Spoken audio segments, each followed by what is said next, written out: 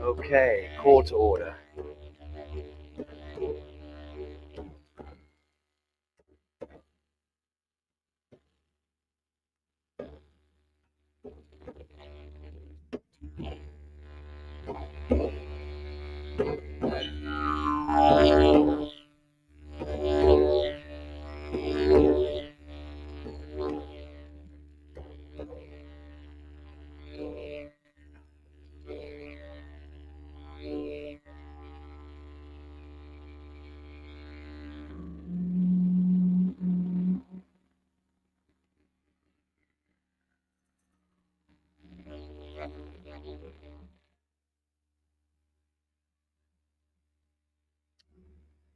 Friends, thank you. Thank you for all being here. Thanks for all answering the call. This is an unusual event, to be sure. Thank you, Chief Mel.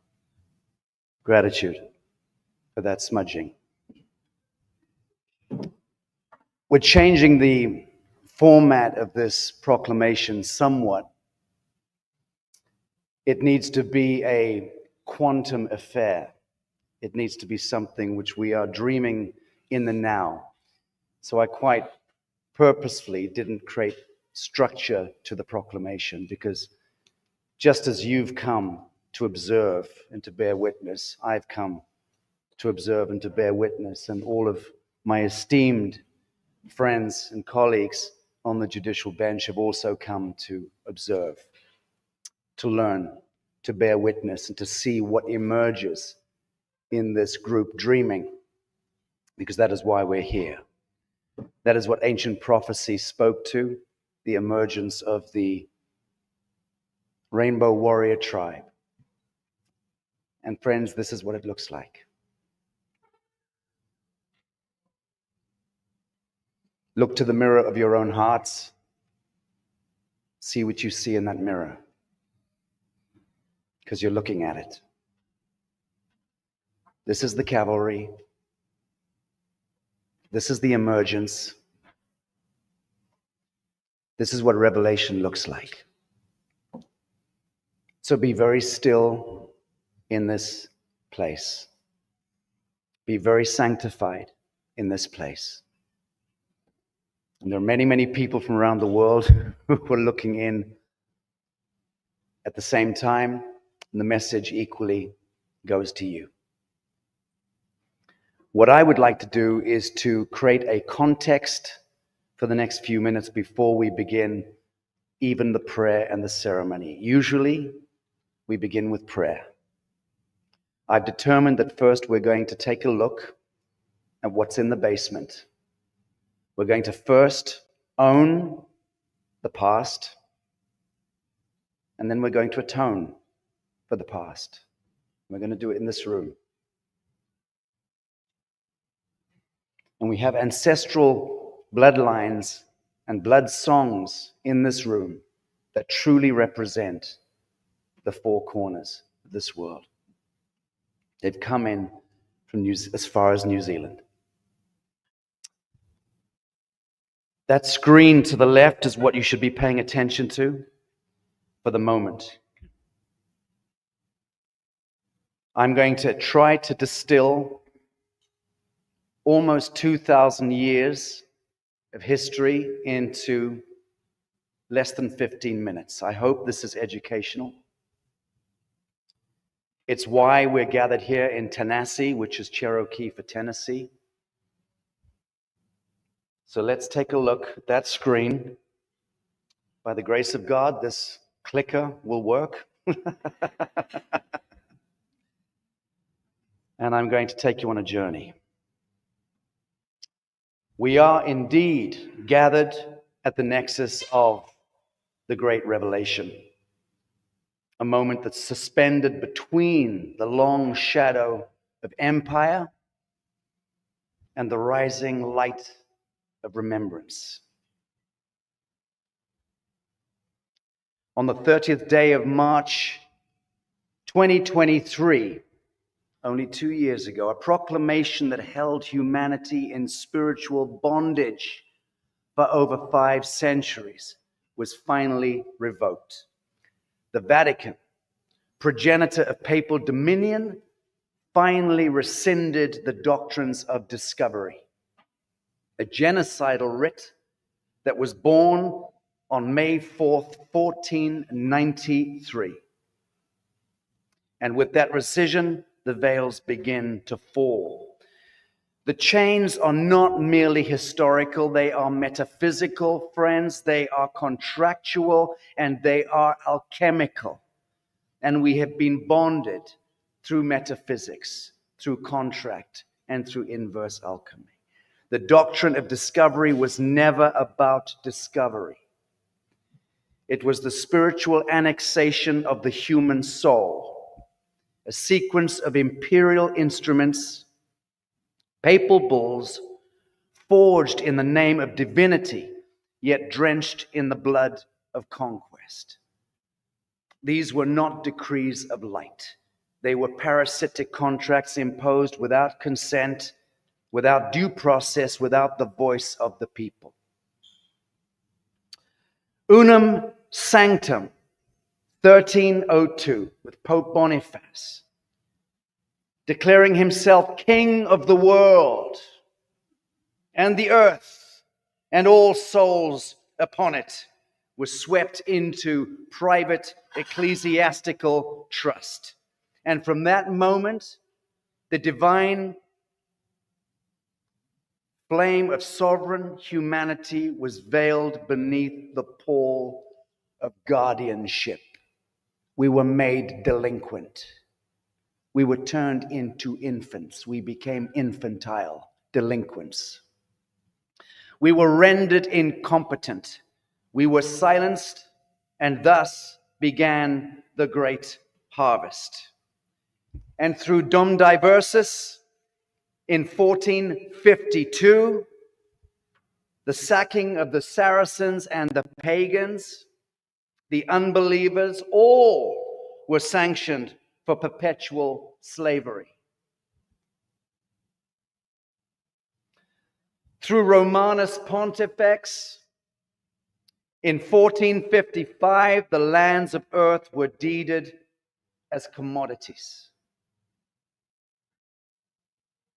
Through Aeterni Regis in 1481, even the breath of a newborn child was mortgaged to the state as a debt slave. That happened.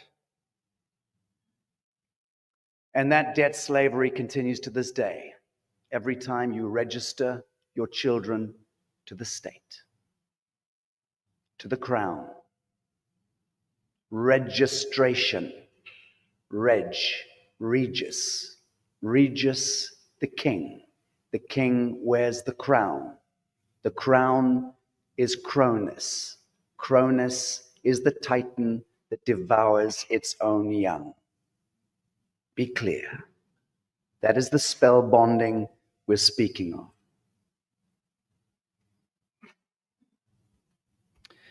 No sooner had Christopher Columbus, purportedly, and his great voyages of discovery began in 1492, lasting over the following 12 years,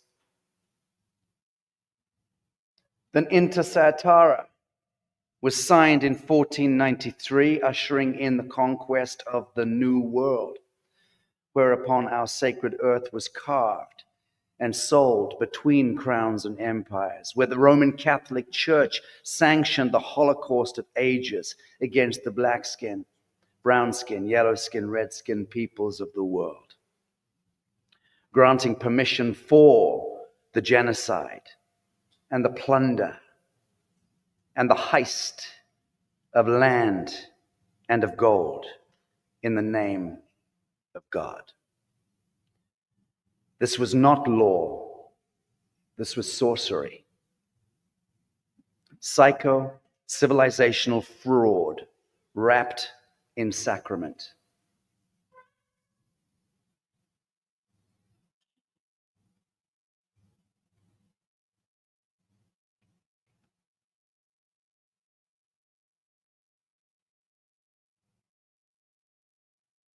In 1625, the English crown subjugated and enslaved even the white-skinned people of Ireland, relegating them to the same status as the black-skinned, yellow-skinned, red-skinned, and brown-skinned peoples who'd been subjugated all across the earth, classifying them as Homo animalis, subhuman. And believe it or not, that moniker, enshrined in papal canon law, echoed through the ages right up to the present day. Black skin, brown skin, red skin, yellow skin people regarded as Homo animalis in papal law. The Christ light was in this way weaponized to serve a monolithic machine and ecclesiastical corporatocracy that declared our bodies, our lands, our lineages as harvestable assets and called it civilization. Families were separated, millions upon millions upon millions of them. Languages were erased, tens of thousands of them. Bloodlines were broken, millions upon millions of them. The womb of the earth was fenced and monetized. And make no mistake, that program is still with us today. It lives in the unilateral contracts, the birth certificates, the maritime codes that define us as debtors and dead things, not living souls. That is what we are ending today by our divine covenant. The spell is breaking because when the source code is identified and corrected, the matrix dissolves and the new dreaming begins. And now, as Homo sapiens sapien, we rise, not as rebels, but as remembrancers, not as enemies of empire, but as custodians of Eden. We're departing the political era, the age of third-party intervention, the age of the intercessionary, the interlopers, of interruption. We're entering a spiritual epoch, long vaunted, long prophesied.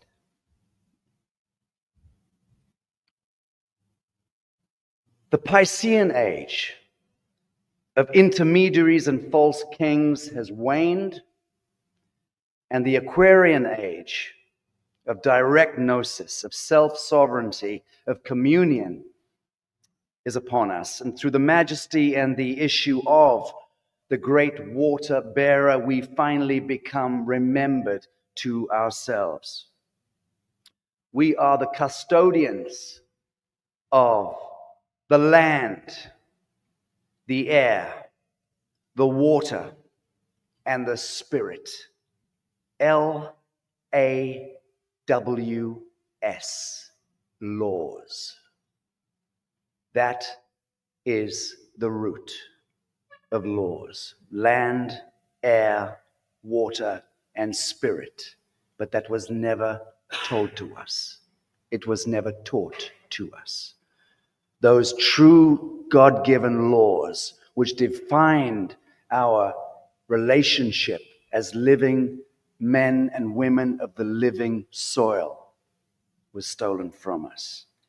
And those true godly laws were spun into statutes, codes, ordinances, deceptions.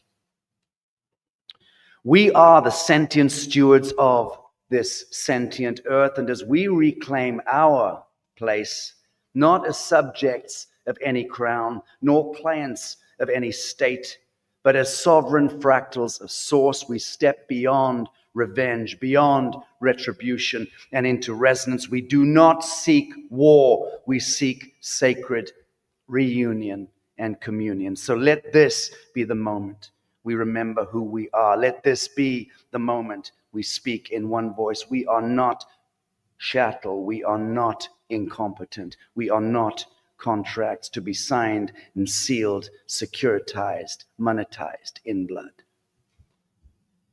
We are indeed the divine emanations of prime cause. We are the children of the one God, the living men and women of the living soil. And as such, let us now walk together, shoulder to shoulder, soul to soul, into a new covenant, one not written in Vatican ink, but scribed in light and sealed in truth. Let this revelation serve friends, fellows, brothers and sisters. Let this serve as our atonement in the living moment, as we bear living testament, as the living witness, not dead words, not scriptures, parchments, spells, bonds, contracts. Let this be the reckoning. Let this be the resurrection. Let this be the return to the law of one, friends, and so it is.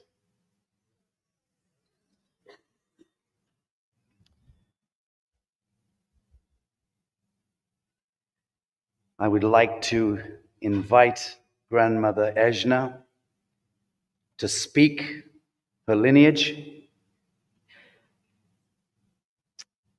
and to begin us in prayer as soon as we've seen this message from His Grace Bishop Ria Abu El-Assal in Nazareth, in Jerusalem, who will be leading the prayer from Jerusalem. Christy, I'm going to switch screens now.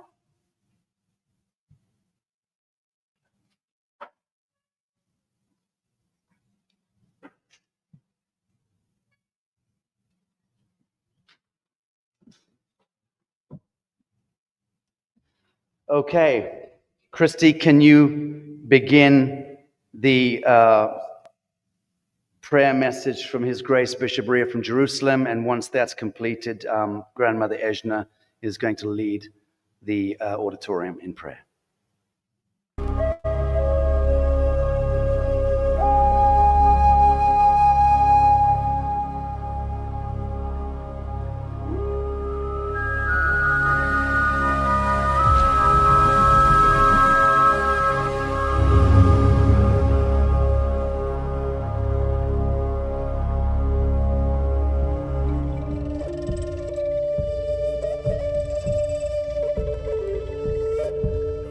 Let me begin by thanking you for including me in this event.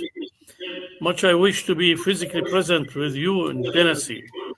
The ongoing war between Israel and Iran make it impossible, not only because the skies are no more safe, but also for having to be with our people in Nazareth as well, wherever service is required. This brings me to call on each and every one present in Tennessee to join me in asking our God and Creator to give wisdom to the leaders of the world, lest we end up witnessing the end of times. With your presence for all who are caught in the bloody conflict, let each one try to be an instrument for peace and reconciliation. May each and every one present endeavor not only to pray for peace, but to be a peacemaker. That each one of us dare to walk the talk. Make peace with those around you until peace reaches all caught in this war. Let me reiterate what I once said to the then Prime Minister of the United Kingdom, Tony Blair, when he tried to impress me and other bishops that going to Iraq in 2003 will pave the way for peace in the Middle East. When my turn came to respond to him, I said, Mr. Prime Minister, the shortest route to Baghdad goes through Jerusalem. Once peace comes to Jerusalem, peace will come to the whole world. The same is true now as we witness the ongoing war, the showering of the skies with rockets from both ends. The shortest route to peace, once it gets in Jerusalem, for Jerusalem, all people in Jerusalem, be they Palestinians or Israelis, peace will come to the whole world. These days, the same may be said again and again. Until there is peace and there is reconciliation among the children of the same God who created all of us. Dear sisters and brothers, members of the human family, the step you are taking in Tanasi is but the beginning of a new chapter in the history of dear sisters and brothers of the first Americans, those who were there long before those in Europe who discovered you. A beginning is always both adventurous and very challenging, perhaps also maybe confrontational. In wishing all present God's richest blessings, may God, our Father and Creator of all of us, created in His image, His beautiful image, as we dedicate this new beginning, the place, the people who are involved in it, I pray and seek His presence with us. I seek His blessing, what we are about to dedicate and to bless, so that it will become a blessing to all. May it be a place of joy, a place of peace, a place of real fellowship. And may the Almighty continue to guide, strengthen our fellowship and our love in Him one for another, so that we become hope for the hopeless. This I pray in the name of our Lord and Savior, Jesus Christ. Amen.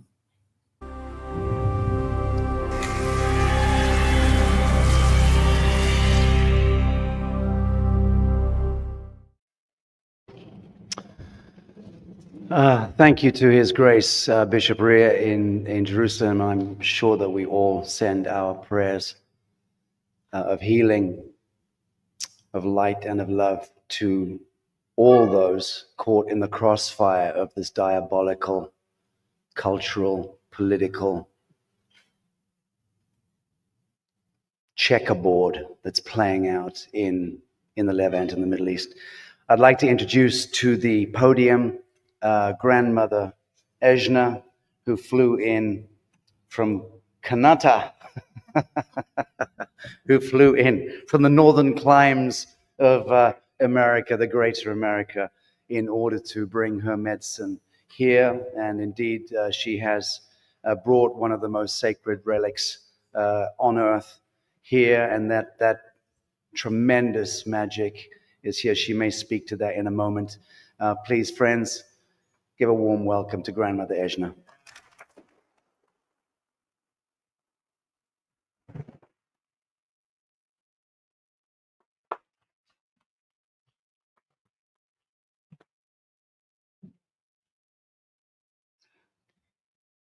My most beautiful family and relatives gathered here, and my wondrous, most precious family, our human family across all of the beautiful planet Gaia. It's my most humble and beautiful honor to speak and bring my voice on behalf of our human family.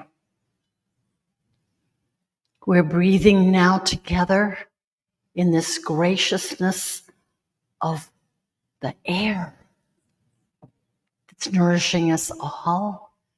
And we're sitting, you, each one of us, here and across the planet, are sitting in the temple, this temple of our human body, which we're now recognizing is totally vibrational, light, divine, beauty, glory, majesty, wisdom, inspiration. So I offer up, O beloved source, creator, from the depths of your deepest mystery, we invoke, invite, welcome your presence, which is always, always with us, because you're emanating each one of us, you're emanating creation, you're emanating all of the galaxies, and you're emanating our beautiful solar system, our solar family, our bodies, and us here. We welcome and need and accept in greatest gratitude your inspiration, your synchronicity, your magic, your majesty to guide all of our healing that is needed as we heal this history, and that we stop the abominations that are currently taking place, that our hearts of love and quantum compassion, quantum brilliance be brought together in the most perfect ways that are already taking place to heal these, so that we can stop all this abomination and turn to the glory of the truth of who we are, to the truth of who we are in the oneness, and that we can live in these temples here on our beautiful earth in a divine new age, which is birthing with my words and with all of our hearts, because we are here together in the majesty. We're never separate from the majesty, we never have been, but we're coming together in this divine remembrance. We are one, we are love, we are glory, and so it is.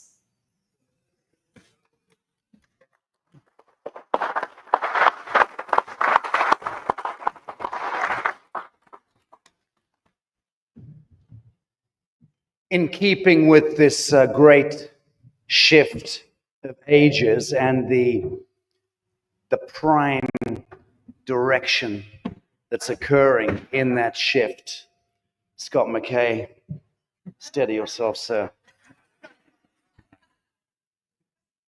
I'll begin that again, shall I? Scott McKay is indeed the prime mover. But outside that notwithstanding, the emergence of the grandmother. Many, many years ago, I conducted an academic study on the primary creation myths amongst all the known tribes in the world. And it was the University of Georgia in Athens, Atlanta, United States, that undertook this insane commission. One, I wanted to identify every First Nation in existence. They got to 10,000 and then said, we can't continue with the study. It's too many.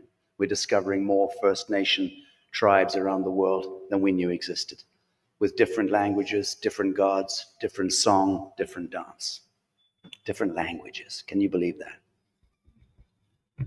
In any event, the creation myth that was common, most common amongst every tribal nation on earth, was the fact that there is a huge spiral galaxy out there.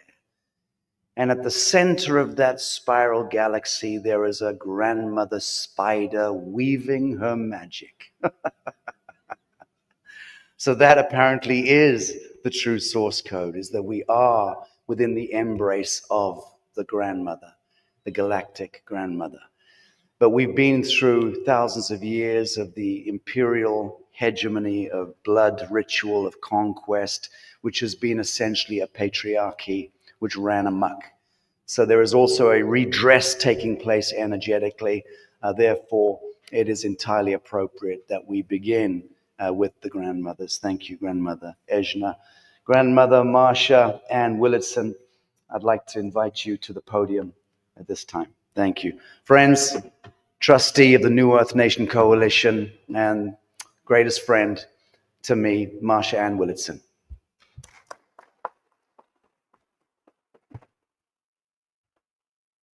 Thank you so much, Sasha. Thank you all for who you hold me, who you allow me to be, the wind under my wings. For 35 years, it's taken me 35 years to really get clear about trust. I've been working in private organizations and trusts for the last 35 years and started in 1982 with just a question: why is this court working in this way, where they're saying there's restitution in a case that my property was stolen, but restitution didn't mean I got it back. It meant it went to an auction block, and then it was auctioned off and never saw the property again. And that question opened up for me, what is this? How does it work? And why does it work? And it began my inquiry into the study of law and why we have what we have as what we call law. And one of the first books I started to read was called The Digest of Divine Law. So I was looking to see how are the precepts of divine law being manifest in our manifestation of man's law. And I began to see that there was very little relationship, that it had been really skewed. And unbeknownst to me, my on-the-job training started in about 1989 when I became a successor trustee on about 250 different companies that had all the records of their companies had been seized by the Internal Revenue Service. And my next 10 years was defending all those companies from certain doom, from certain loss of life and property. And in that, because I didn't even know I had the mindset. In high school, when we did our aptitude test, after the aptitude test came back, they said, well, here's your highest qualification. Number one, you're qualified to be a chorus girl. And so in that designation, because back then girls didn't do what boys did, but in that designation, I'm sitting and wondering, well, how are these test results and how what I really have in my heart only going to be manifest in the world as a chorus girl? So I didn't even know I had the ability to think in law, to decipher these codes. But being thrown into this on-the-job training, I had to discover myself in that, and I had to discover trust in that. I saw that there were several people after this first event that the IRS had used that as a function to take out this private trust writer and this private trust writer. So after working with the 250 companies, I became behind the rest of the trust writers to see what I could do to help people really recover from that task force that was designed to dissuade us, designed in that process. So I began to discover myself, and in that began to discover the quality and the depth of my commitment to service to life. In the late 70s, I was in a workshop, and I made a commitment to myself and the people in the workshop to build a world that works for everyone, with nobody and nothing left out.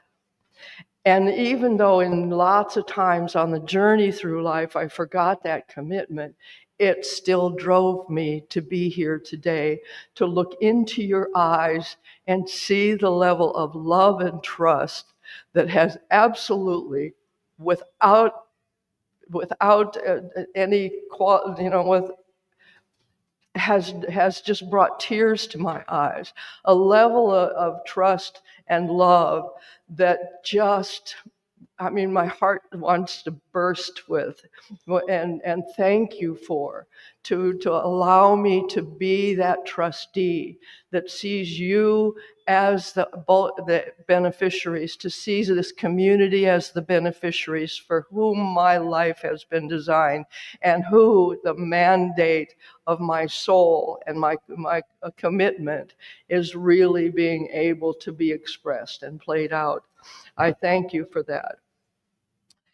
And when I talked with King Edmund this morning, His Royal Highness Edmund Silva, we call him Ali'i Nui Mo'i, and he's the king of Hawaii. And when I talked to him this morning, his heart was saying to me, every thought, word, and deed that we manifest in life resonates with our beautiful sentient Mother Earth. And the peace that we intend to bring, and the peace that we have in our hearts and our minds internally here that we intend to express, that is, every piece of that resonates with the mother. So when we're blowing up bombs, he says we're literally changing the core of the earth with those bombs. We've got to stop it. If we did that in our own lives, in our own bodies, in our own beings, like the physical remedies and health and the amazing things that you are doing in the world for health and for science and for the expression of frequencies and energies to resonate with Mother Earth, we've got to stop that bombing. We cannot continue to bomb that nurturing element that is all of us. So he asked me to deliver that message. And every thought,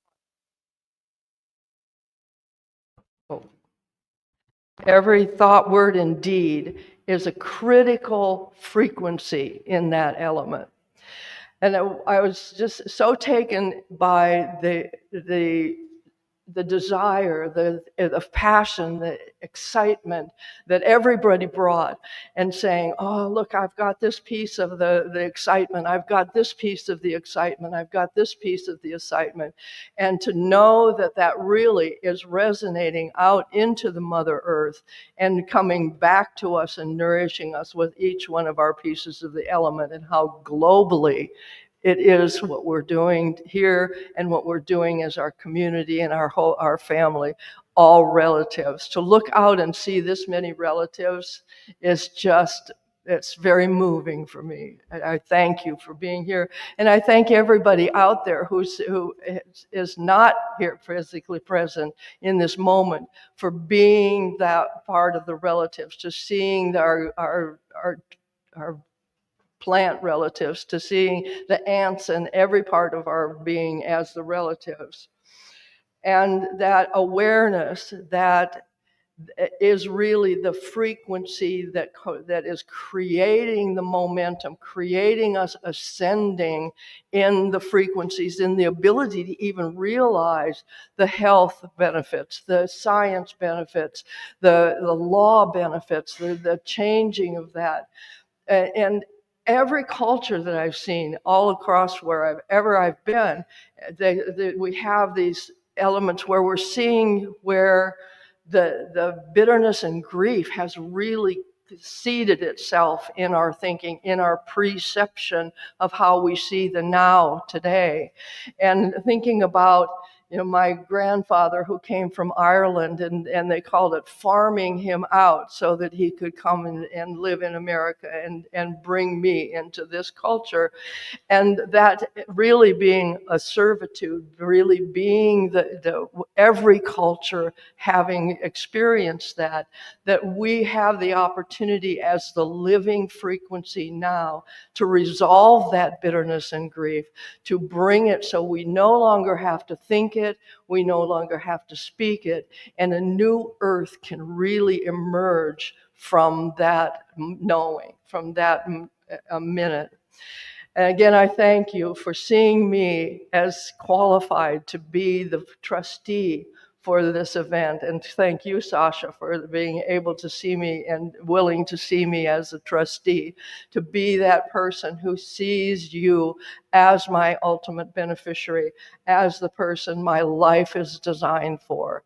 And I leave you with the words of E.E. Cummings. I carry your heart. I carry it in my heart. Thank you.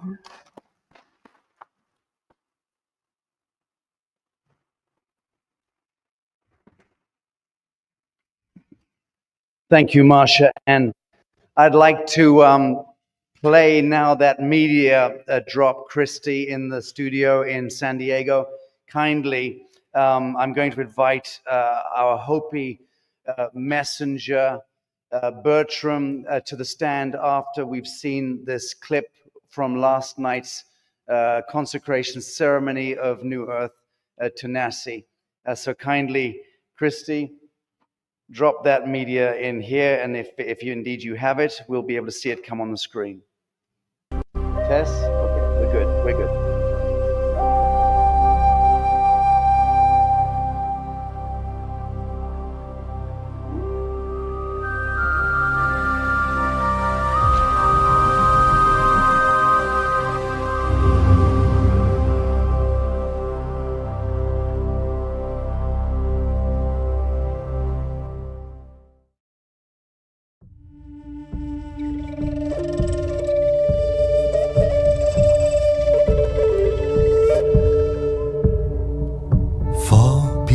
We pray to you,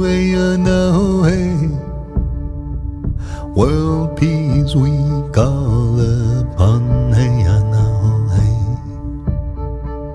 may peace be with you and I, and all of our relations,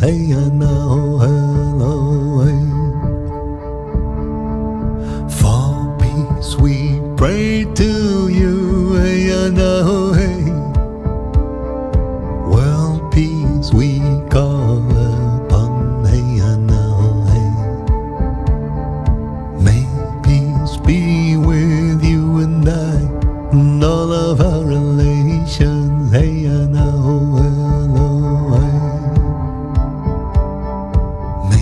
peace find home to mine, in our hearts may peace we find, may peace be with our souls and all of our relations,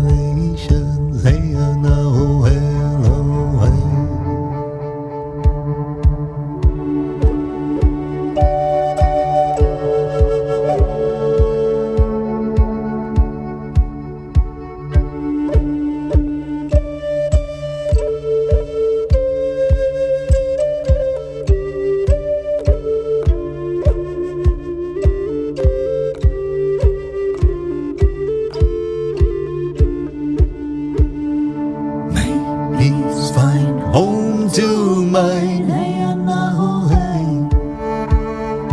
in our hearts may peace we find, may peace be with our souls and all of our relations,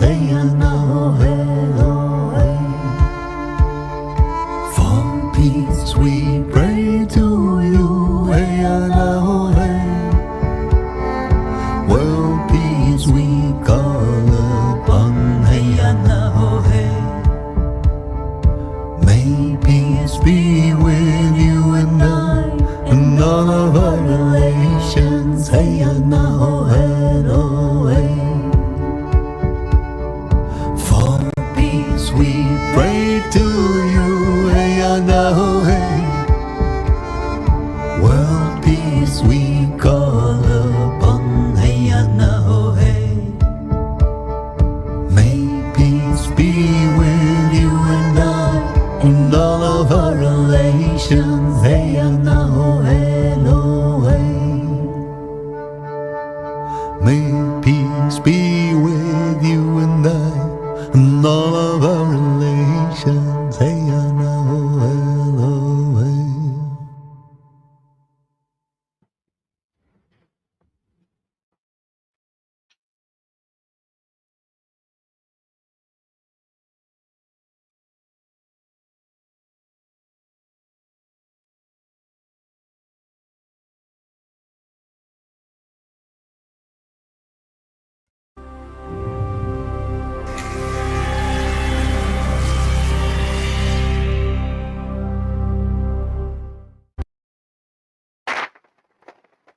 Thank you. Thank you to Kailash Kokapelli, the renowned flautist, ceremonialist, and world musician who created that beautiful song, that piece of music for yesterday's solstice ceremony. Thank you so much, brother, wherever you are in the world, for sending that through.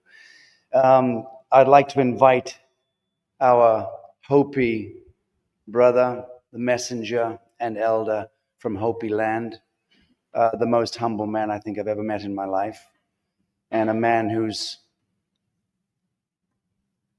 ancestral power knows no limit.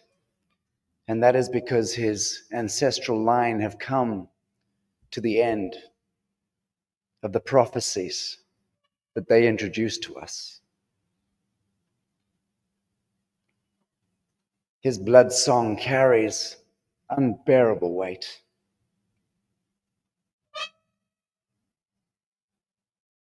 Welcome, our brother, the elder Bertram from Hopi land.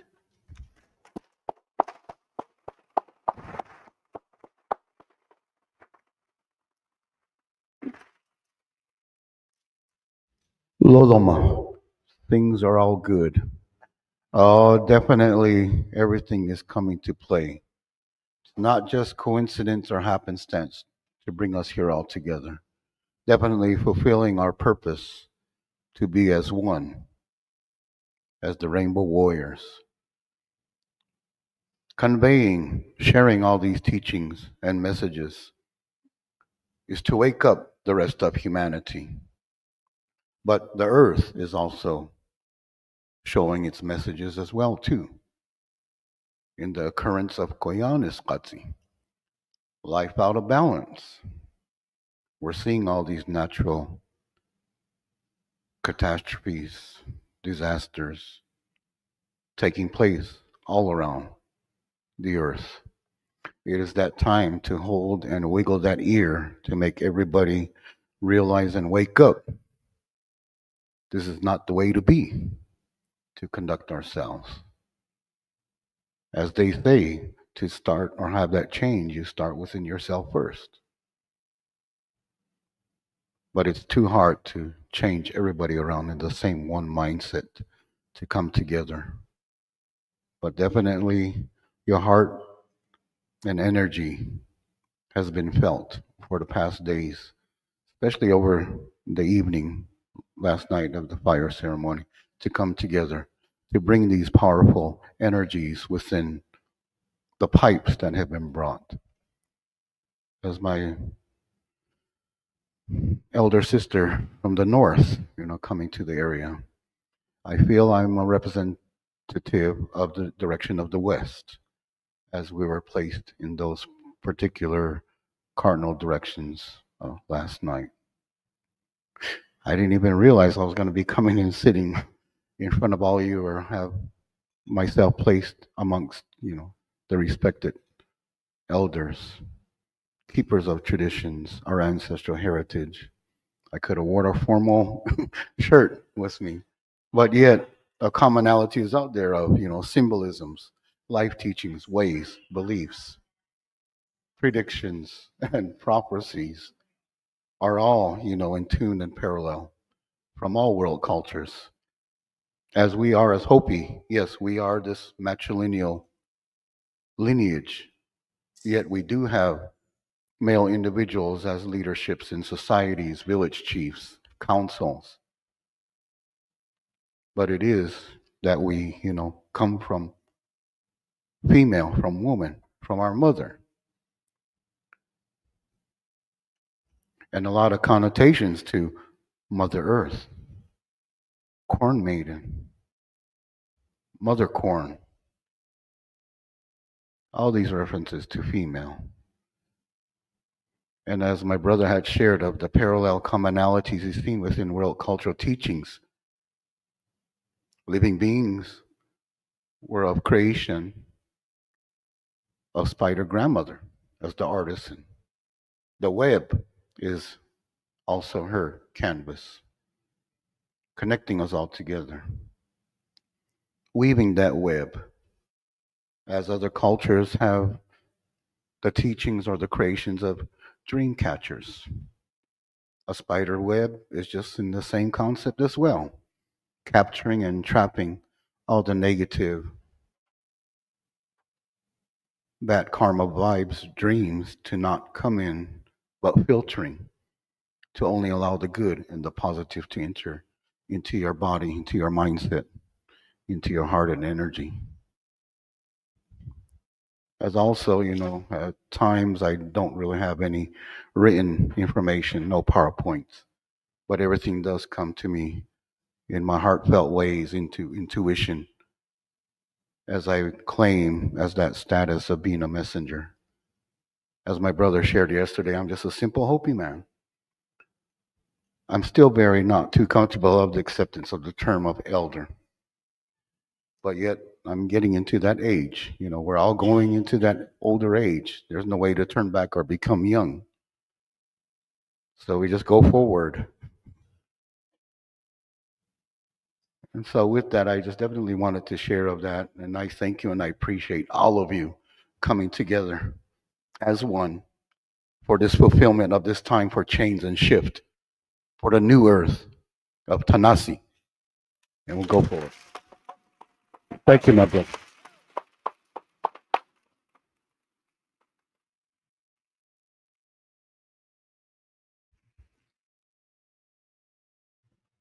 Whoosh. Thank you, brother. Thank you. Well, speak for yourself when you say you get old and it's not reversible. It's absolutely reversible. Right. And I can see two people in the audience right there who have the proof. Another one at the back there. Exactly right. So we do age reversal, incidentally, once we stop the synthetic poisoning of humankind, right?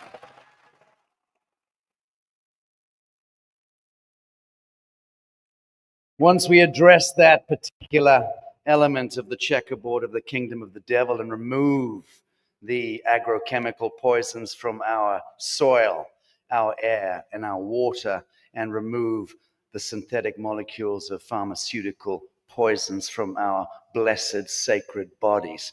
But that is what Regenesis is about. That is what a new earth is about. It begins with health, sovereignty, and the reclamation of our God-given telephone to God, our antenna, the fractal antenna of our mitochondria, our DNA.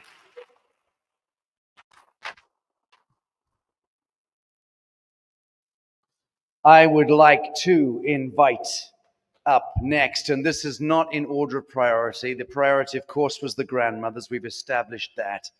But I would like to invite up next Chief Sabrina Whitehorse Barnett, who many of you saw last night, bringing the equine magic into the sacred soil.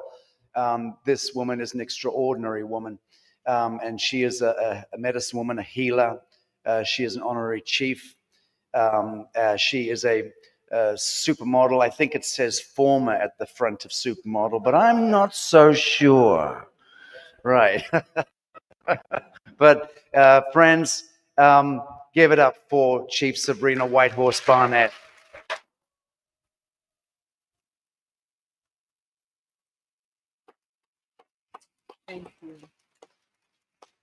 I just want to say thank you to each and every single one of you. I've been so blessed to have an opportunity to look in your eyes and to speak with many of you.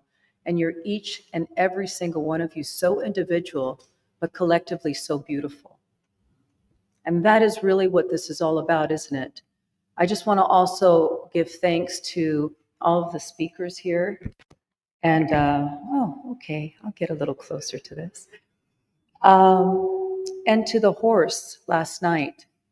I think it's important for us to thank the four-legged, thank the animals, because the work that I've developed my life purpose into is helping these animals. And we've lost our way. We've lost our way collectively as individuals, as people, as the human family.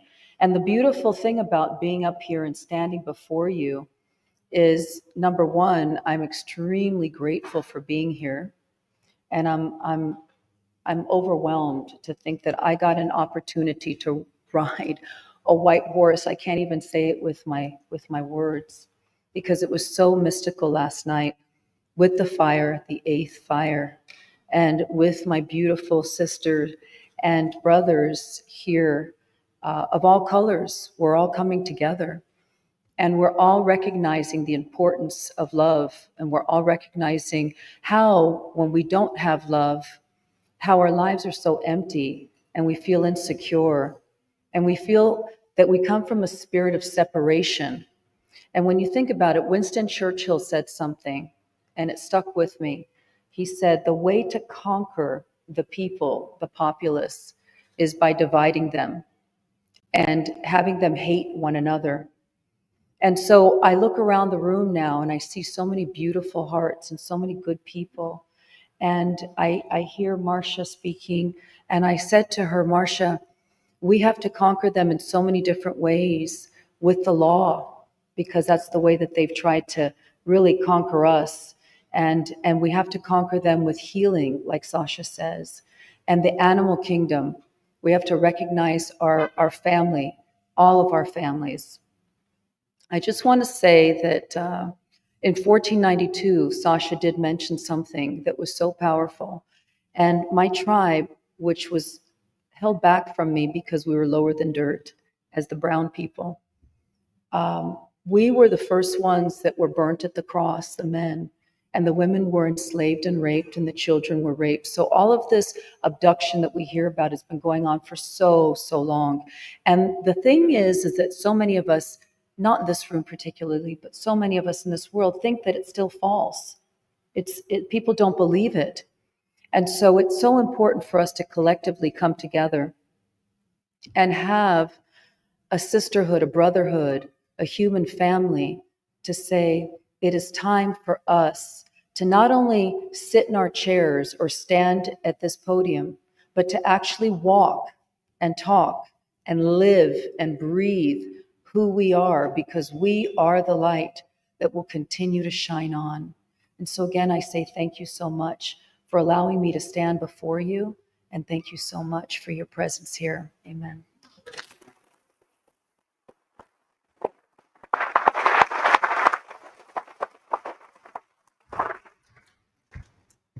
Thank you, Chief Sabrina.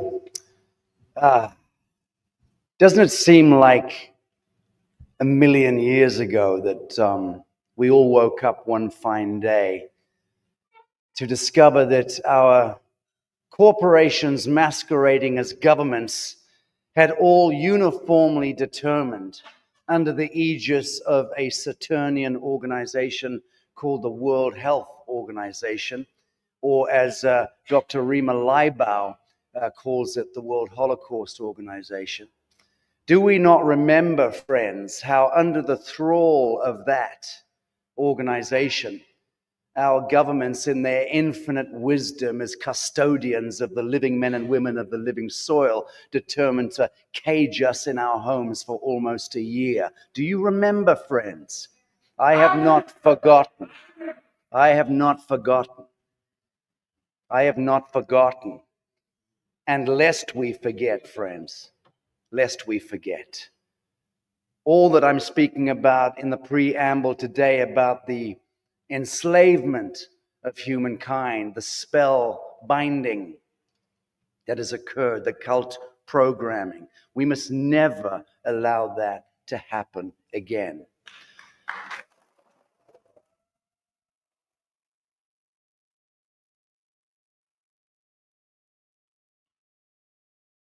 Who's doing the switching?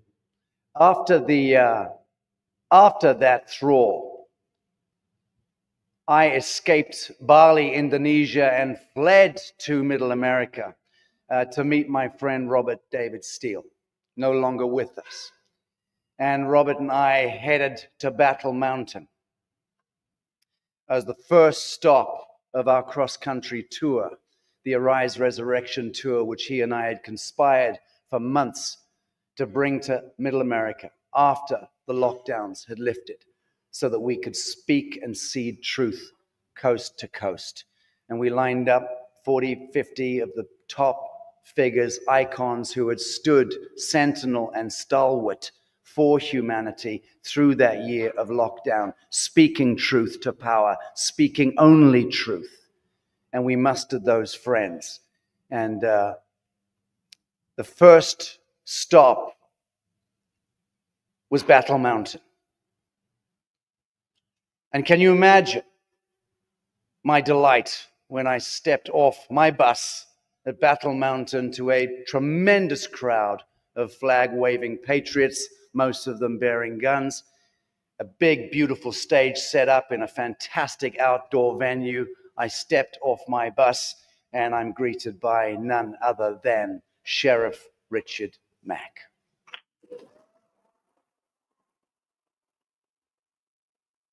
And all of a sudden, I was overcome with a sense that order is restored to this world, that there was some semblance of a father, a patriarch, a man who stands stalwart and who stands sentinel and who is unshakable and unbreakable. And what a hero he is.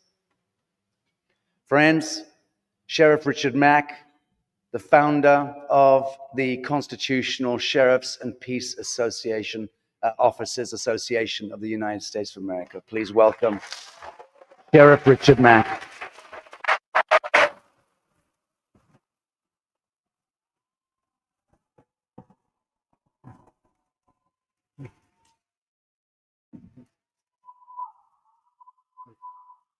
Thank you, man.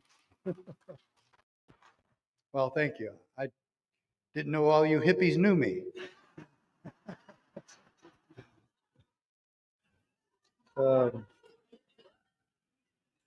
But quite frankly, over my course of 20 years in law enforcement and 40 years working with law enforcement, I finally learned a lesson from all of you. The drug war is a huge failure and I don't support it anymore. That was a long time ago that I finally made that decision. But it actually started after 1983 when I served a year as an undercover narcotics agent. I saw the truth, I lived in it, and I said, we're on the wrong track here. This is wrong. This is not what we're supposed to be doing. Protecting people from their own stupidity or their own appetites or addictions is not our job. Okay?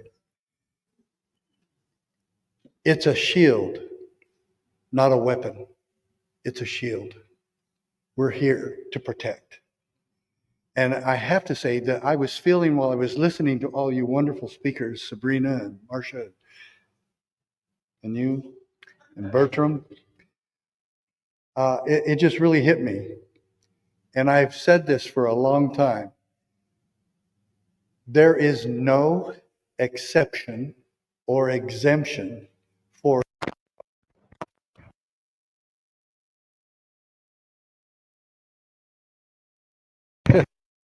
There we go. You did it.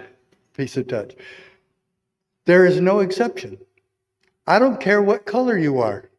I don't care what color you are.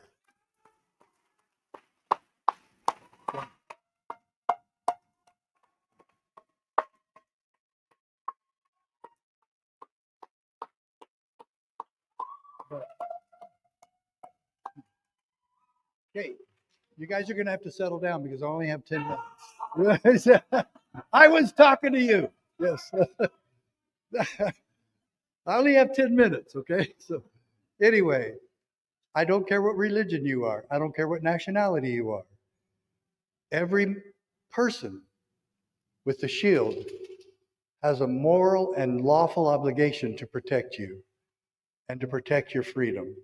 And that's what we're here for. And we in law enforcement have lost our path. We've strayed. Well, our country has strayed far off the path. And the solution for all of this is we go back. The solution isn't if we move forward. The solution is behind us. It's in our history. It's in Independence Hall. It's with the foundation of America and what we learned and gleaned from all the other mistakes throughout world history to come up with a government that was self-government. And that our job is to make sure no one tramples on your liberty. And the first thing in law enforcement is that we can do no harm, that we can't make a situation actually worse. And all of that got put to the test when, I don't know if you really know the reason I'm standing here in front of you today, because I became the first sheriff in American history to sue the federal government. And it was the Clintons. Yeah, I know. And but folks, you know, there are so many miracles about this, but probably the biggest miracle was I sued the Clintons and lived to tell about it. Well, thank you for that. But there really was a lot of miracles to this. And my lovely bride was a huge part of this. And it wasn't my idea to marry this little girl because when I first asked her to dance, I thought she was in college. And it turned out she was a cheerleader at Pima High School, and she just finished her sophomore year. And it was too late. I'd already been Twitter-pated, and I told a friend of mine that night, that girl's going to be my wife. And convincing her mom and dad of that was quite another miracle. But she and I just celebrated our 50th wedding anniversary.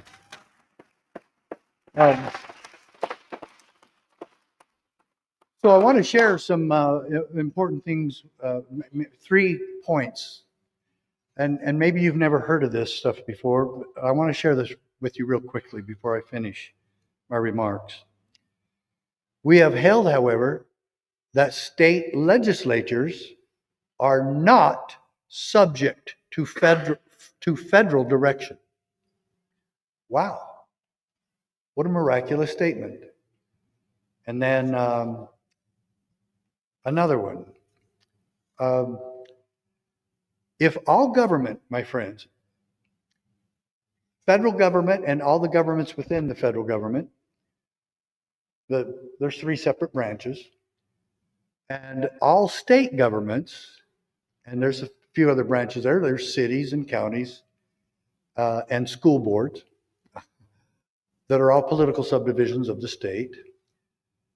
If both of those entities, the state and the federal government, do their job to protect liberty of all people, then this is what happens. Hence, a double security arises to the rights of the people. How? Quoting again. The different governments will control each other at the same time that each will be controlled by itself. Well, when governments refuse to control themselves, it becomes the job of the people working with their CLEO, the chief law enforcement officer of your county, which is your sheriff, and I have evidence of that also, then we can keep it and we can remain peaceful and effective. And that's what our whole goal is. When Sasha introduced me, that's why I founded the Constitutional Sheriffs and Peace Officers Association, because that's what we're supposed to be doing, keeping the peace and protecting your God-given rights, your laws of nature or nature's God. So either way, it's good. And then one other one. But the Constitution protects us from our own best intentions. It divides power among sovereigns and among branches of government precisely so that we may resist the evil. I added that, sorry. Resist the temptation to concentrate power in one location as an expedient solution, get this, to the crisis of the day. My friends, all three of those quotes came from my Supreme Court case.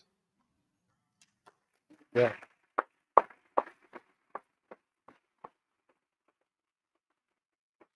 And during COVID, I'm proud to announce that about over 500 sheriffs stood against the COVID-19 mandates. 500. The bad news is that's only 15%. And we've got a lot of work to do. And I'm asking each of you to join us in this holy cause of liberty. Boy, you know what we really need badly? I've told Sasha this before. We need funding. We need your help. Because we got to make this bigger, better, and faster, and right away. Time is of the essence. And believe me, though, there's been lots of miracles along the way, as I said at the beginning. And I'll close with the last line of the Declaration of Independence. And for the support of this declaration, with a firm reliance on the protection of divine providence, we mutually pledge to each other our lives, our fortunes, and our sacred honor. Today, we must do likewise. God bless every one of you as we do so.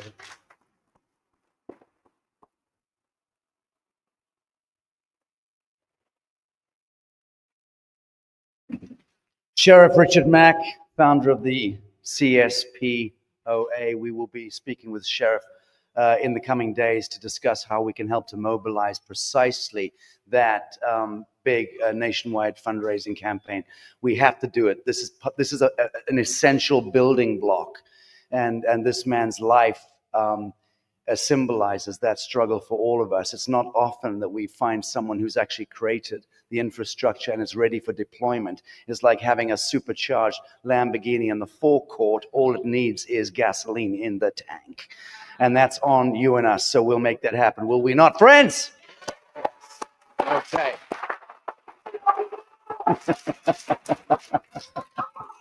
That's what you get in Tennessee. Somebody deal with that.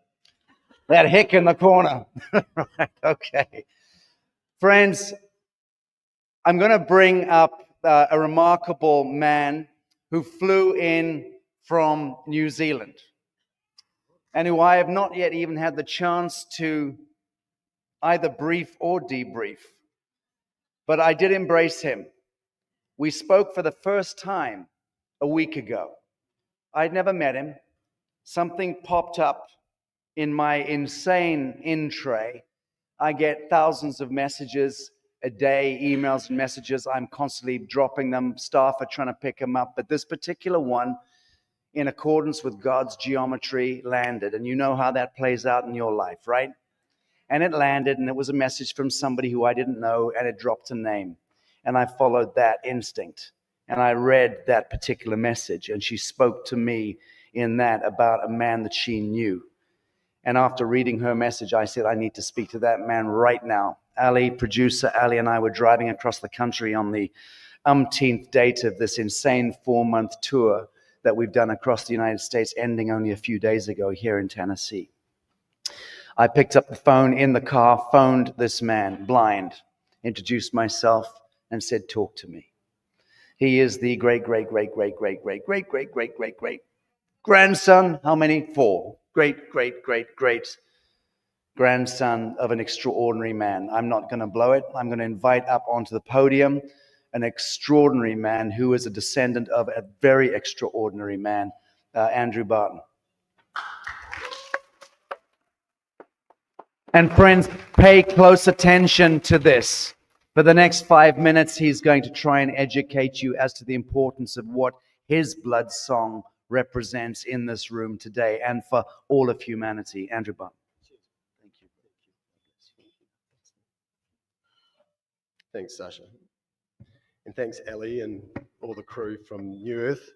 I don't think I've got jet lag anymore, but I have had some kind. I mean, it's a big place to land from New Zealand via San Francisco and Atlanta. I initially I was keen to meet to reach out to Sasha, but I have only one idol in my life, and that was David Martin. So that's the only reason I thought I was here. I didn't realize there was actually quite a few other people. And I have, Kiwis love Americans because you love us. You show your love. We're a little bit more reserved. And so one of the reasons I come here is because I experience a direct connection and an expression of love that Americans give me. And this land is so beautiful and it touches me. And so, and also I engage with this nation because there is prophecy and there are covenants that relate to my land in Australia, the Rainbow Serpent and Turtle Island. And I felt a couple of years ago there was time to reach out and see what that narrative looks like. Which I suppose you may think that I'm assuming that I have the audacity to follow that story. But I suppose in 1998 I had an epiphany, and it's been a long time digesting that experience that I had where I grew up. And when I had that epiphany, and I realized how dynamic my country was because of a relationship between the white folk and the indigenous people, I found in the middle of that story my ancestor. But I also, and that made me change my mind, because when I was young, I used to talk about my ancestor, and he was the one that mistranslated the treaty and told everybody to look to the sky while he stole their land. He's the most hated and misunderstood person in our history in New Zealand. And one of the reasons why, and we swallowed that mythology, that was our mantra, his own family. We cursed him because he was cursed by the powers that be. Those powers that be is called the New Zealand Company and the East India Company. And you know the whakapapa. Whakapapa is the genealogy. You know the genealogy of that line of energy. And the last thing they wanted to do was have a relationship with the indigenous people. And so because my ancestor had such a close relationship with these people, they both destroyed the treaty and they destroyed my ancestor. And that trauma is passed down our line, like many other traumas from that experience, especially in the indigenous world. My trauma is nowhere near what happened to so many people of this earth, but it is a distinctive trauma that our line carries, because we've got that white arrogance at the same time, so it makes it more complicated. So I'm just going to read. I hope I'm going to be 5 minutes, but I'm just going to read. I've just got a bit of a poetry prose, and then I'll break it, and I'll go up to, it'll be a historical narrative, and then I'll go to COVID, and then I'll just go do a bit of freewheeling and really set the scene of where we're heading towards in New Zealand. And one of the motivations in talking to you is, and one of the motivations that I had in coming out here a couple of years ago is we need help, because we may have an expression of a very peaceful revolution in New Zealand. And the more that we can reach out to everybody else in the world, especially at Turtle Island, South America, Australia, and England, potentially Scotland, then this mission will be fulfilled.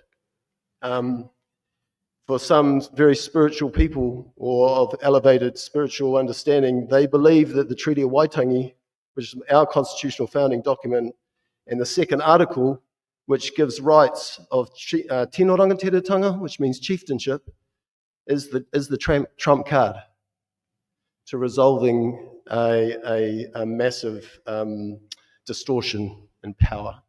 So bear with me. Today I relay a message and a proclamation from the country of my bones, Aotearoa, New Zealand, our South Pacific archipelago on the edge of the world where the sun first rises, is awakening to the dawn of a new earth. And we, the people of that rising sun, carry a sacred duty to dream of abundance and safety for all.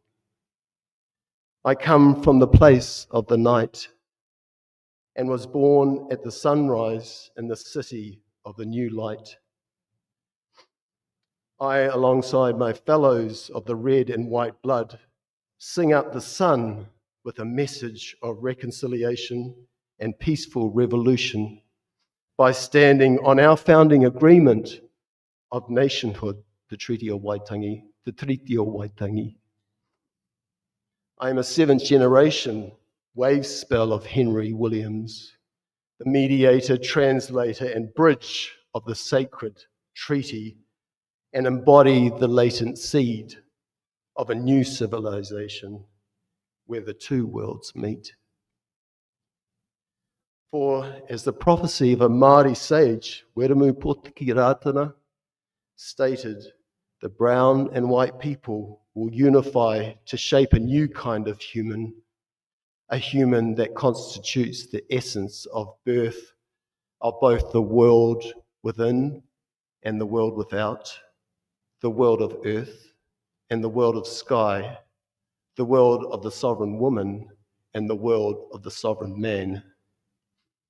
The Treaty of Waitangi, unlike numerous other empirical indigenous accords, was the dreaming of a civil union between 540 Māori chiefs and Queen Victoria, and stands as the living testimony of a friendship between my ancestor and a great many of those who signed.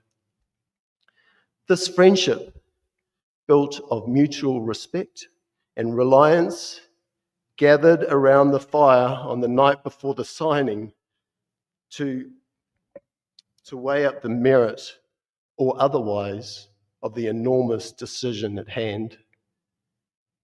And in that final moment before fate turned its page, a question was asked of the man who, it was said, need only lift his little finger for the treaty never to be signed. Hey, Karuwha, the nickname given to Henry, meaning four eyes, for the spectacles he wore.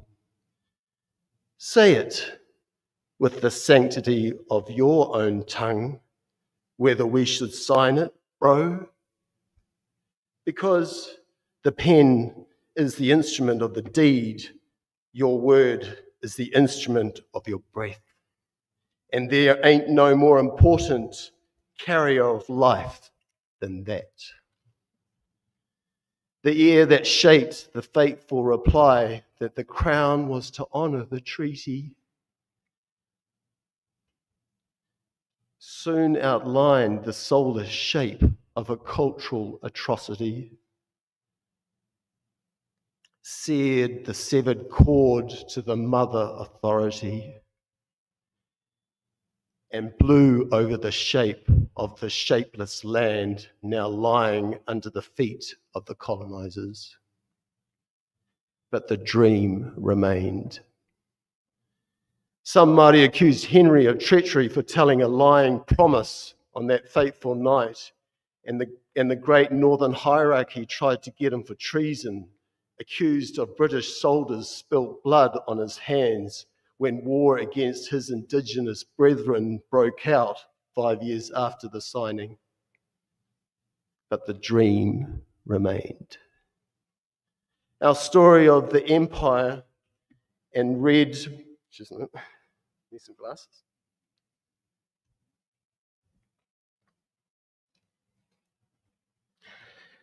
The story of the empire and red sky and reds is no different from other genocidal stolen lands and a natural people blinded by the headlights of war, the hallmark of a new success. These friendships between the royal chiefs and Henry remained, but their hearts were destroyed. Henry's final words, "How cruel this world is," trapped his soul where pain and power thrives. But the dream of justice and belonging remained. By 1877, 37 years after the signing and 10 years after the death of my ancestor, New Zealand's Chief Justice, Sir James Prendergast, declared the treaty worthless and a simple nullity, and the mission was complete. And so the cycle of seven descends, it is sure to rise again, and rise to the Māori fight of civil rights and flags of self-determination, and float to some redeeming words and acceptance of apologetic misdemeanors. This is the era of the post-colonial office, a Spartan arena of reconciliation in the left brain matrix of a guilt-ridden machine. Surely we are all agreed it's better than the confiscated Māori land for I can't read it actually, so I'm going to go off piss now. I haven't finished. But, so, I was just going to take you up to COVID, yeah? So COVID was we have a post-colonial, we have different eras in our nation of a colonial and indigenous relationship. So the COVID era was the crisis that created the post-colonial era. And in the post-colonial era, white becomes black and black becomes white. And the unusual phenomenon that happened in New Zealand is that the indigenous people that stood up for tino rangatiratanga self-determination became the jabbers.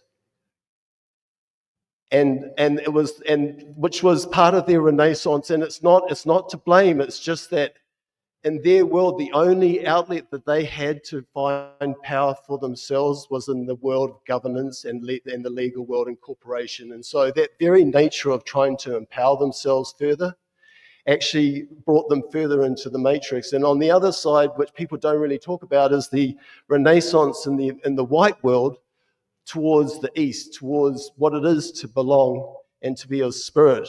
And so these two groups of people who are crossing over. And so now we get ourselves into a very complex situation whereby the bicultural narrative of the post-colonial era has turned into, well, we need to find a solution and a reevaluation of this conversation, because the bicultural conversation is creating with the arrogance of the governing bodies. It's creating a thing called a co-governance model where we're having apartheid brown and white governors in New Zealand. That was the possibility. And so there was some very anxious Pākehā white people about the defamation of their own democracy. And for the first time I heard that there was a possibility of a white person picking up the gun and shooting in the name of race, which is very unusual for New Zealand. But then those right-wing, unfortunately, or fortunately, those right-wing politicians were getting their ears chewed off, and we went to the right. And so they started really attacking the current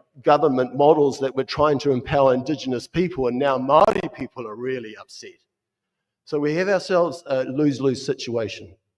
So, and the biggest lose in it is really the assumption that the governing body has constitutional superiority over our treaty.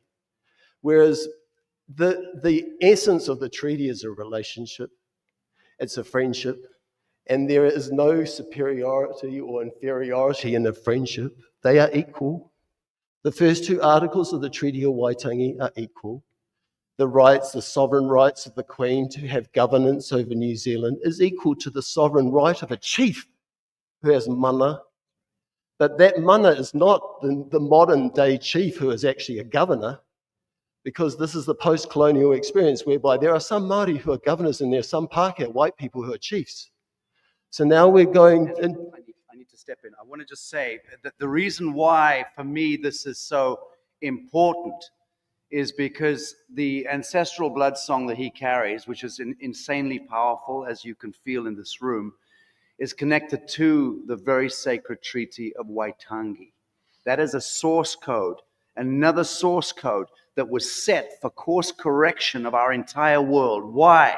Because his forebear stood down on the level of the indigenous for the first time in history in 1840 and said, we are equal. It was the first time in history the colonial powers stepped down eye to eye with the native, Aboriginal, First Nation peoples and said, Aho, I see you. I see you as an equal. So that 1840 Waitangi Treaty ought to have been the reset for the whole of colonialism around the world. But again, it was corrupted, co-opted, defiled. And that is why this man's blood song is so important. Andrew Barton, thank you for coming, brother. Oh.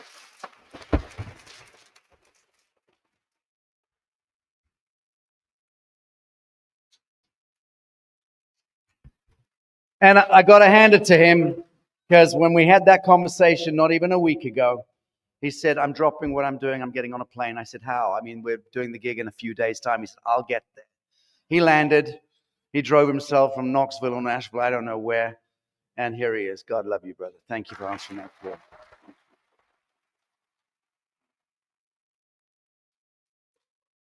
All right.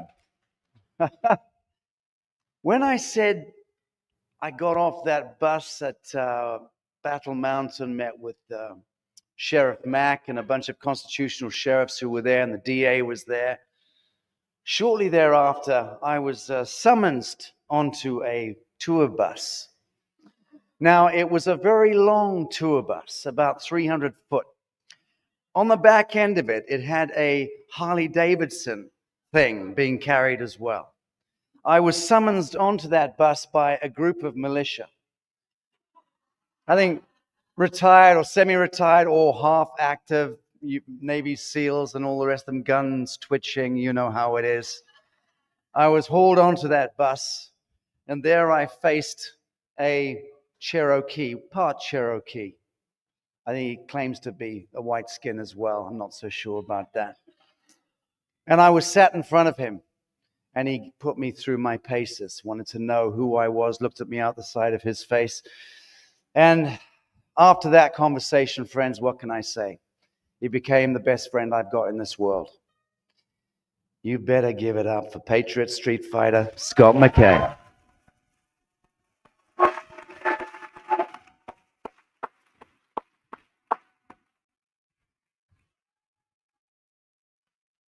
Don't touch the mic.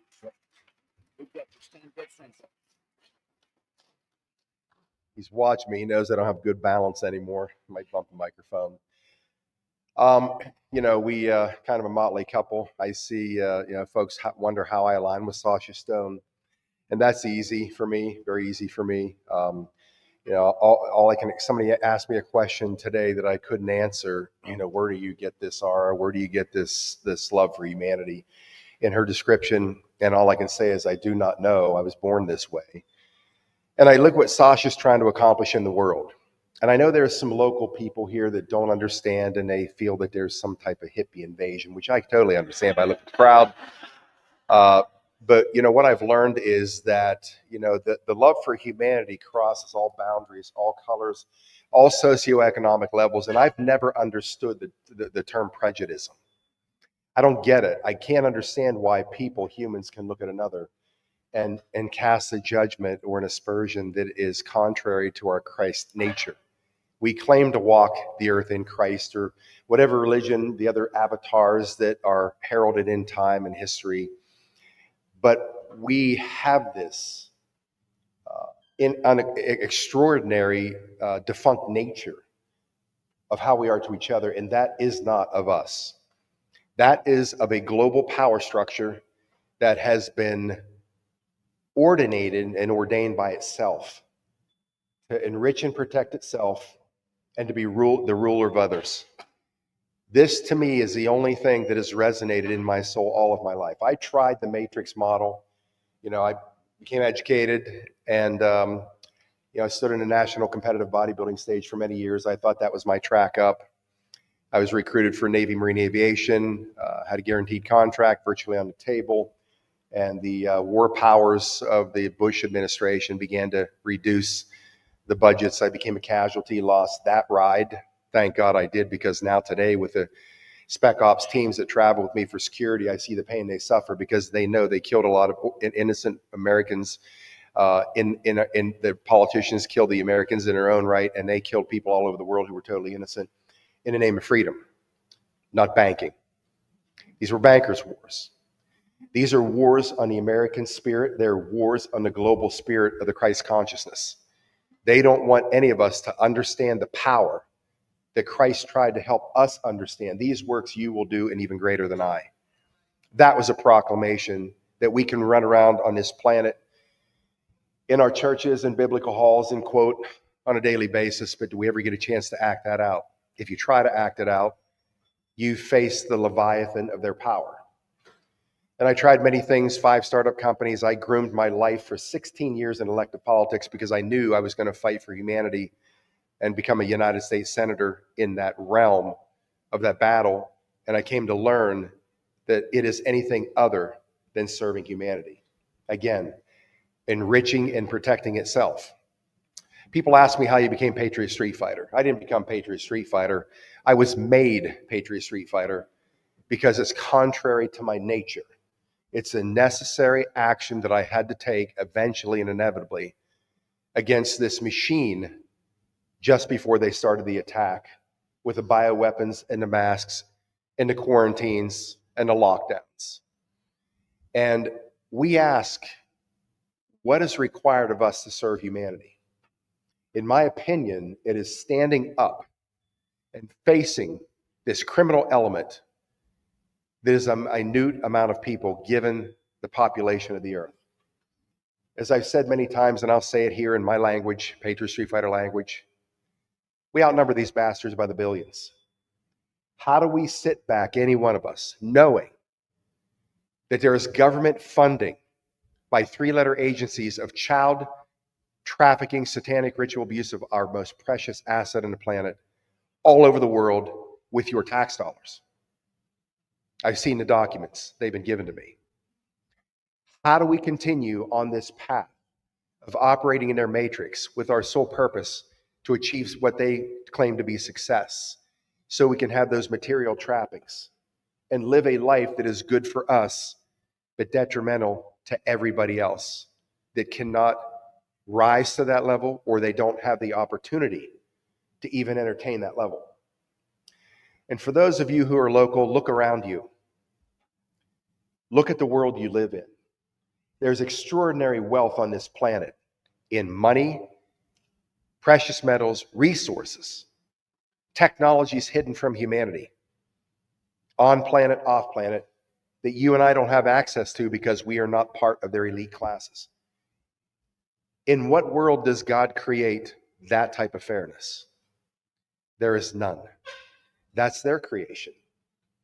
And the reason that I've been inspired by Sasha Stone's work, it's a parallel mission, always has been. I just can speak in a more sophisticated fashion about it than Sasha can.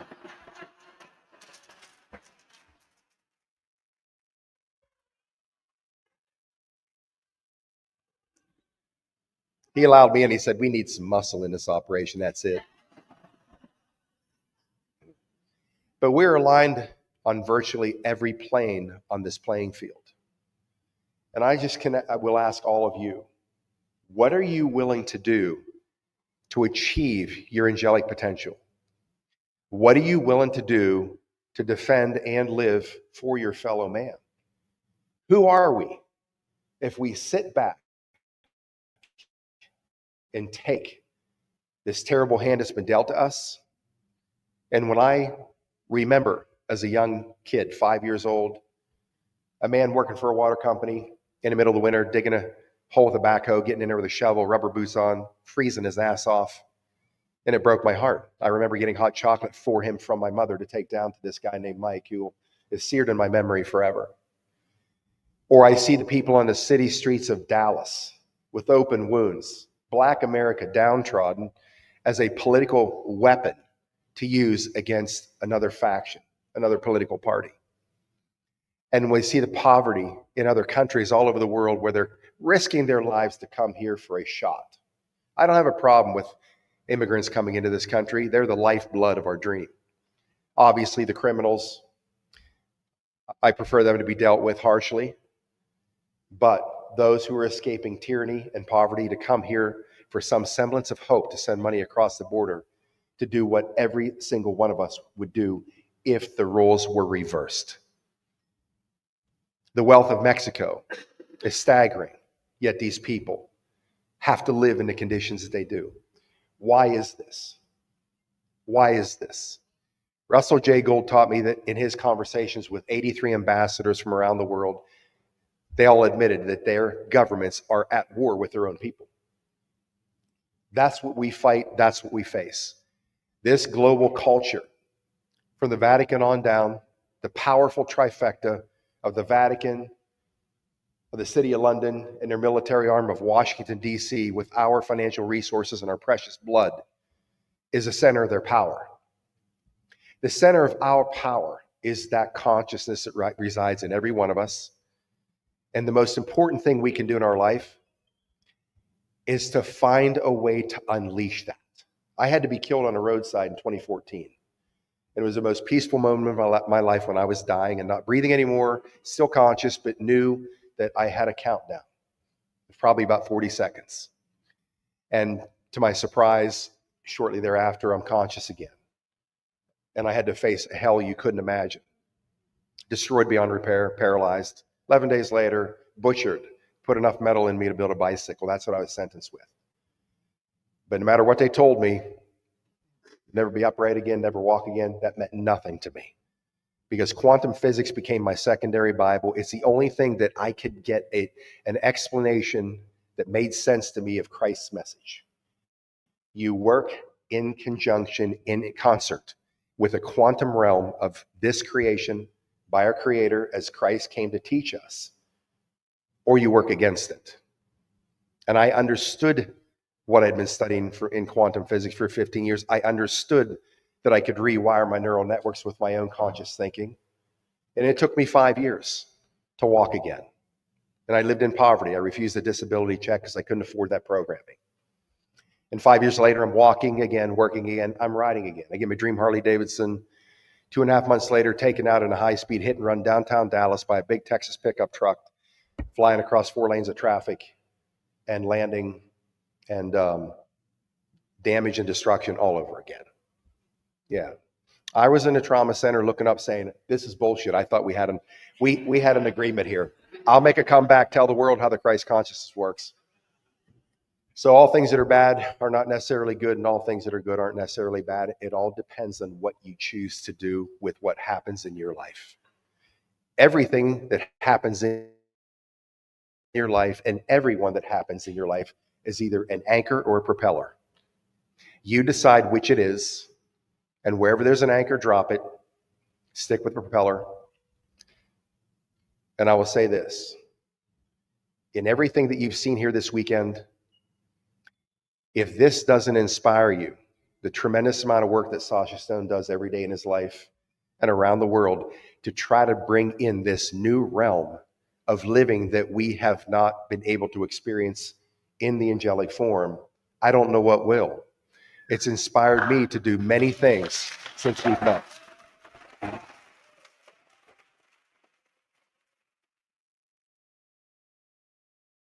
This is my public message to all you redneck detractors out here. I grew up in Redneckville, USA. There's nothing you can say to me that'll change my mind. Because I know that the people that live in these areas today that don't have a shot at real life, real enjoyment, rest, peace, travel to see the earth, That is not how we were supposed to live. David Martin and I were talking about this yesterday. When I saw the movie Avatar, it hit me. That's how we should be living on the planet, living with it, with all of God's creation, not upon it, not an intrusion, not an incursion. And we can get there with the technologies if we continue to speak of these technologies, push on these technologies. And so I ask the world, where is our 0-point energy? Where is our anti-gravitic technology? Where is our sonic healing technologies? Where is what you've been hiding from the world? Because I assure you, we are now in that age and time. This is the rise of man in the angelic form, and it is going to be released. The question is, will you be a part of it, or will you be put in a position where you'll never be able to access it yourself once humanity has their hands on it? That's the push for the New Earth Project for me. I thank you all for being here. I'm honored.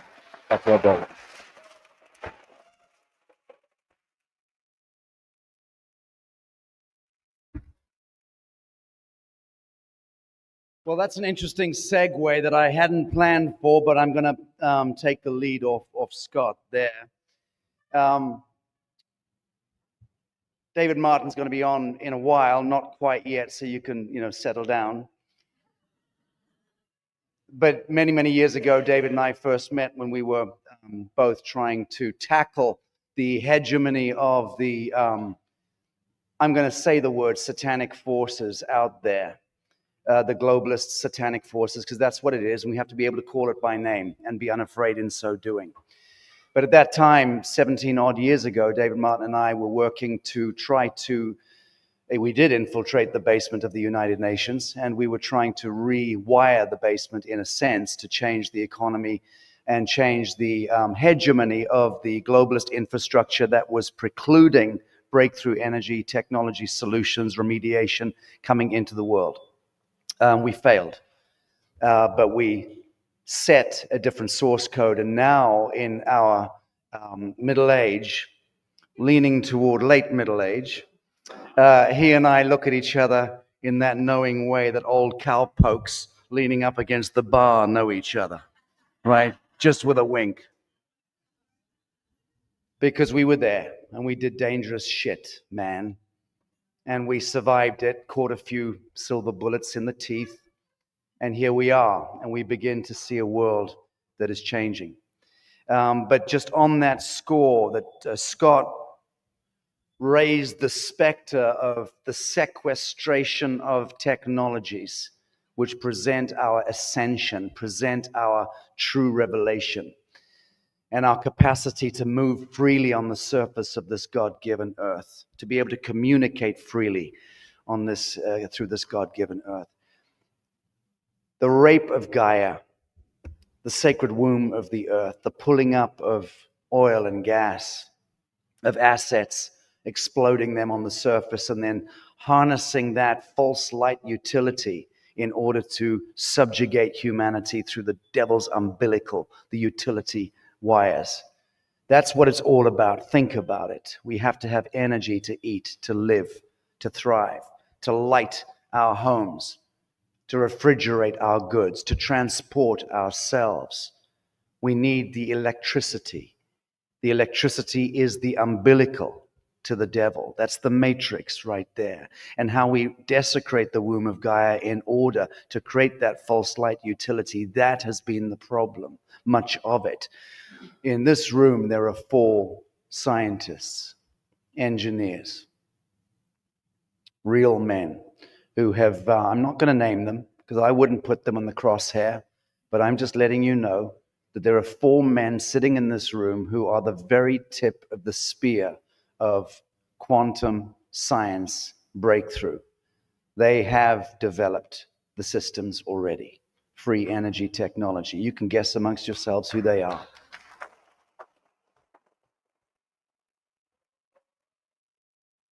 And those four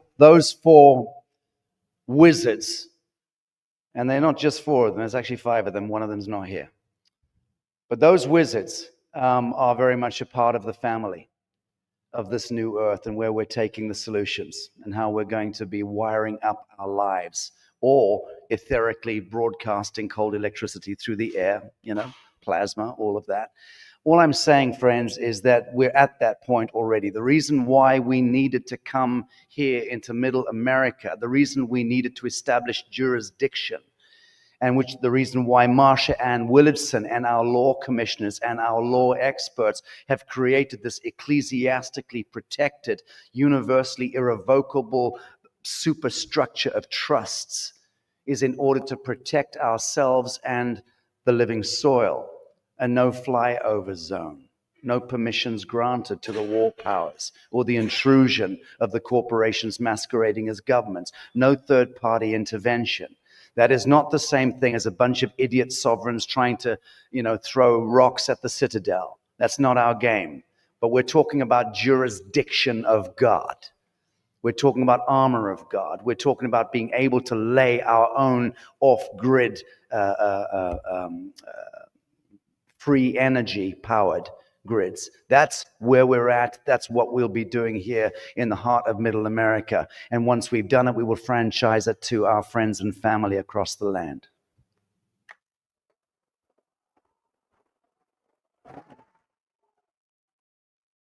And I dare say we'll be protected by patriots and veterans and constitutional sheriffs and good public officials. Right. I'm going to be playing at the very end of this the amalgamated messages from the kings of kings, paramount chiefs, elders, and grandmothers from all around the world. It's a 35-minute video, and that's going to be inserted at the very end so that the people who've been locked in this theater for the last couple of hours, and we still have an hour to go, once we start that, because this is also being live broadcast to the world. So please understand, I want this to be a comfortable exercise for you. So I'm instructing my producer, Christy, in the studio in San Diego,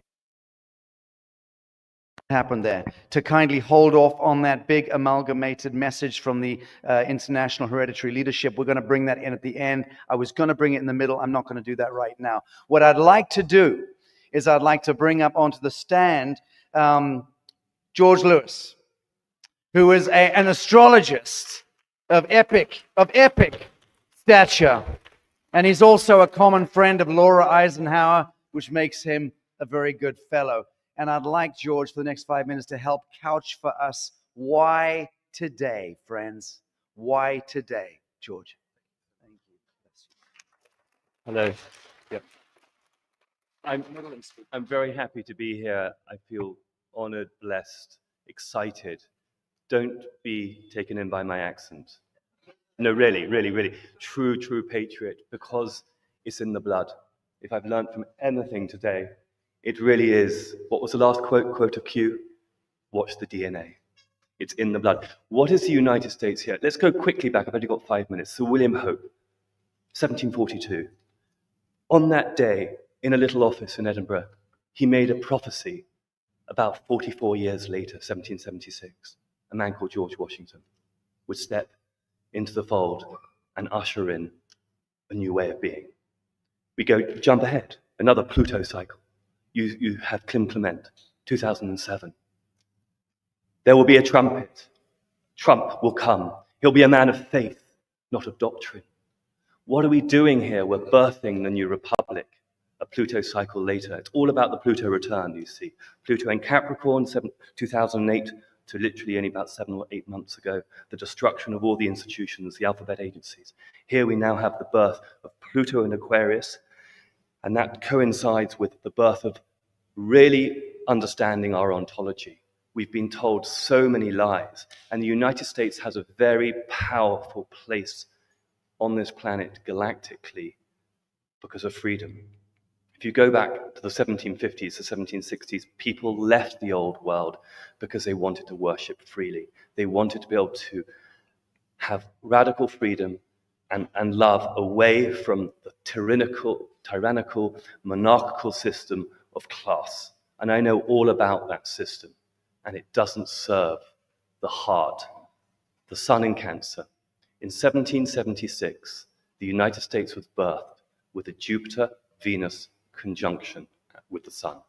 Some of you will know what that means as an astrologist, and it takes time to learn the language of cosmology. It takes a lifetime, and I'm only just beginning. When you have the two benefics of Jupiter and Venus conjunct the sun, you know that God's in charge. Seriously. I'll say one thing. What is the opposite of Cancer? Well, it's Capricorn. Who rules Capricorn? Saturn. Satan. What rules the City of London? What rules my birth country? Saturn. Absolutely. You can see it. It's all in the astrology. It's why it was never allowed to be taught at schools. When we all start to learn archetypal astrology, I look at you suddenly as a Scorpio, because I'm an Aries, and I want to know your mythology. I look at you as Cancer, you as Taurus, and suddenly it all starts to make sense. We have to bring this language back in, and it's about freedom. So the United States at the moment, because I haven't got enough time, is in this renaissance writ large. And we have to be a part of it because it's part of our birthright. We've all chosen to come here. And I just wanted to share that amazing faith that I have. The astrology tells me the truth. We're birthing something quite remarkable. Q is quantum time travel. Yes, on the military level, it's military intelligence on the 3D level. But on the 5D level, there's something remarkable. I don't know whether we call it Project Looking Glass.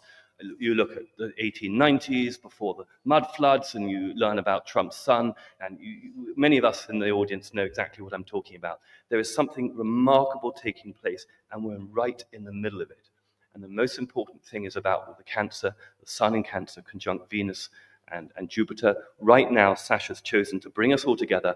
What do we have today? We have a Jupiter-Sun conjunction for the first time in 12 years. What makes it more unique?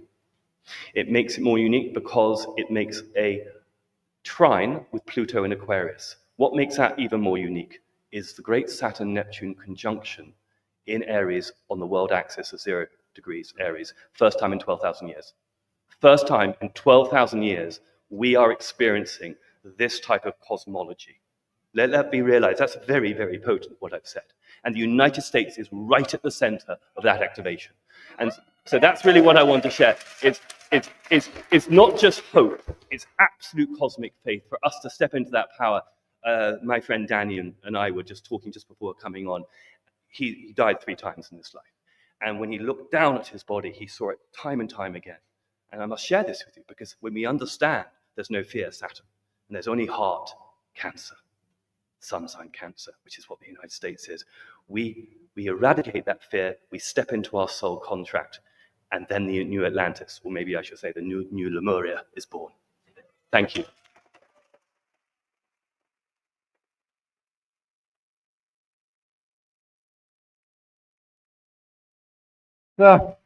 Only an Englishman could stand there unscripted and have all of his dates in chronological order. No wonder they conquered the bloody world. Thank you. Fantastic stuff. Well, you segued perfectly into Lazarus incarnate. Yes, sir, I am looking at you on the end there. Oh, friends, a beloved friend of pretty much everyone in this country, somebody who has a tremendous renown, one of the most gentle, most benign, most powerful, and most wise spirits I've ever known. I met him essentially through Scott McKay, but he subsequently regards me even higher than he does Scott McKay, which he will attest to momentarily when he comes up on the podium. Friends, give it up for our beloved Daniel Brinkley.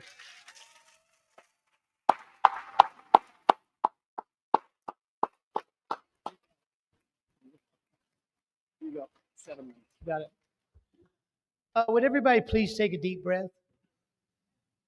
And for a quiet moment, appreciate yourself.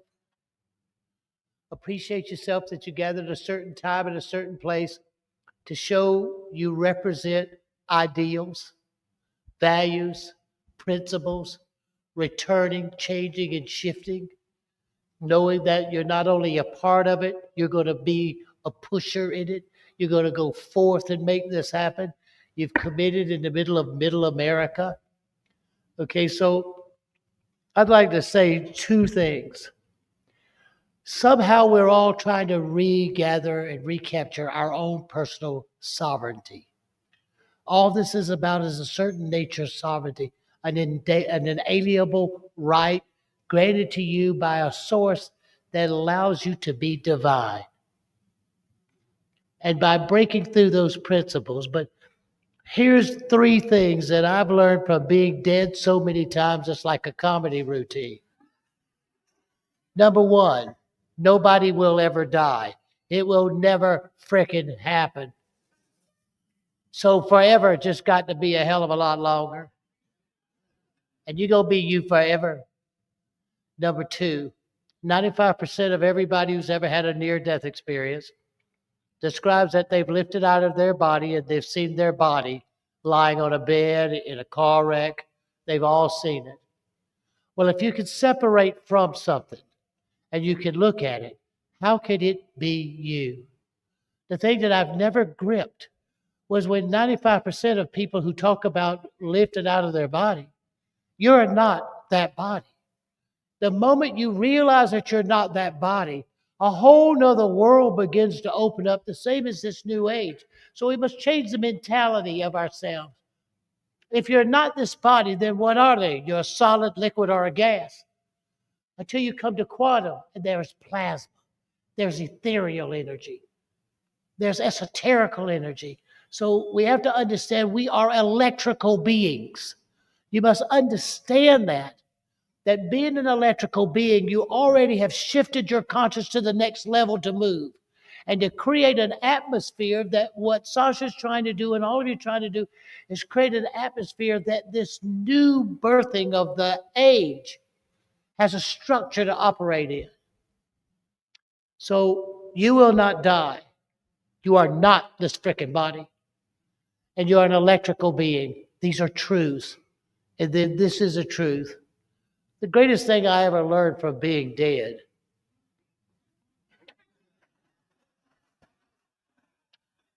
is this. One day, there'll come a time when you'll let out a half a breath and you'll be gone. You're a half a breath away from what's next. You take a breath in when you come and you let it out when you leave. And everything else is just that space between the breaths. You know, when you breathe in, you got to hold it before you breathe out. So the value you're setting in your life in the new age, as you become witnesses to the return of a spiritual foundation in Middle America, to show that among psychology's good and bad, religious and principles, that a new age can be born and change the neighborhood and change the climate. So this is the most important. One day you'll let out that breath. You will see your entire life pass before you in a 360-degree panorama. You will have missed nothing. You'll know how many hairs was in the nose of the doctor who pulled you from your mother.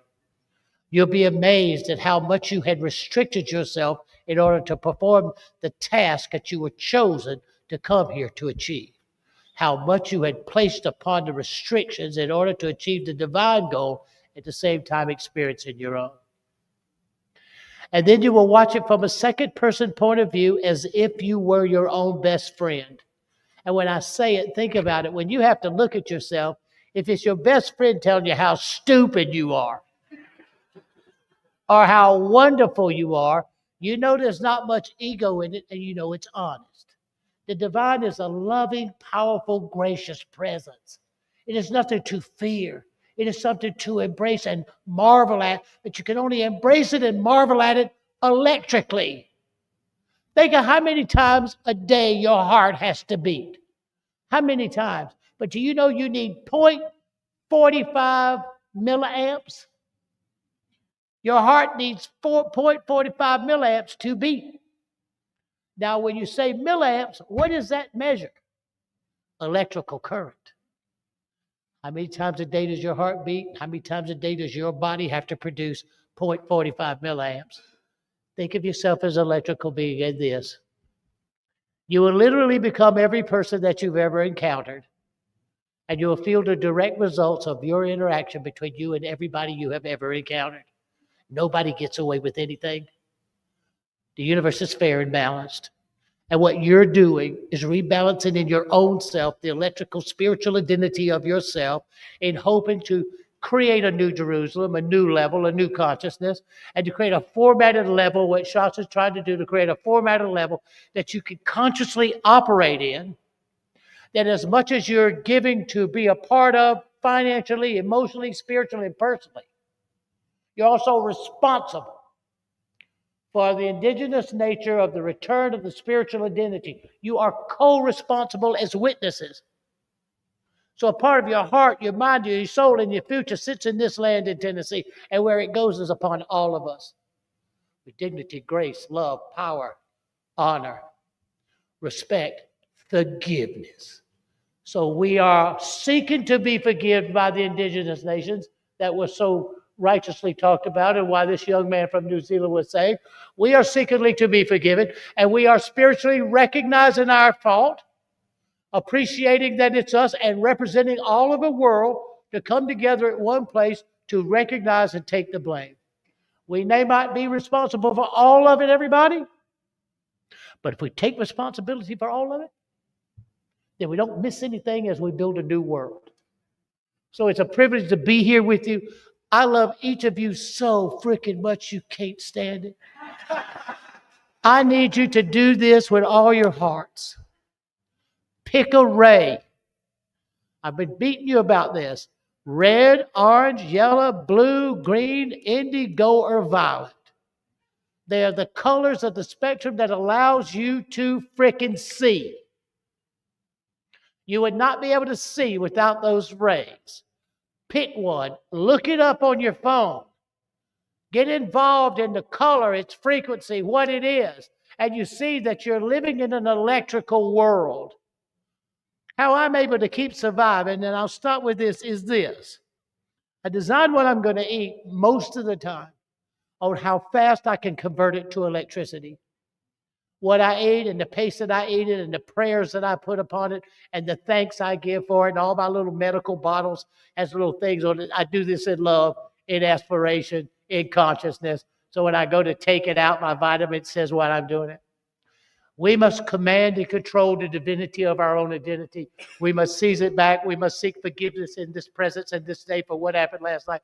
And we must love ourselves. Finally, you are a great, powerful, and mighty spiritual being with dignity, direction, and purpose. Okay? There is only one thing that can ever go wrong in your life. You allow something to affect your dignity, which skews your direction and your purpose. So whatever heretofore has affected your dignity, upon this day, on the longest day and the holiest time, we seek to let it go and reconstitute our dignity, direction, and purpose. Love you and thank you.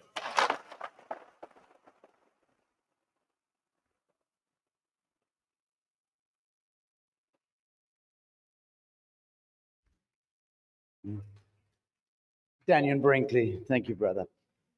Christy, producer in San Diego, I'm assuming you can hear me. I'm blind to you right now. Could you please play the address in a moment from one of the more remarkable people I've met, His Majesty King Edmund Silva Jr., the sovereign king of the sovereign kingdom of Hawaii, a highly educated man, a former military man, judge, and the sovereign king of the sovereign kingdom of Hawaii. We were graced with him on the early part of my Revelations tour across the U.S., where he came in to meet me in Sedona and was on the stage for about 2 hours. Some of you may recall, a fascinating individual. His claim is an extraordinary one. There is always a lot of confusion about who is who, and in many parts of the world, there are different claimants angling in for the same hereditary seat, so to speak.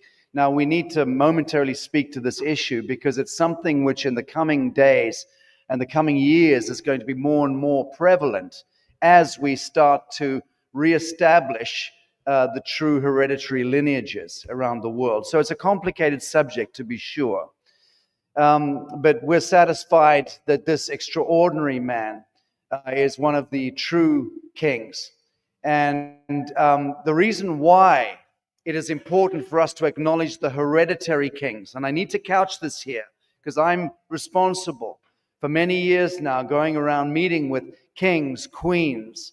I am not seeking new kings and queens to govern us in the old sense. What I'm suggesting is the following, and when I say I, it's the grand I on behalf of our organization, our ecosystem.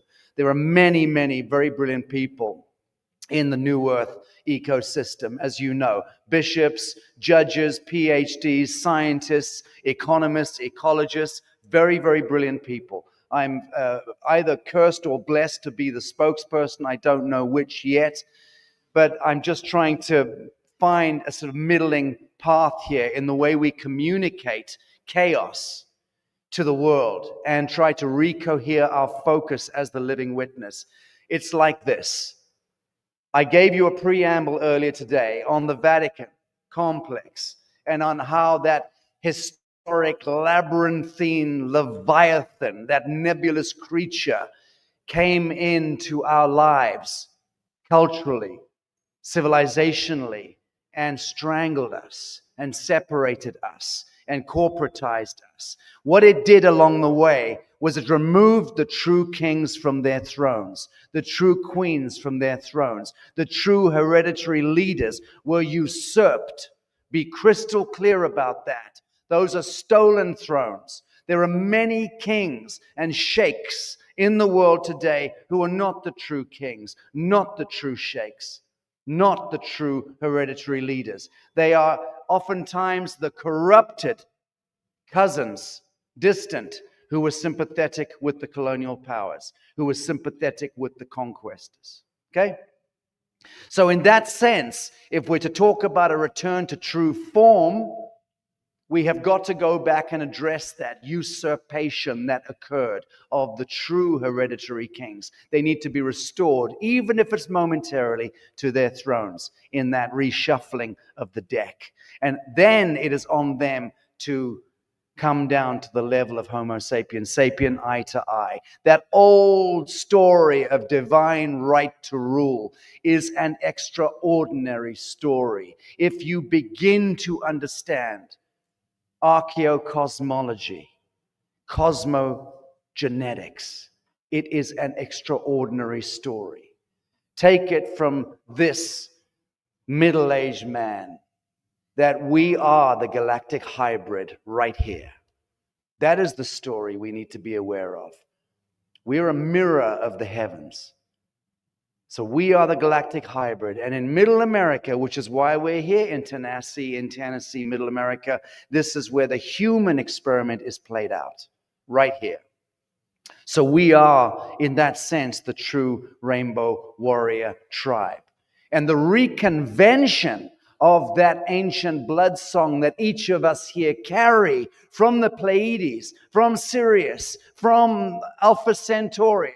This is not a joke. It's only a joke to the mundane pedestrian mind, the one that has been cult programmed by a very reductive Fabianist education system. I invite you to begin to inspire everyone in your lives to raise your eyes to the heavens, as the Aboriginal First Nation peoples have never stopped doing, to remind us of our connection to the star nations.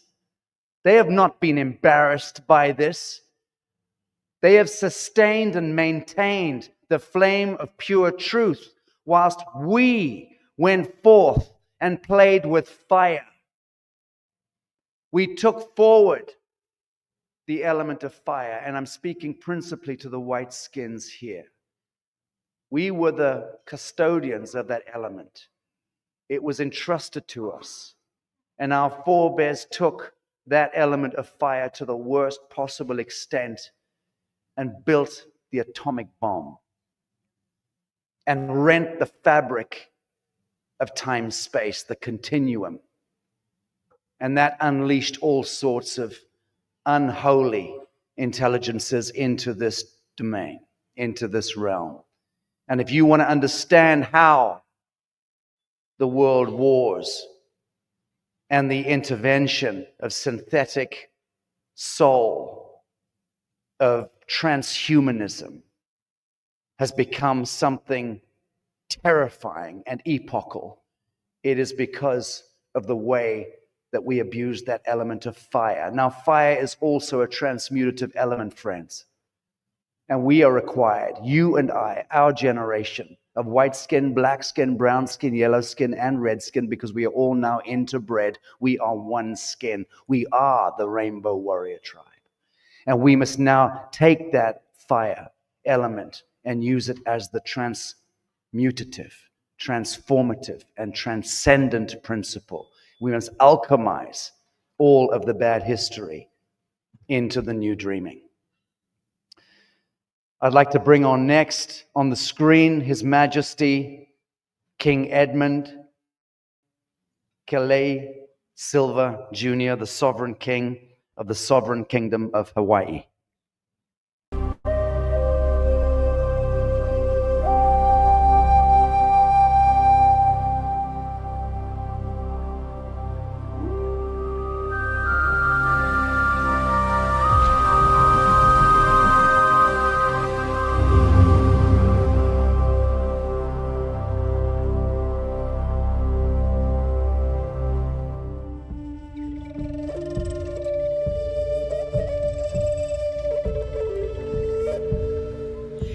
Kele maine ali Edmund Kelly Silva Jr.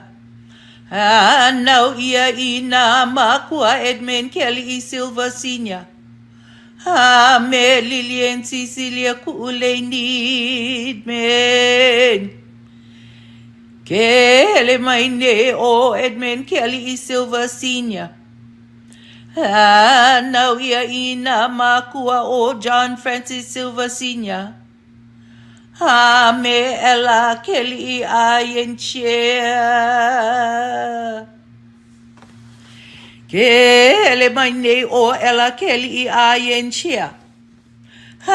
No ia inam o Shafong me kapupaina kale ko apaki ke opuhiva. Kele maine o kapupaina kale ko apaki ke kua pohiva. Hanau ia ina makua o palilela ni huli na liko lau o kalani ke o pohiva. Me aka puo paina kale ko apaki. Hele maine o kapu. The arrival of the king is here. Please be silent. Hello, my ku'upu'uwa ioi. Greetings from my heart to yours. I sincerely express my gratitude to the Honorable Sasha Stone, his staff, supporters, and friends for providing me the opportunity to address the serious crimes against humanity on such a significant occasion.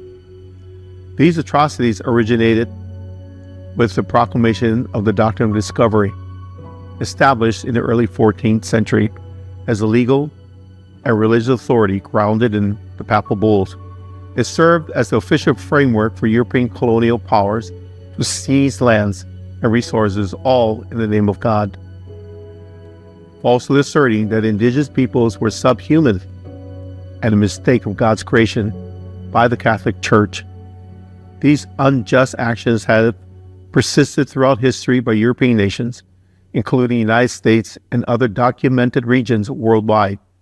Today, we not only acknowledge this well-documented evil, but also present our proposed solutions to remedy these severe injustices inflicted upon indigenous peoples globally.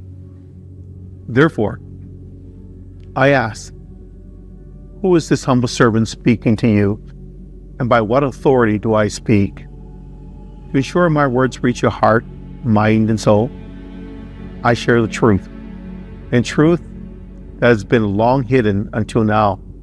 I'm simply one voice among many, beginning with the voices of the past, whose cries for justice and mercy went unheard, ears that refused to listen to the pleas of women, men, children, the elderly, the poor, the disabled, and the sick.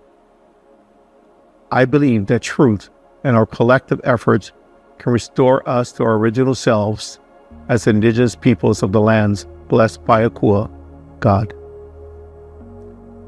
Since my divine birth, my parents have often claimed that I come from a prestigious lineage of monarchs dating back to the beginning of history.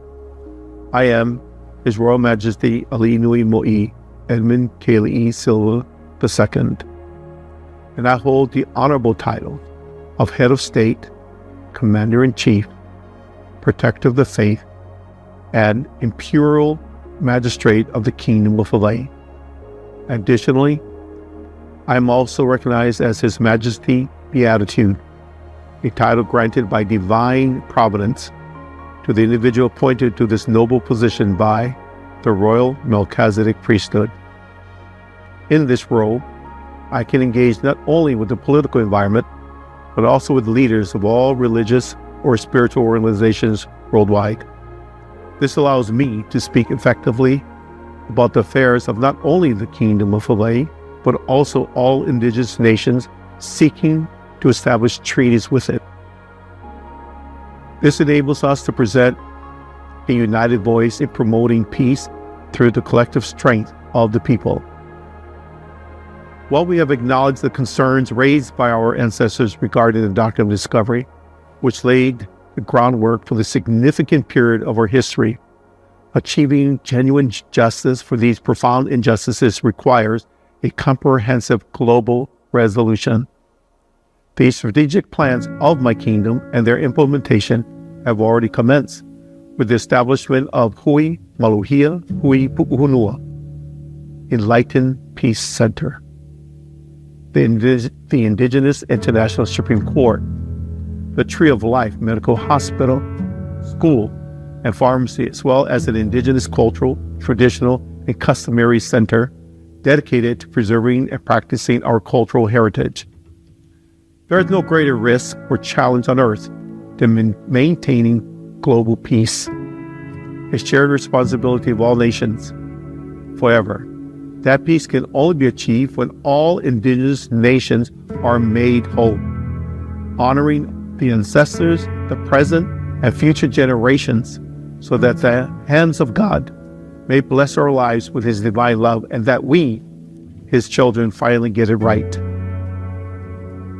To guide us toward healing, reconciliation, forgiveness, and peace, the Hui Maluhia Hui Pu'uhunua Enlightened Peace Center is planned to be built in the Kingdom of Hawaii and then extended into the world.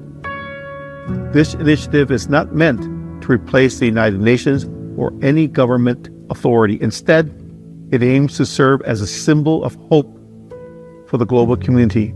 It provides a space for world leaders committed to peace, along with religious leaders, to work together on creating enforceable laws that emphasize the importance of protecting nature, the environment, humanity, and God. Attaining peace, including enlightened peace, necessitates sincere dedication and a targeted approach towards sustainable practices.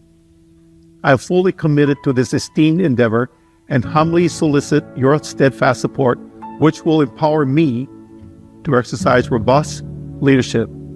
Collectively, we shall safeguard each other and our nations in pursuit of the higher objective, the preservation of life on earth, through the establishment of a supreme rule of law that is uniformly enforced and highly esteemed.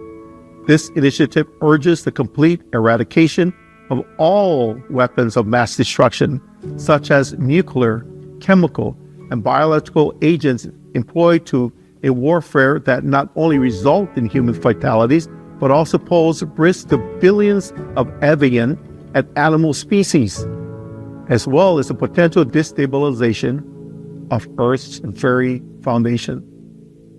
Should the planet's equilibrium be disturbed, it could lead to the total destruction of this planet.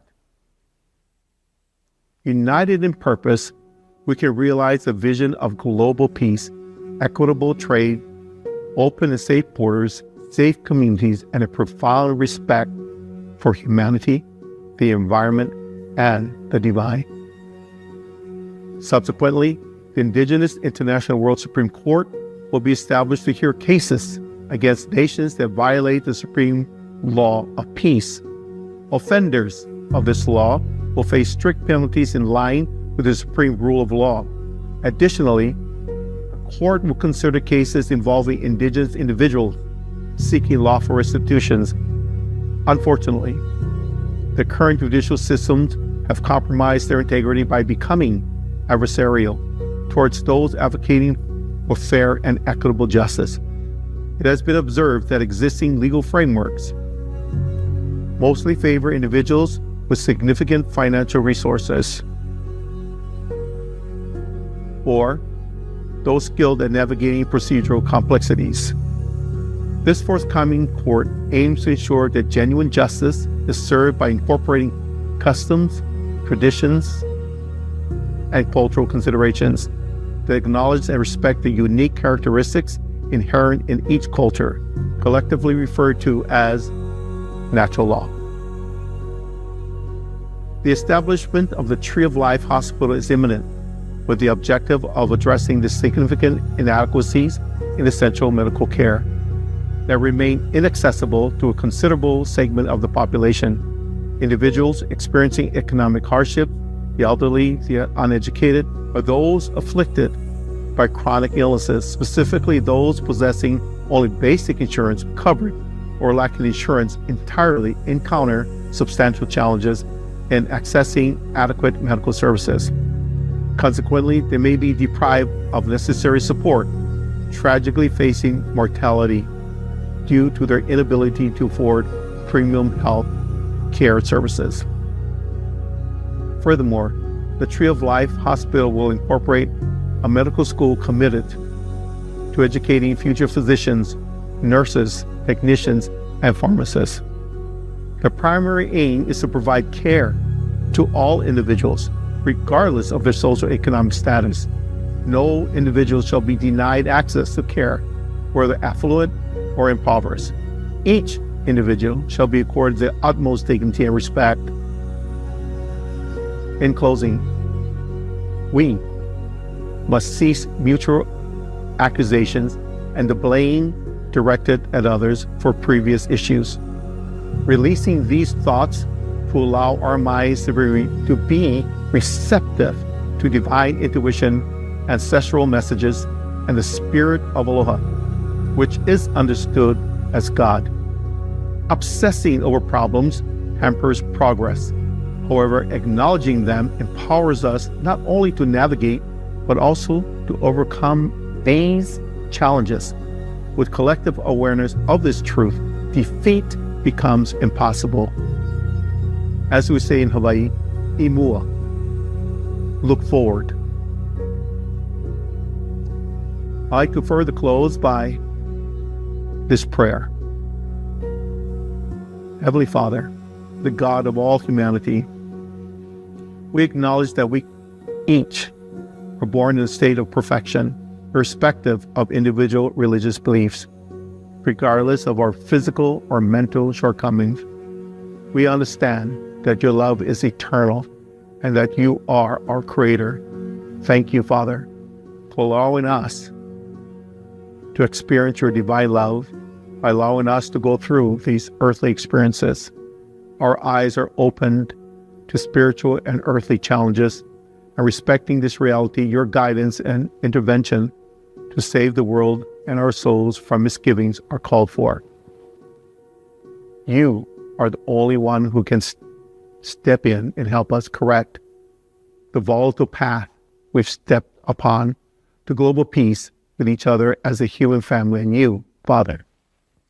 May your divine illumination dispel the darkness of malevolence, animosity, violence, and despondency, ushering in your transcendent love, notwithstanding our shortcomings.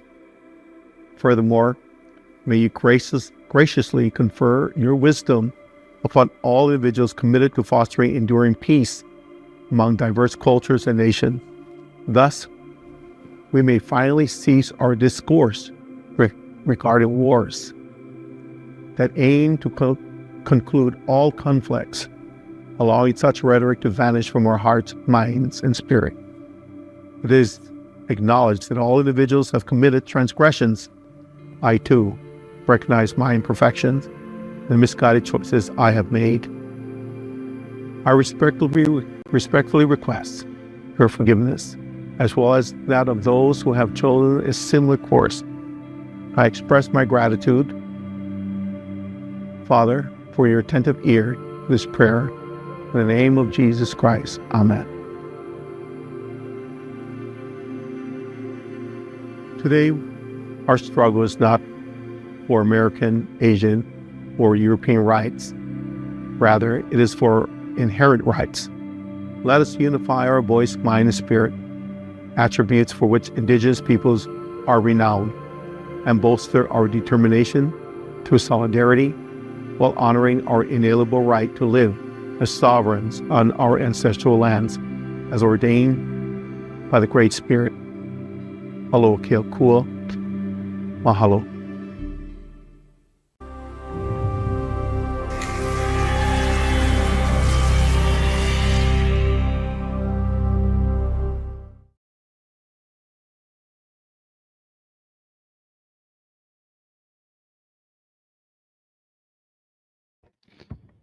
We're back on. Okay.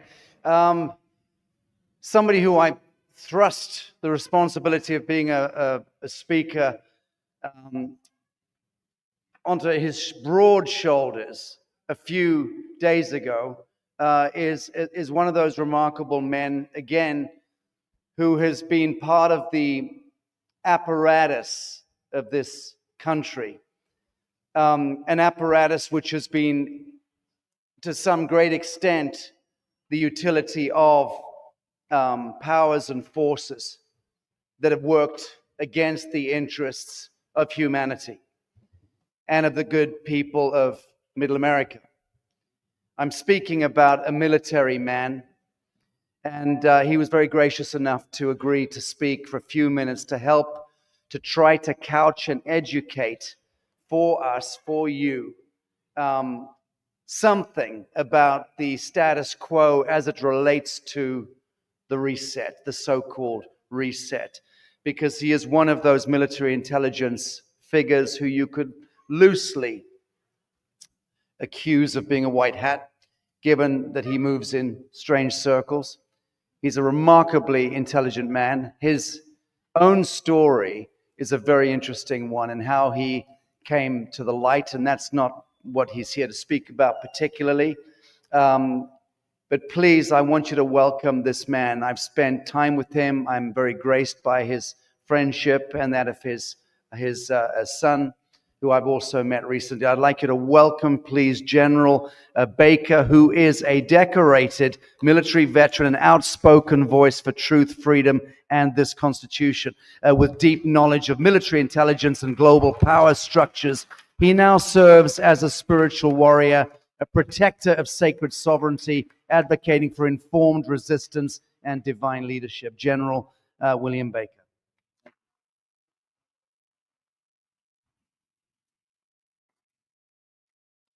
Well, maybe I ought to start off by asking for forgiveness.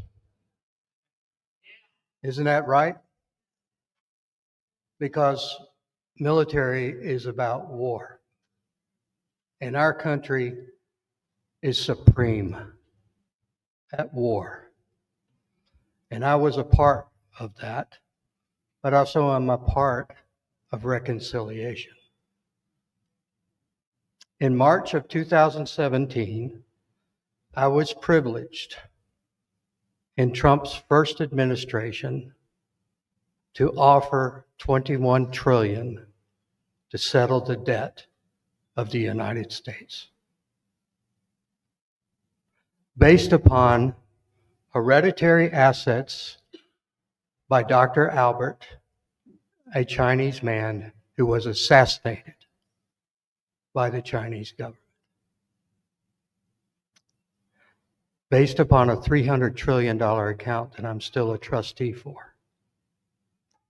There are assets, historical assets, and I'd like to say I send greetings from Teddy Lee of the Lee family in China, who is working diligently to release funds.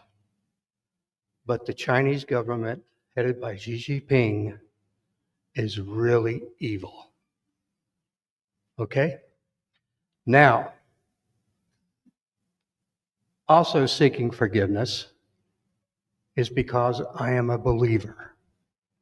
And I have done one thing in this world as an engineer in Area 51, which I still have credibility and I still have my pass that does not expire. The war in the Middle East is terrible. I helped to devise the air power in 1983 to overcome the Russian military. We were going to destroy them at the Straits of Hormuz. That's the truth. So I'm here to ask for forgiveness because my grandfather was full-blooded Cherokee. I come from Blackfoot, Melosian, which is Ethiopian-based. And I also come from John Cook, who was the patriot that Mel Gibson used his name for in The Patriot. I was born in West Virginia, and I know about rednecks because we fought to earn that at the Battle of Bolt Mountain, where we destroyed General John J. Pershing's military that was forced to leave West Virginia in the minor wars. We wore red kerchiefs, where the redneck comes from, is from West Virginia. So I want to tell you that there are assets that are going to be applied as soon as I can talk to Trump. Trump needs to sit down with two individuals, and that is myself and Private Attorney General of Congress. That is an office that has congressional seals. His name is Rod Class out of North Carolina. Rod also has indigenous background. We have accounts to bring forward that are the Ian Fleming accounts and the Serrano gold of 61,000 metric tons to resupply. But they're all offshore, so we need military support and the financial football from the Pentagon. They know every transaction. There's not a transaction in this room that's not recorded financially. So I do know that it's important that we stick together, that we see our heritage is humanity. And I also want to say that both sides of the equation, whether you have been injured or whether you have injured, we have to ask for forgiveness on a daily basis. And I appreciate the opportunity to stand before you and thank you for at least hearing my voice and for possible forgiveness from you for my part. God bless. Thank you.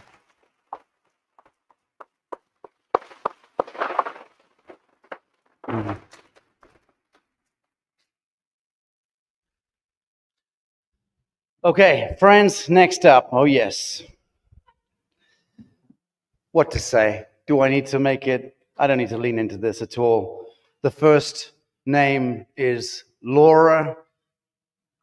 The middle name is Magdalene.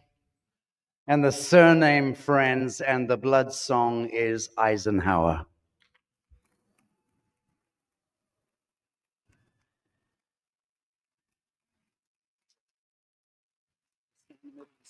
Okay.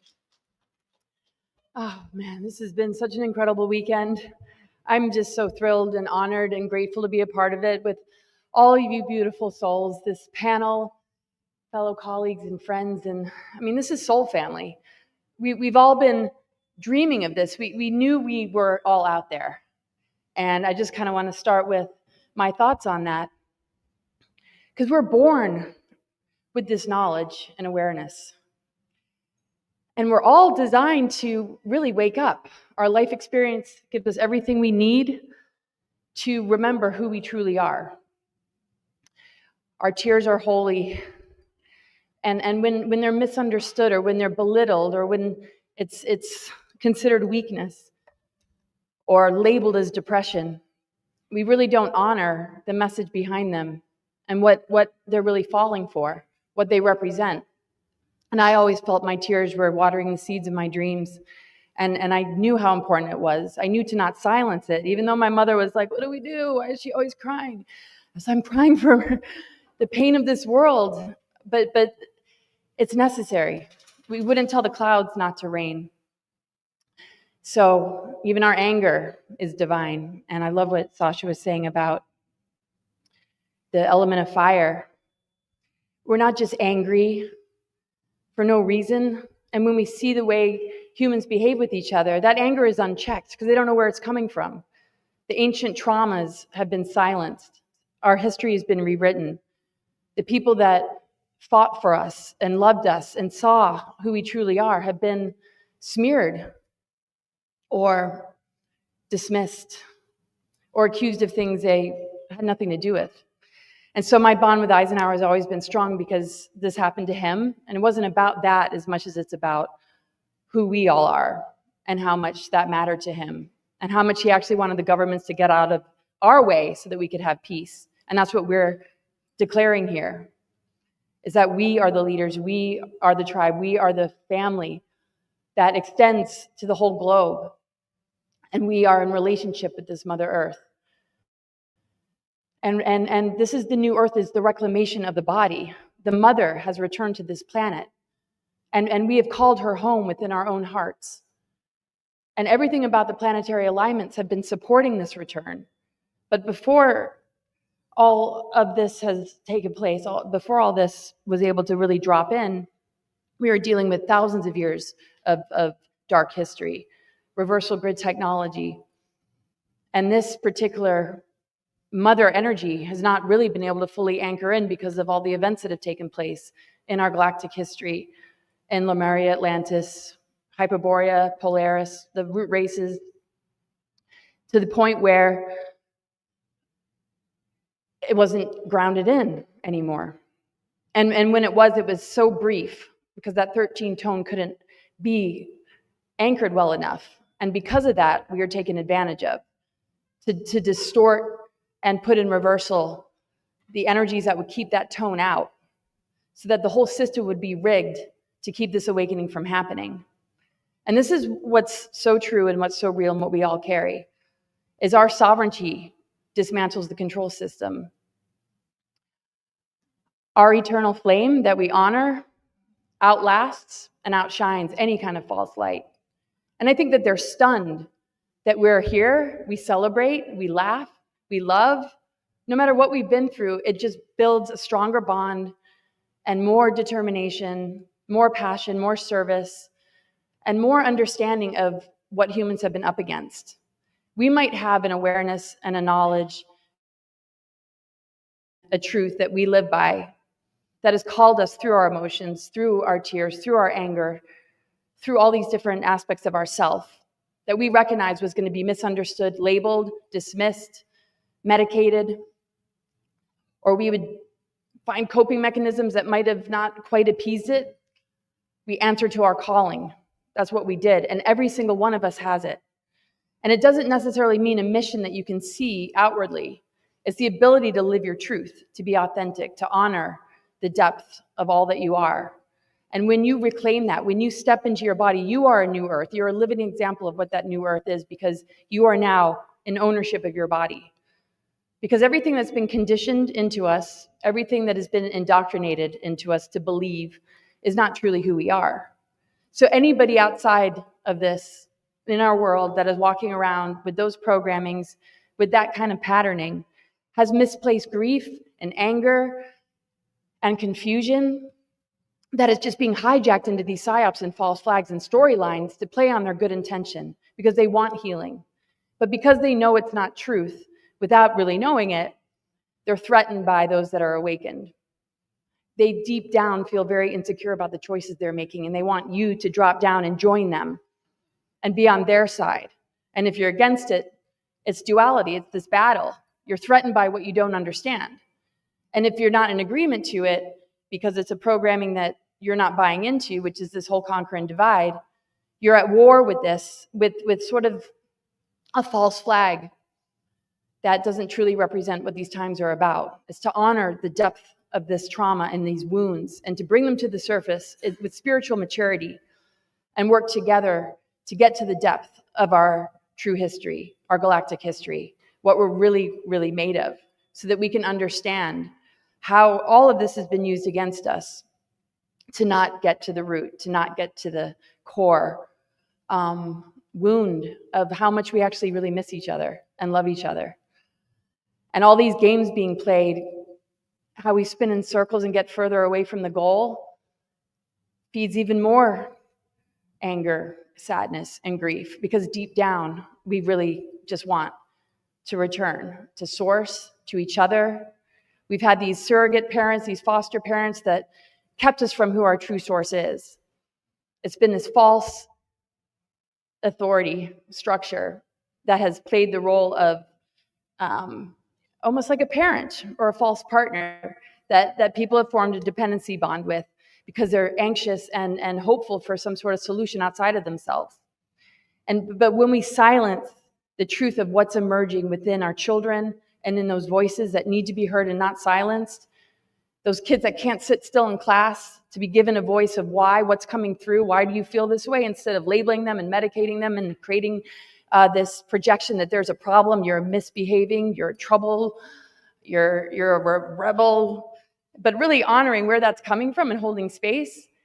Every single one of our children and the adults and whatever you want to call the grown-up people here and all of those in the world, an opportunity to claim that mission, to claim that truth, to claim that calling of why you're truly here. And if we can start young, I mean, look at the world that we'd be in. I mean, can you imagine if Sasha ignored what was coming through, or if any of you did? It would have been a lot harder to come here or to find each other. Because the minute we own that frequency, that truth within us, we began to find each other, the synchronicities showed up, we were able to perceive the things falling into place instead of the things reinforcing the anxiety, the separation, or the fear. And none of us bought into that. We noticed it, we walked through that inversion to invite it back to source, back to love, back to truth. And in doing that, we anchor that energy into the earth. And all of a sudden, physical matter is now hospitable for spirit to fully dwell in matter. And in that, there's no heavy density that can exist without holding the seeds of your dreams and your mission to be manifest through. And that's what's so beautiful. And I wanted to just honor this incredible event. This is a moment in history. I mean, this is one of the most important moments in our history, I feel.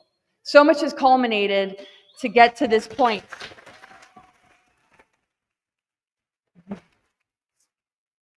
So much has tried to keep something like this from happening, and they don't seem to understand that it's like a rose that is growing through cement, that there's a force and a power that source holds that we as rememberers and holders of the codes and the flame are able to push through. You can't bury it, you can't kill it off, and you can cause maybe DNA to be dormant and asleep, and a lot goes on when you're asleep and something else is running the show, but the minute you switch it on, all of a sudden the energy cords fall away and there's nothing that can siphon and harvest you. There's nothing that can steal your dreams anymore or tell you that something's wrong with you and something's wrong with everything, and everything's right with you for reacting, for responding, and for listening. So we're here to help one another maintain that and see the beauty and sacredness of it without the judgment, without the rating of where it means for you on the spiritual level. It is spiritual and deep, every aspect of it. Just showing up for yourself and one another. That is about as holy as it gets. So I just wanted to share one of my favorite quotes from my great-grandfather. And what was really amazing about him is I've known him for a long time, and I know that. And when I was a young kid coming into this family, I recognized him right away. And when I saw the person that was appearing to me, and I prayed, to God, he was like right there too. I'm like, who is this bald guy who keeps showing up? And I was I was very little, and some of the family gatherings were starting to happen, and I was like 4 years old, maybe 5 years old. I went to the Gettysburg farm and stayed with Mimi, and I'm holding her hand. And then I would go to family gatherings, and I would look on the bookshelves, and I'd see that's the man that's appearing to me, and wow, he was a general. Oh my gosh, he was a president. And then I just got to know him on a spirit-to-spirit level. He was there for me through thick and thin, and he nudged me in the right direction, and I just felt his guidance. And he's here with us. I know this. But one time I walked into a clairvoyant institute, and they said, Eisenhower just walked in the room. And they didn't know my name or who I was, but they said, he walks with you. He came right in the room with you. And so they helped me to understand this level of targeting, because I would blame myself. What have I done? It's bad karma. I can't create anything. And I was pre-targeted to go off planet. And, and we've been pre-targeted to live in this new world order that is not happening. It's the new earth. It's our soul fully aligned inside our bodies with the highest of dimensions that our mind is connected to as a signal that downloads to us and awakens our intuition so that we can be fully guided to know what to do and when to do it, just like this event. Sasha listened. We all listened. We all listened to each other. We honor each other. I've never felt so much love and so well received. So I just want to thank you. And I wanted to thank you so much for bringing me in. But we know about the final speech, the military-industrial complex, and the importance of that speech. And so much about his administration has come to light lately about what he was able to set up to offset these dark forces, these vampiric forces on the planet. But what we have established for ourselves that keeps these energies alive is what we're doing, that we are the leadership, that nothing outside of us is going to save us. We're not waiting for something outside of ourselves to give us disclosure, to bring about ascension, to grant us anything that we ourselves aren't earning every day within ourselves, by being truth keepers, by holding the love, by holding the compassion, and by knowing that whatever programming people hold on to, we see right through that. We see your soul, we see your heart, we see the struggle, and we love you anyway. You can hate us all you want. And even people that have turned away from the mother, that mother is unconditional. And it's a love that is fully grounded into this planet now. And I just want to share this quote. Every gun that is made, every warship launched, every rocket fired signifies in the final sense a theft from those who hunger and are not fed, those who are cold and not clothed. The world in arms is not spending money alone. It is spending the sweat of its laborers, the genius of its scientists, and the hopes of its children. This is not a way of life at all. Under the cloud of threatening war, it is humanity hanging from a cross of iron. And these weren't just words of a politician. They are the words of a witness and a warrior turned guardian who saw that unchecked power what it could do to the soul of a nation. So here we are, and we all hold something so powerful to win the war on consciousness from within, to recognize the games being played, to overthrow and override, not through fighting back, not through stooping to that level, not through dismissing anyone who has been led astray, but by holding something that will serve as a reminder for them to come home into themselves and to recognize that they can be themselves here. That the beauty of us all being sovereign is that our uniqueness and our differences are a blessing to be harmonized and brought into oneness and unity. And where the programming's come up and it doesn't have a resonance of truth, we're here to help break that down, to help restore what is divinely yours and within. Because all of that is artificial, all of that is being broken down. The control grid is collapsing. And we're going to help people walk through the betrayal and the grief of what it means to recognize that that surrogate parent or that authority that you thought cared about you might not. And we can pull as many souls as we possibly can who served under those organizations, institutions, and pillars of society that they believed in, that they were educated by, and help them to see that we see them and that we understand that those skills are important. Now it's going to be redirected into a way that is regenerative, holistic, and sustaining for future generations and all of life to come. And there's no turning back. Once you know the truth, there's no turning back. And so I honor all of you for carrying your truth so beautifully and for being such a force of love and wisdom and knowledge. And we all learn so much from each other, and just feeling this connection is this lighting up all these dormant strands of DNA in all of us. And it's literally dissolving the frequency fences that keep us and this world in some kind of lockdown. And it's only within us to begin to break that down. And so every single one of us embodies that new earth, because nobody is going to occupy this vessel but your soul and your connection with spirit. So I hope you all pat yourselves on the back just like I am. I'm proud of all of us. So much love.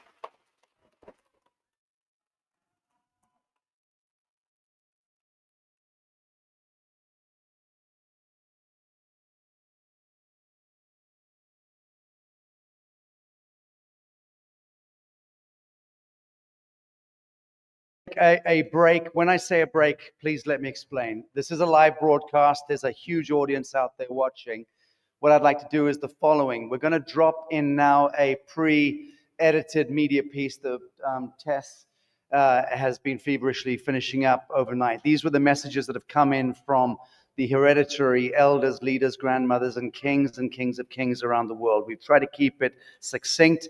It's about half an hour long. I would like the judicial bench here to get a chance to leave and stretch their legs. And if anyone urgently needs a potty break, now would be the time to do it once this media piece begins.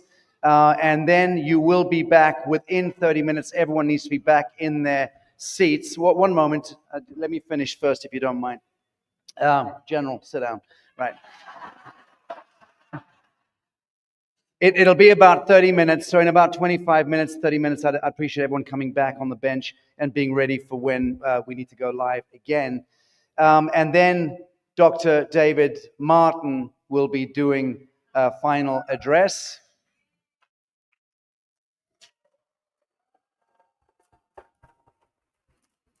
And Hereditary Chief Bill Lane Jr.'s final message will be coming in at the very end, and Chief Mel Standing Eagle will be leading the ceremonial prayer on the way out, and Grandmother Ejna and Hopi Messenger Bertram will doubtless participate in that. So that's how things will play as we now move toward the closing of this, this proclamation event.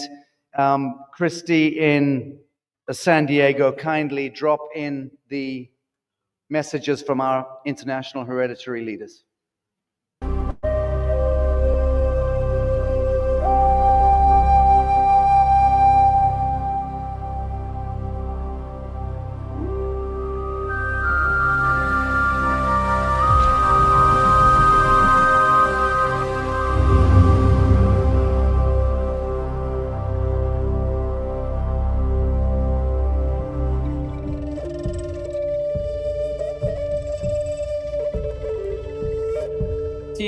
And blessings to the nations and the leaders, the real leaders, the spiritual, mental, as well as the guidance leaders, the King of Kings, kings, paramount chiefs, all the elders and all the wise, and all the real people that will guide humanity.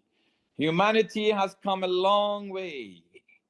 We are passing through the last phases where the animalistic, warlike humanity will hyperjump into angelic, peaceful, collective unity and oneness of the world of humanity. You are the ushers. You are the harbingers. You are the guides. In all awe and humility, I participate in your mega conclave. History is being made. The era of the infancy, childhood, even pre-youth adolescence, the contempt for discipline. The eras of basically fighting and destructions are about to be over. Maybe with one last final struggle, but beyond that is glory upon glory, light upon light. The immediate horizons of humanity are dark, distressingly dark, but the beyond and in the distant future are light upon light, glorious, so glorious that our image and our minds will not perceive it nor grasp it. But you the wise, the era where the wise, what I call the sages, were called savages. My God, those eras are over. The sages that you are, arise, because it is your moment. You may not have temporal powers, you may not have financial powers, but sure you have the moral ascendancy. This is a historic turning point gathering. In fact, it is a spiral way up, hyper jump in the destinies of humanity, the collective consciousness of humanity. Humanity is no longer going to be the same. Oh no. The memories of wars will become humor because the future humanity will have no clue what propelled, what motives was in the level of childhood that they took the bones and hit each other's in the head.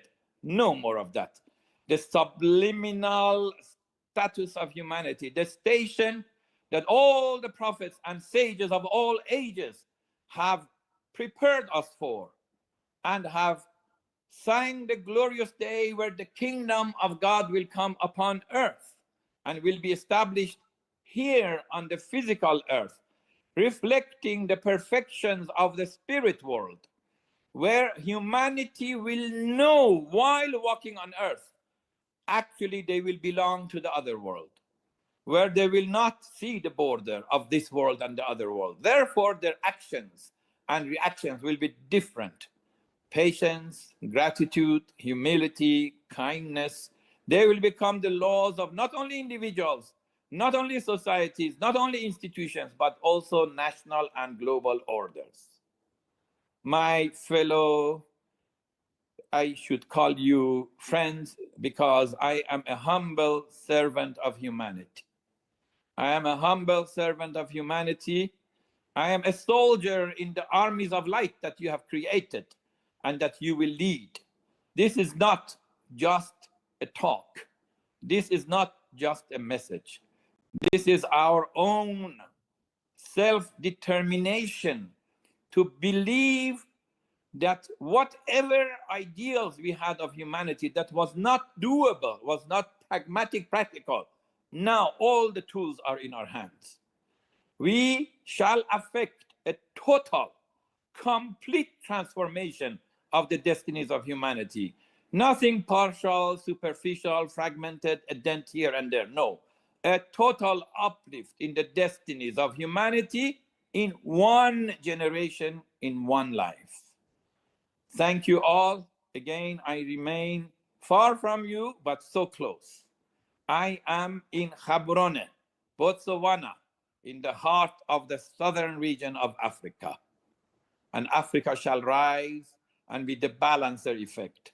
With all the other sister races and nations of the world, humanity was one, is one, and will discover that reality and will act that reality. Oh, the follies of humanity, how we will rise up, all of you. No more words needs to be few. As the chiefs would have said, I have spoken. Thank you.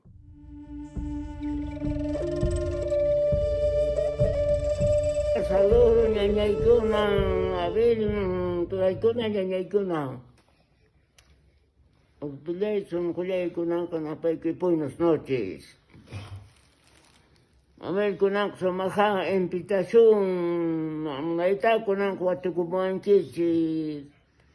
Pachamamamanta, kalpang ta manyakusun ki satong apo kunamanta lipigmanda, inka paikiki, anawar ki Paitaja vegan apuntistan muna ka kalpaka pirsaka. Abel kunang sumaktar abel nasyong engasquero wote kumangisan como familia como ailo sumaksan kosan to pasunchis urpile sun kule si ta jabe monete te tu paiku sun monete te rimech un berle sun taki sun to sun acción. A mí quiero la gente que está aquí cosas moneta toca y cosas que está aquí cosas que familia hay para invitación a un colegio.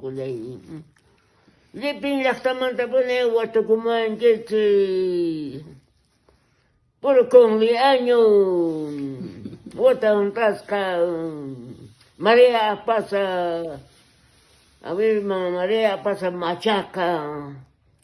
Urpilation, para salud, Señor, que Santo Espíritu.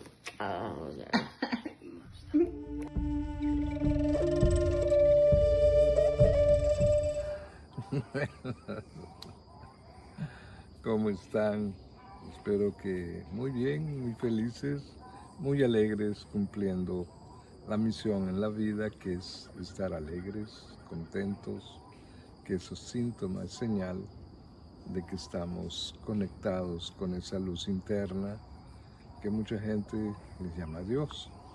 Bueno, aceptamos que hay una fuerza universal que nos guía en todo momento y que aquí entre esta naturaleza sus leyes se vuelven las leyes de la naturaleza y que nos ayuda, pues sí, a valorar que estamos en un territorio de la Madre Tierra, que estamos aquí cumpliendo una misión que es despertar en el respeto y en el amor. Y esa es la verdadera sabiduría de poder convivir con los otros sin afectar a nadie más, ni a nosotros mismos.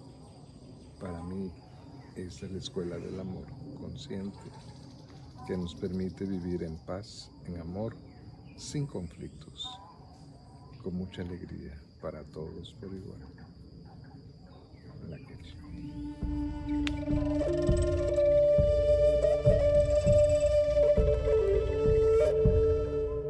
Yo me llamo Nelly Rátiva, princesa muisca de Bacatá, aquí en Colombia, invitándolos a ese gran templo sagrado, a ese rezo universal que estamos haciendo en Pachamama, Huampina, Huasi, en Perú, Cusco, Perú. Allí estamos por el nuevo florecer de la humanidad, trabajando ese pensamiento ancestral que ha estado guardado a través de todas las montañas y las lagunas de la Madre Tierra. Aquí está la enseñanza, la ley de origen, que es la que rige todos los movimientos de la naturaleza. La Madre Tierra es una esencia para toda la humanidad, es nuestro evangelio. Los estamos invitando para que comiencen de nuevo su vida, para que dejen atrás ese miedo que les ha sembrado toda esta humanidad, que hace por el consumo, la ley del consumo. No se dejen llevar por eso. Este florecimiento es para que ustedes tengan esperanza, para que hay algo más hermoso más allá. La ley de origen es la que lleva a los pueblos originarios a volver a enseñar al tejido, para que vuelvan a sembrar, para que vuelvan a Pachita Mama, a Madre Tierra, para que vuelva a sentirse los guaguas, para que estén ahí, los cuchimiki, para que estén ahí, todos naciendo de la Madre Tierra, sembrando, poniendo el maíz, esa semilla sagrada que se nos ha olvidado, esa semilla sagrada que hoy en mayoría de los pueblos es transgénica. Nosotros Los pueblos de América estamos conservando la memoria para que vuelvan esas semillas ancestrales que tenemos guardadas. Y así también el pensamiento de toda la gente. Es el tiempo de la esperanza, es el tiempo de la transformación. Vuelvan al rezo. Aquí los esperamos y como embajadora de Pachamama Huampinahuasi, los esperamos en Cusco, Perú, para que vengan, estén con nosotros, traigan sus hijos, se sienten y vean cómo se hace el tejido ancestral, cómo se hace la siembra, cómo se prepara la comida en el fogón, porque el fogón es el que sostiene el fuego del hogar. Entonces, aquí estamos haciendo también, tanto por los niños, para enseñarles esa tradición de los pueblos, para conservar el respeto por sus padres, para conservar el respeto por los abuelos, para conservar el respeto por la familia. Eso es lo que hacemos en tradición. La ley de origen es esa transmisión de las costumbres, los usos y las costumbres de todos los pueblos originales. Entonces es la esperanza de la transformación de la humanidad. Nosotros no podemos vivir sin la Madre Tierra. La Madre Tierra puede vivir sin nosotros. Florezcamos como esa nueva humanidad, transformemos, perdonemos y tengamos esa tolerancia, porque hoy somos muy violentos. Hay que transitar en esa transformación de los seres humanos. Y aquí se hace la transformación, en las lagunas sagradas, en las montañas donde está todo el saber ancestral, en todos los lugares que los pueblos originales hemos cuidado. Aquí los esperamos, vengan pronto, porque aquí está todas las mamitas y los abuelos sentados esperando para que vengan y nosotros darles este humilde consejo que hemos guardado en los cofres sagrados de esta sabiduría. Vengan aquí a Pachamama Huampinahuasi, aquí los esperamos.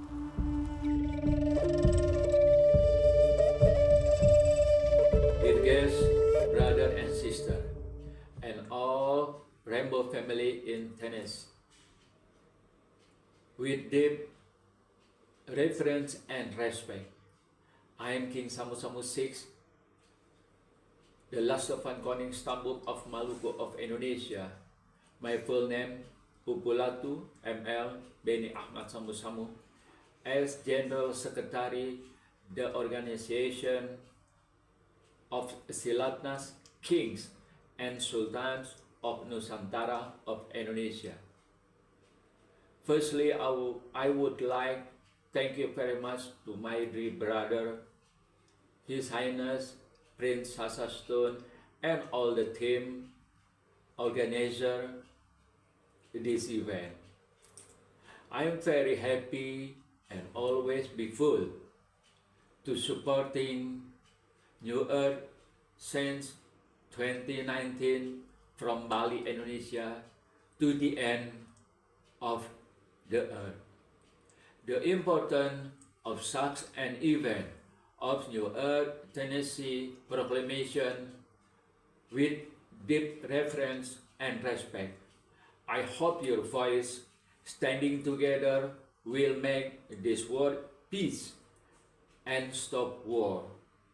Tanasi has been referred as a divine appointment, a place where the energy of this collective calling can awaken the masses. Our mission is rooted in atonement, unity, consciousness, and honoring the prophecies that speak to our time. Your divine guidance is essential to this vision, bringing clarity, purpose, and wisdom for the future. Your voice matters because your word carry the strength of your lineage and the guidance of prophecy. By participating, you give shape to a collective gesture of atonement and healing inspiring others to honor sacred tradition, and listen deeply to those who hold the knowledge of balance and unity. This moment is a symbol act of restoration and alignment and offering reference to the voice of wisdom that the world so urgently need to hear. We need your contribution. We have to make the process as simple as possible and will provide help at each step in needed. Here is how you participate. I am King Samu Samu VI, the last of Antonin Stambum of Maluku of Indonesia. Send kind regards with love to all of you in NewEarth, Tennessee, and with you every success. Proclamation held on June 2022 of 2021. Excellencies, kings, chiefs, all the authorities. Chief Sylvester Yakale from the Ivory Coast. Greeting to everyone else. Let me introduce myself to the divine word first, and the ancestors, the ancestor spirit, to bless this day, because for us it's a very important day, and I would like to recognize everything that they've been doing on our behalf. So this event is so special because we are in a transition time. It's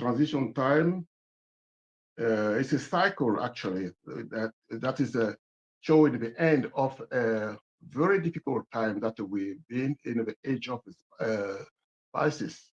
And now we're getting into the Aquarius time. For us, the Aquarius time comes with a total energy switch. And we are going to witness some tremendous changes in the way the world goes on, changes in the way we live our life. It's the changes happening of sovereignty. Sovereignty, spiritual sovereignty, financial sovereignty, political sovereignty. So people like us, the first people, is very important for us because the land, our land is being dispossessed. We've been suffering from many other situations. And I mean, I'm not very eloquent, as you can see, but my message is simple. We have to acknowledge the dead, the land, because for us, everything is a living being, is a living energies. Then we have to acknowledge and we have to align ourselves to the new energy that is coming. So all the chiefs, all the kings, all the spiritual leaders, the initiate, is our time to guide humanity in this new era. And I, as a traditional leader, I will just say something traditional that our ancestors used to do, because we cannot do anything without their consent. We cannot do anything without their blessing. We cannot do anything without associating them to what we're doing, because they are in the four dimension, they are in the astral dimension, and everything that we do on the physical dimension are controlled by the astral dimension. So I would like to say just a little bit of a prayer and just say all my gratitude to them. So aun neteri hiya hehu terse mesu Jesus ra neteru in he ra neteru aun neteri. Something similar, and I will say another things in a French. Au nom de la vie, par la vie, en la vie illimitée, infinie, pure, parfaite. Je suis innocent.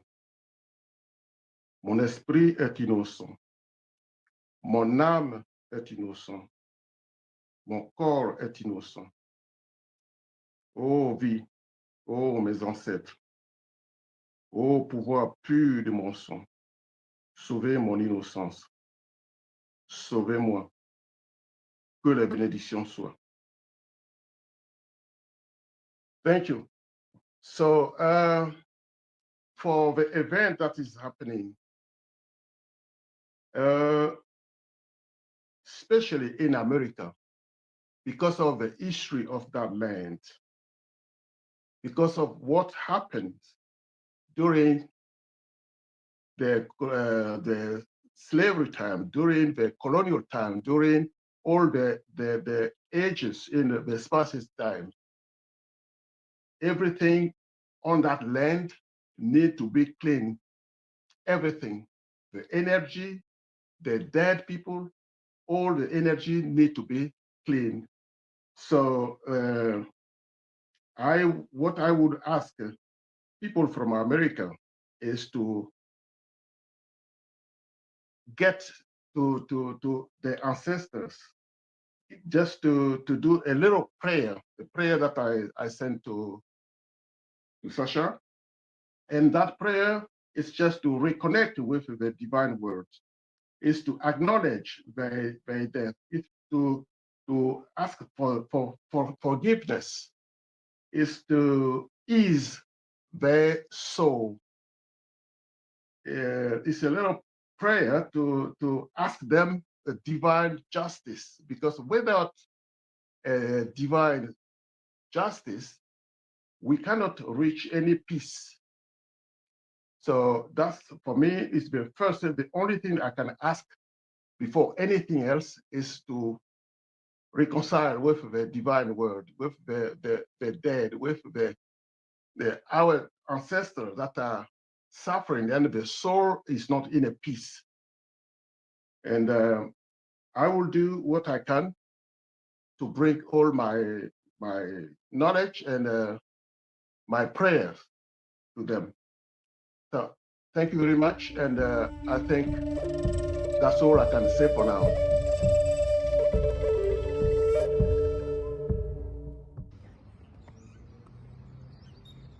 Hi, my name's Maretta Kickett. I am one of the original owners here on the Swan River. Here, where I am standing, is in front of the big Supreme Court gardens here. What I want to tell you about today is about ownership and how that has been taken away from me. Here, I am a genealogist and I've did all my full family tree, my history, law and justice, even my DNA. I am 73% of ownership of the full country Australia. I am here, I'm representing my Miller clan who has all our history, our heritages was taken away from us because of who we are. And why they did this here to us is because we are from the first bloodline. When they came in, they've stolen a lady by the name of Granny Sarah Yetting James Tucker. She was the mother to the whole of Western Australia here, but she is not the rightful custodian here on the Swan River that I can vouch for this year, because of the fact is my family has been divided from this country here, especially when their family has taken over someone else's inheritance. And not only that, they labelled my mum and they slandered my mum and they defamed my parents because of who she was. But I'm here today to let everybody know that I had enough, and I'm here to show others that I'm real, that I will never lie, that I will come back to you and keep trying to correct the system because this is who we are. My name is Marita Kickett, and my mother is Beryl Christine Miller, and she is the rightful matriarch to the Swan River. Here we are. East Perth is called Miller's Cave. I'm proud to stand on top here at my mother's inheritance, and straight across the river there is also Miller's Pool. So I'm feeling more confident than ever to stand up and tell everyone right across the whole world of who we are, and we want to enjoy it and we want to share it with everyone, and we want everyone to come in together so that we can create a better future for our next generations. I love yous all, and I love yous more from the bottom of my heart. Thank you.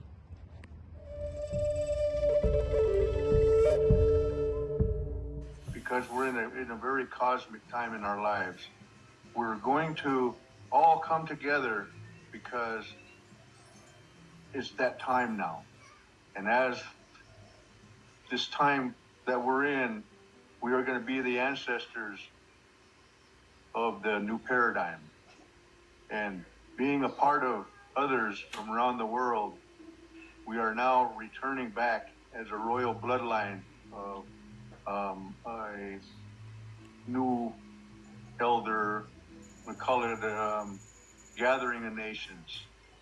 And we're going to be the ones to set the stage for everybody else to learn from, to return back to the circle and return back to the heart. We have a responsibility here on earth, all of us, to the land, the animal, the air, water, and plant.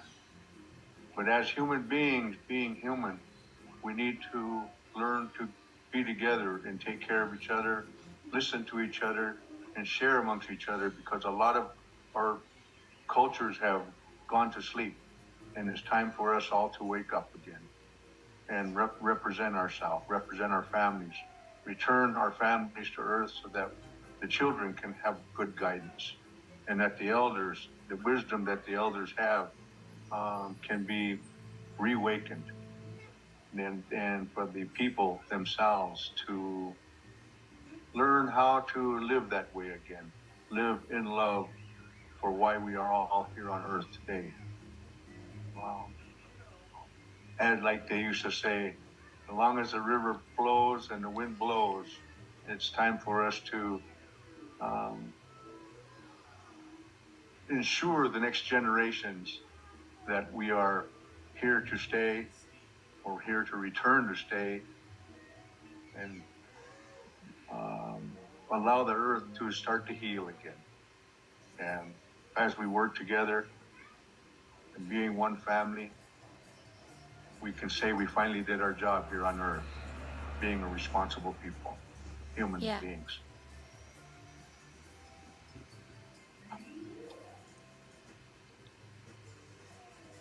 All right, thank you.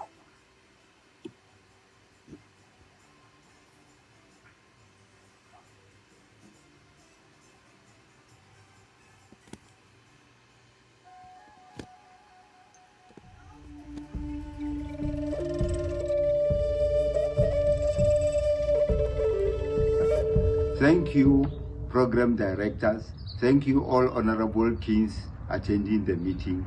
Thank you, directors and administrators, protocol observed. I am Prince Paul Mashangu from South Africa.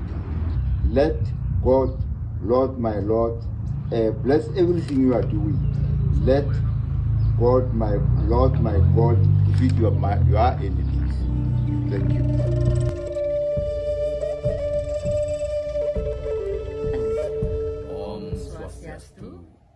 We are High Priest and High Priestess from Bali. My name is Idarsi Visasanata. My wife is Tanasi Madevi. Greetings to the leaders and members of New Earth in Tennessee. We would like to support your event and your program for their success with our prayers. Om Namo Yastampurnam. Om Namo Saranampurnam. Geni Suci Artam. Geni Suci Vertiam.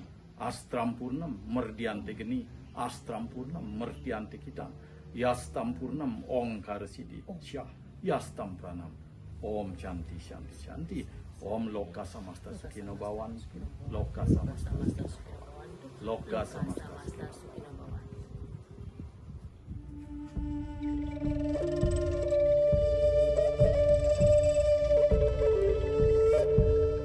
Om Swastiastu. Saya di dalam Sumatera Putra, Raja Kelungkung, sangat mengapresiasi proklamasi dari NewEarth Tennessee Proclamation yang berusaha untuk mewujudkan perdamaian dunia, perdamaian abadi, saling hormat menghormati, dan juga melestarikan kebudayaan tradisional yang sudah berlaku di masing-masing daerah. Semoga upaya ini dapat berjalan sesuai dengan apa yang dimaksudkan. Om Santi Santi Santi Om.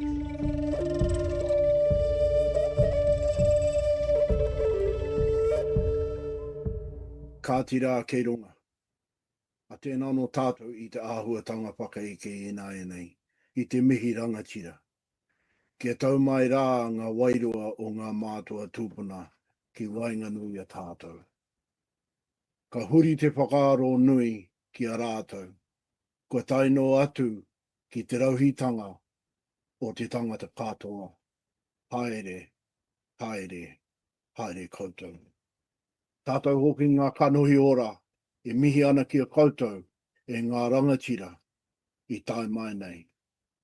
Kia koutou e noho mai nā i o tātou tini kāinga. Ka tira kei konei a tēnā koutou katoa. A tihei wā Māori ora. Ka tai mai mātou no te moana nui a kiwa. Ka tai mai mātou i te heringa a Māui. Ko Māui ka tuku te ika me te waka tōna ingoa ko Aotearoa. Ko mātou te tangata whenua o Aotearoa. Ko mātou te mana whenua o Aotearoa. Ko emi te maunga, ko whangaro te moana, ko māta atua te waka, ko puhi te tangata tūpuna, ko ngāpui ki whangaro te iwi, ko Bryce Aldrich taku ingoa. E mihi ana ki a koe e Sasha Stone me tō ope i tō mahi miharo mō te huarahi i te rānei. Tēnā koe. E ngā rangatira o te ao, whakarongo mai, whakarongo mai, whakarongo mai mō te kārere o Aotearoa. Nā te mea tuatahi, tū mai te reo i tō mātua tūpuna. Nā te mea tuarua, tū mai tu āhua i tō tūpuna mātua. Ki tērā te huarahi o rangi Māori e. Nō reira, huri no e ngā rangatira, tēnā koutou, tēnā koutou, a tēnā no tātou katoa. Kāti.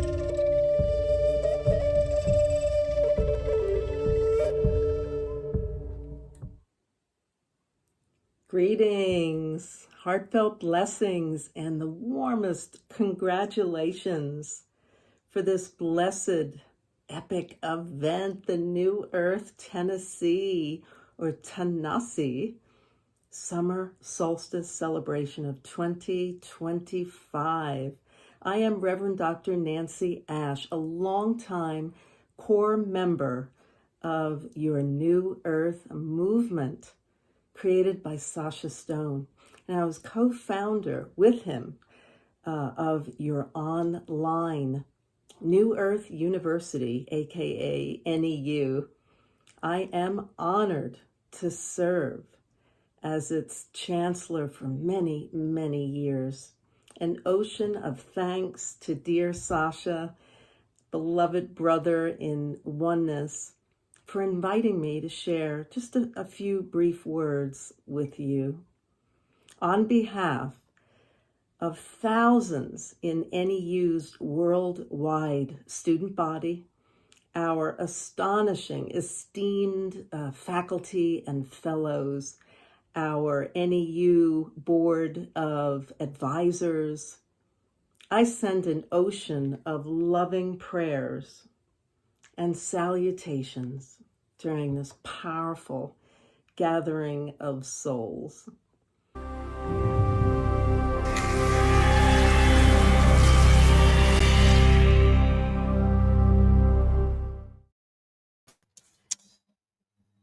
Friends, we're back now. I can now, I think, expand that window. I was blocked off from being able to touch anything in the studio. So there we go. Sorry about that. Excuse my screaming. Thank you for taking your seats, and thank you for the call to order. This is the second session. This is not going to be nearly as long as the first session, but equally as laden, equally as potent. Yesterday, I lost my center slightly when Dr. David Martin was called to do his address to the retreat ticket holders here. We had the theater set up in a very different way. And I apologize for that. And I went away and I ruminated on that. And I had to ask myself, because I don't like emotionalism, I don't like to display it. And I had to go and ask myself, what happened? You know, we always get checked, don't we, in the living moment? Because it's the only moment that matters. And in a sense, what I came away with in meditating deeply on why it is that I started to cry, which I don't appreciate myself doing under any circumstances. I attended the wake of a beloved girlfriend who died on the 1st of October last year after 7 years we'd had a relationship.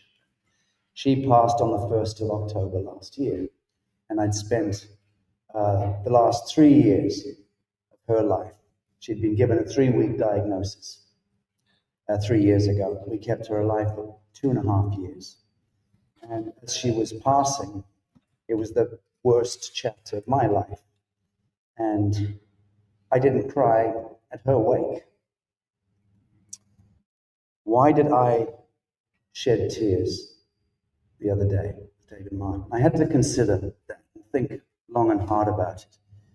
And this is not about me, but it is about me in as much as I will be the one standing vulnerable and naked and happy to do so in this admission. I had to consider, David, what it was. And this is, I think, part of my atonement. You heard General Baker. Can I just say that my departed sweetheart's name was Nicole Wildrose. I just honor her memory there. You heard General Baker a little earlier speak about atonement, about forgiveness. He was asking for your forgiveness. He was asking for my forgiveness. He was asking for our forgiveness. He was asking the forgiveness of Middle America. And he was asking the forgiveness of all of the peoples of the world who have been subjected to the wiles and the fancies of military apparatus, of warmongering. He was never a part of that milieu. He entered the service as most good people do, whether it's the police or the fire service or the marshals or the sheriffs, or it's the public servants, the diplomatic, congressional, senatorial, no, fuck it. I'm not going to make excuses for them, excuse my language here. I'm not going to make excuses for Congress or for the Senate, but other public officials all around the world. And I know, I was a director general 17 odd years ago in the United Nations for a couple of years in the intergovernmental sector. Actually, my station was for 1 year, but for a year before that, I'd been deeply involved in the United Nations. It was the time that I knew Dr. David Martin. I'd met him fairly recently to that time, and that was in 2009 and 10, Dave, as I recall. And we'd met a few times in London. And in those days, it feels, looking back at that time, it feels as though we were almost in, I don't know, Romania during the kind of Stasi, Inquisition or something. It was like almost, we were the intellectual guerrillas at that time, meeting clandestinely to have conversations about what might be possible in this world, how we might change the power structures. Because at that time, it seemed almost an impossible dream. He knew from his birth, as did I, being a war child, white-skinned, African war child, we knew that things could change, would change, must change. But how? We hadn't the faintest idea. We just knew that we had the mission, as every single one of you in this room share that same mission. And don't you imagine for 1 second that we don't see that. I've met with a number of you. I've heard your missions. You are the unsung heroes. And I mean every single one of you. Unless you're a journalist. And I salute you. I salute you. I salute you. The reason why I lost my center in introducing Dave Martin to the small theater gathering the other day was because, or yesterday, forgive me, time is a blur. On consideration, it was because, and you don't know this, but I used to hide behind you. I mean, I was rigging things and making things happen and putting your voice was my voice. I didn't have the courage, the strength to speak. I only came out speaking in 2012, end of 2012, when I chaired the Global Breakthrough Energy Movement Congress. That Dave was there at that Congress in The Hague. And it was only because you were on that table that I could speak, incidentally. I was hiding behind you still. But at the UN, he was my voice. And that's why I lost my center of gravity. Thank you. So this, friends, is my beloved brother in arms, one of the bravest men I know, Dr. David Martin.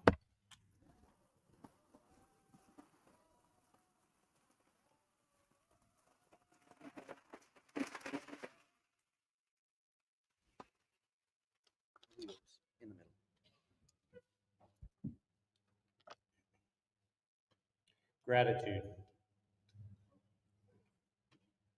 The single currency, truly the only currency that animates us from the moment that first egg and that first sperm agree to allow the lightning, that plasma of intent, to come in. And the first moment that the imprint of the infinite divine allows those two wonderful beings to entwine. And in the moment of the first mitosis, the first cell division, when the imprint of all the cosmos across all dimensions is imprinted into what becomes the replication of every cell from that day until this particular form ceases to exist. Gratitude.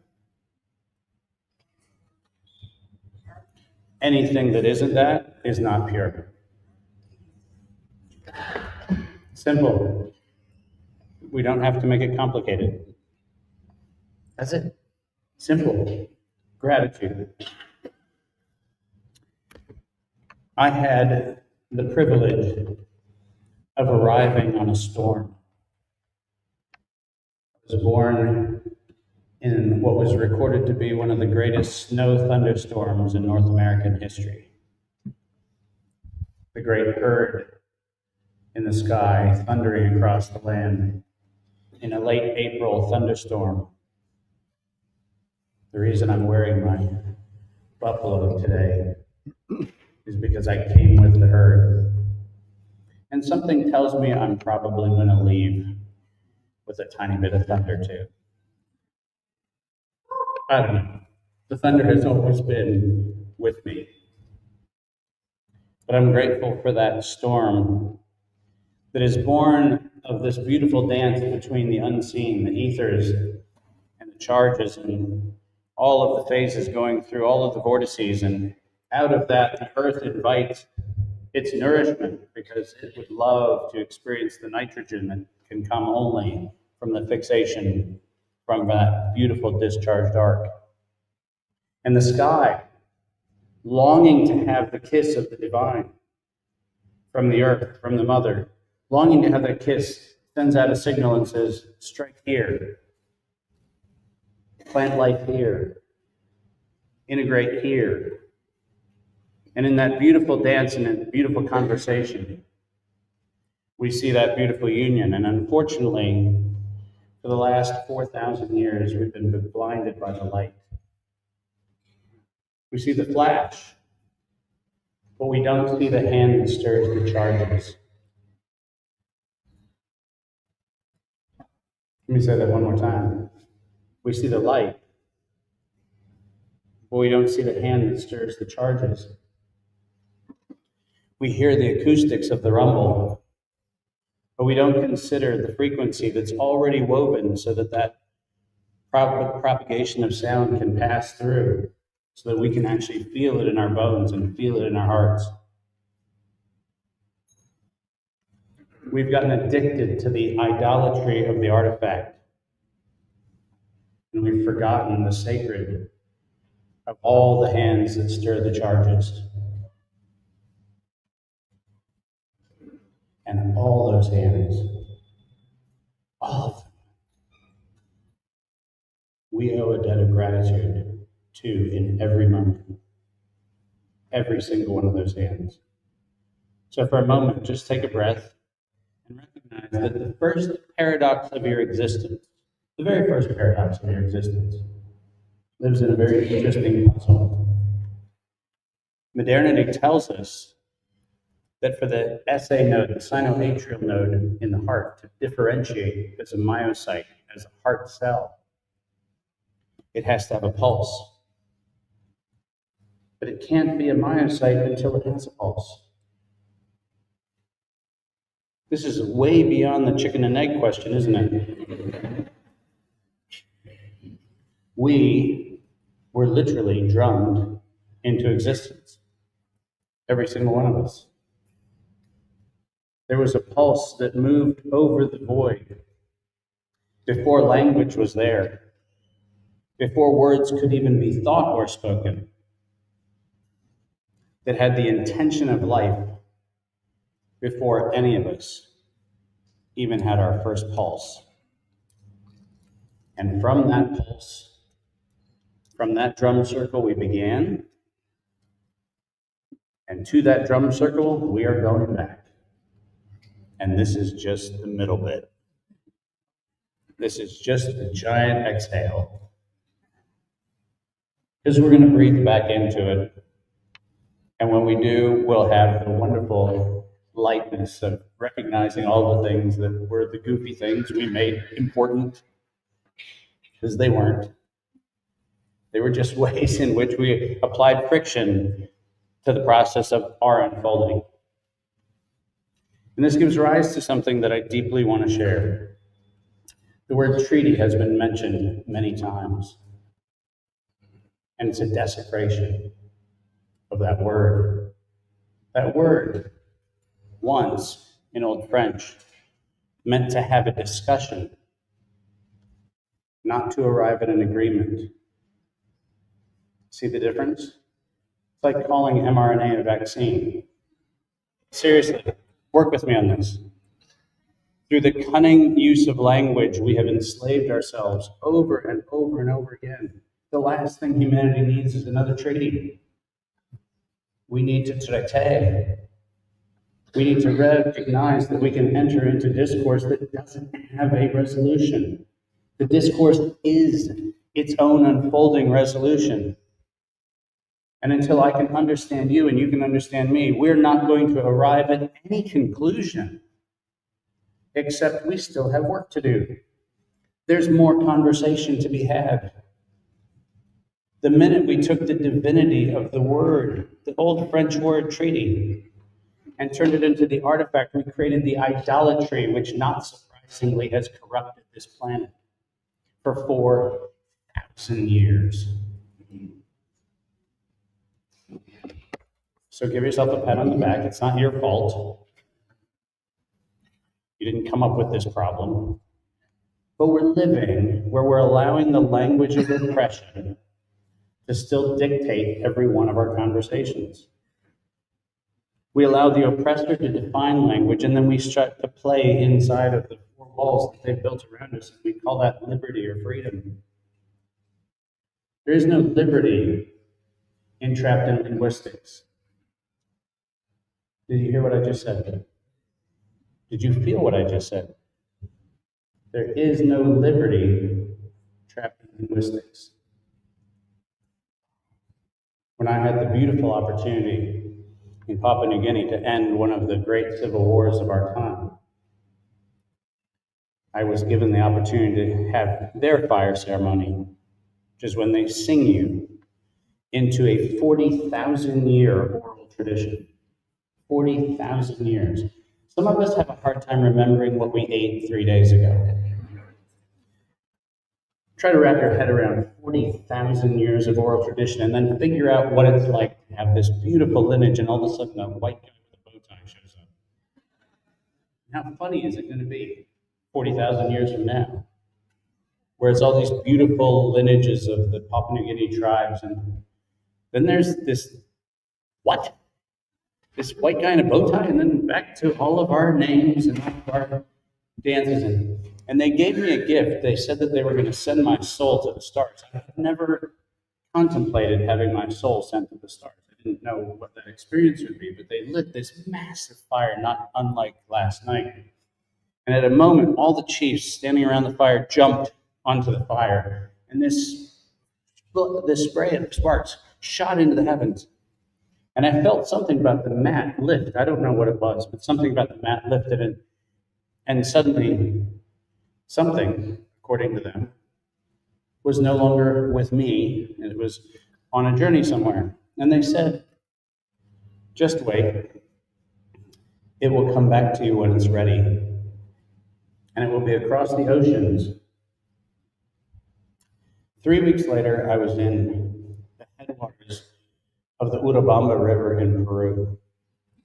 It was with the beautiful shaman, Jamie Alvarez da Costa, and this little cartoon cloud started coming up that beautiful valley, the Sacred Valley in Peru.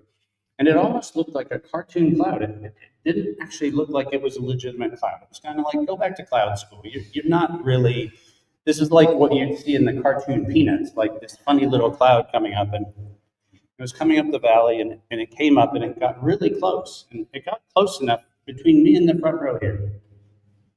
And then it stopped. And it started pouring rain. And Jamie and I were sitting on the stones at the spring of the Urubamba River. We were sitting on the stones, and it's pouring rain here, and it's dry here. And we're sitting there going, and Jamie looked at me, and he goes, David, he goes, that storm is coming for you. And I said, well, that's kind of crass. We just got to know each other. This is kind of an odd thing to say. I didn't bring the storm. I'm not the bringer of storms. No sooner did he say, he goes, this is going to sound really weird, David, but I think your soul is coming back to you. He uttered those words, and a lightning bolt, no kidding, lit the water, lit the river, lit everything around, and the cloud went gone. Rain was gone, lightning was gone. And in that moment, I realized that I had been blinded my whole life. I'd been blinded by a world that I thought I could rationally understand. I thought I had to make everything fit into a story. And I had spent my whole life rejecting the stories that I had grown up with. I'd rejected them because they were thrust upon me at great pain. So for me, trying to remove that was part of my journey. But Kim and I had a beautiful experience just 2 weeks ago.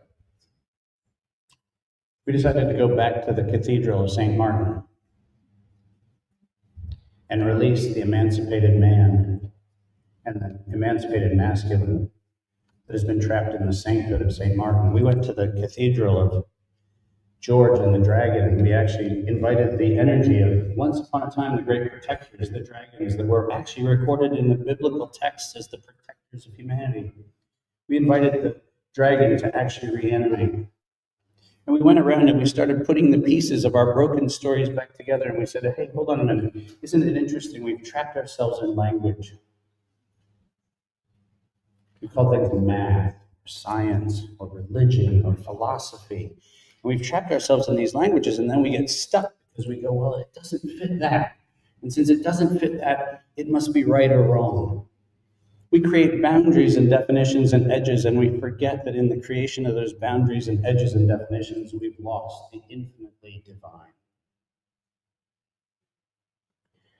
So as we move into this, I'm going to give you a couple little keys to think about, because there are principles that persist across all of the places that I've worked with what I call communities of persistence. I don't use the term indigenous. I use the term communities of persistence. These are people who figured out how to live integrated with the land, integrated with the resources, integrated with water, heaven, skies, animals, integrated. Let's stop using terms of tyranny. Let's stop using terms of oppression. Let's stop using them. Let's invoke something with a beautiful blessing, which is a beautiful blessing that says you're not indigenous. You are a community that figured out, has wisdom and holds wisdom. And we should call them communities of persistence so that we actually can reverence the fact that there's embedded knowledge and wisdom we've never even considered. Liberate ourselves from our own tongues. The book of James in the New Testament says that no man has tamed the tongue. But here's the problem. No man has realized that they are only incarcerated by the tongue. We speak either blessings or curses. And we've adopted a language of curses, and we've forgotten to have a language of blessing. I want to offer you 3 observations. Every single thing in nature that is aligned with the divine has 3 principles. These principles are always present in everything that is divine. Number 1, it's persistent. It always works. Always. Doesn't require a charger. Doesn't require a gizmo or a fuel or whatever else. It works. And if it doesn't, it's not divinity. Number 1. Number 2, it's generative, meaning that it actually animates in service. Wow, that was amazing. Who knew I could get that? The second thing is it's generative. Generative meaning that it actually offers itself in service to the whole without restriction. The sun shines on the good and the evil, right? It shines on the blade of grass, it shines on the leaf in the tree, it shines on our skin, it shines on the top of a roof, it shines on the top of a tank, it shines off of the surface of a bomber, it shines off of everything. The sun shines, that's what it does. It's generative, and it is agnostic to its recipient. Water that rains from the sky is no better or worse than water that's in the river, and water that's in the river is no better or worse than the water in the ocean. Each one of them is merely expressing a phase of the infinitely persistent space that says life. It's generative. And here comes the tricky one, because it's a big word. I'll unpack it for you. Because Sasha gave me 15 minutes. I needed it for this word. It's also infinitely orthogonal. And what does that mean? That means that regardless of the perspective from which we're observing it, it doesn't change. Got it? We say that the sun is 93 million miles away. Now, by the way, we never ask the sun. We have the hubris of calling it a solar system, in which case the sun would think of us as its children, its brother, or its sister. But we tell it it's 93 million miles away, which is pretty stupid when you think about it. We're allowed to believe it's a solar system, but, well, it's not really, it's a long way away. Well, ask the sun. Go, visit it, see what it says. But let's pretend that there's some metaphysical reason why we have to agree with that, which we don't. Let's pretend for a moment. 6 months from now, on the next solstice, guess what? We'll be 186 million miles away from here. And it'll still look the same. Why? Because it's divine. Our perspective merely informs our phases, our seasons, our perspectives, but it doesn't change the thing.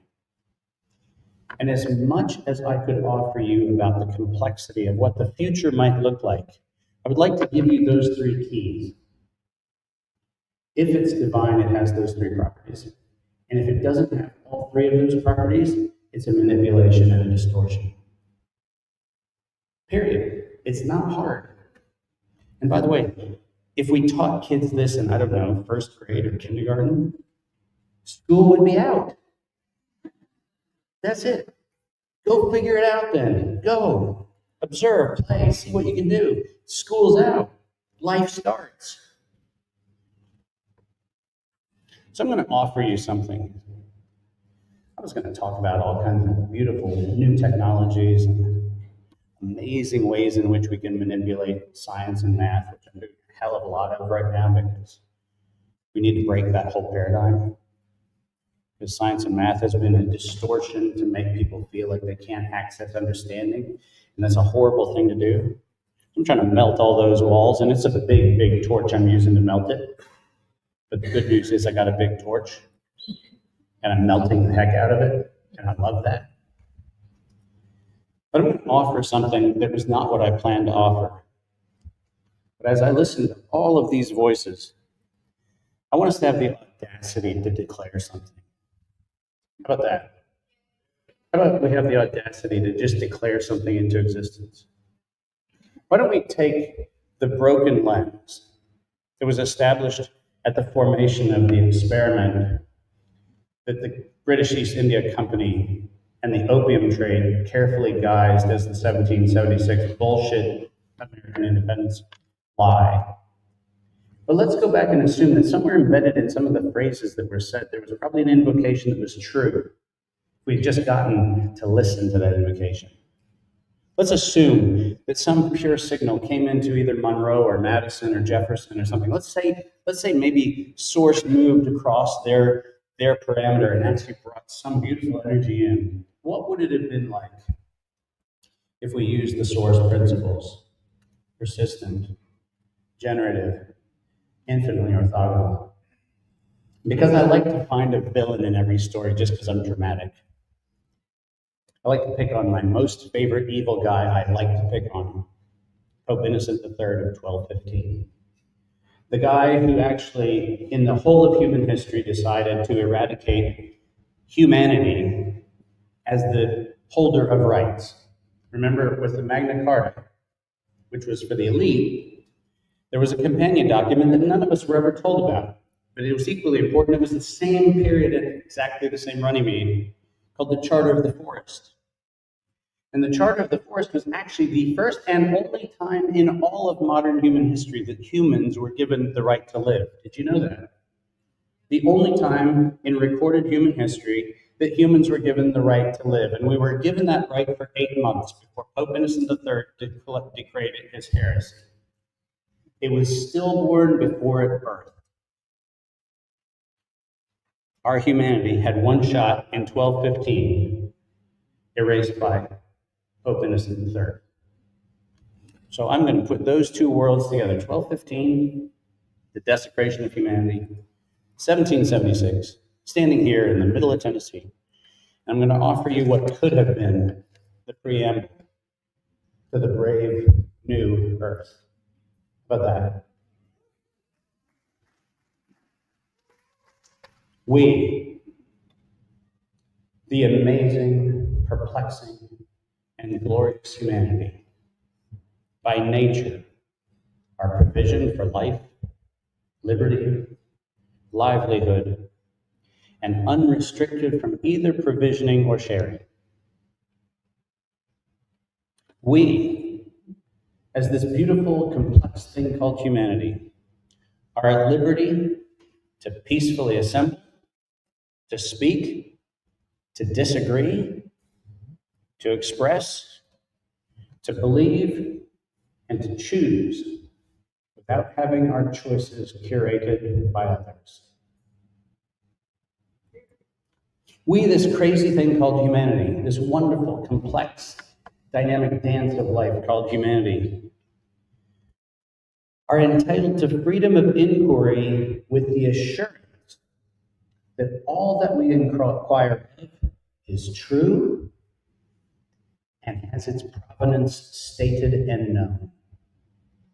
In other words, no more propaganda, only truth. We, humanity, are at liberty to exchange value in commerce and in life with absolute transparency, not cloaked in intermediation. We, this amazing story of breath, heartbeat, and drum and dance, are afforded access to all derivatives of all goods without restriction. And organically, we as humanity are entitled to be undefiled from incarnation to transformation in the eternal pulse. If that is the preamble to our declaration, we the people declare our liberty. Thank you very much.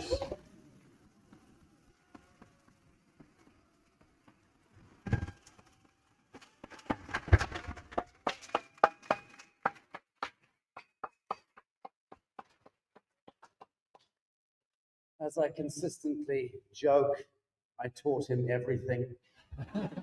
And he was a quick learner. All right, we are drawing to the close, friends. We have a message from Hereditary Chief Phil Lane Jr. He was gracious enough to come in on the live screen yesterday evening, as many of you will recall, in order to help guide us through the agency of Grandmother Ejna, who flew in his stead and carrying his blood song. And Grandmother Ejna conducted the ceremonialism, which was absolutely perfect. And she did so with newborn babes in the wombs of young mothers in the circle. And she did so with other grandmothers in the circle. And with, where's my Ali, producer Ali? Is she here or is she running an errand? She's running an errand. She's gone to buy gaffer tape or something. Where are you going? You know? All right, and Mama Luna over there. So many of our crew of the feminine persuasion were invited into that sacred circle yesterday at the setting of the sun by Grandmother Ejna, with Chief Phil Lane's instructions that he, as a hereditary chief, wanted to take the knee to the grandmothers, to the rising feminine, and he instructed Grandmother Ejna to therefore lead the ceremonialism, which was too perfect. We send our love, our greetings, our heartfelt thanks to Chief Phil, who was too unwell to get onto an airplane. yesterday, 2 nights ago. Forgive me. You flew in 2 nights ago and then drove your way in for many hours through the night. Grandmother Ejna, thank you for that, and thank you for being here. You've been a tremendous anchor for me. So we're going to play out essentially on a message from Hereditary Chief Phil Lane Jr., but not before Chief Mel Standing Eagle conducts prayer, which will be in a short while. And before that, I would like to bring up a brother and a friend. Yes, sir, I'm looking at you, and I'm sorry to spring this upon you. Sanskrit courses through your veins. Could I invite you up to join me on the podium? Dr. Raman.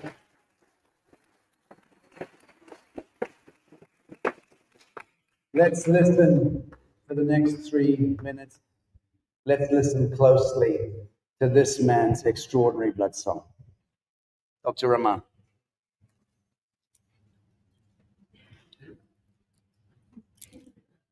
First of all, heartfelt greetings from me to you. Namaste. And that just simply means the divinity in me bows and respects to the divinity in you. That we are all one.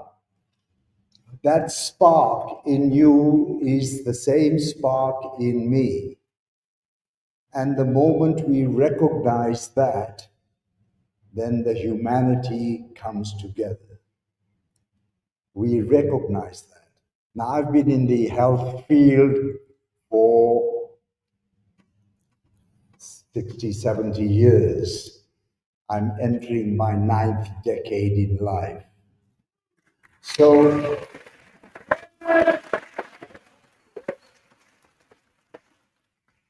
and I just want to pass on this message that you, from the Sanskrit, from the Vedic Upanishads, the ancient scriptures, which are common to all ancient traditions, that we have the power to create. We have the power to change. And we have the capacity, only that we have forgotten how to do it. And so I'm just going to start by reciting the word Om, the primordial sound Om, the sound of creation. And as I recite, I just want you to go deep in with all these Sanskrit verses, to go deep in and see how it resonates with you. You know, Om is where home is. And there was, when I was growing up, there's a Neil Sedaka song. He says, "Oh Lord, I want to come home. Oh, how I want to come home. Oh Lord, I want to come home." Well, you don't have to die to come home to the Lord. You are already there. You have to just remember who you are. And that's the journey. So I'll just recite Om 3 times.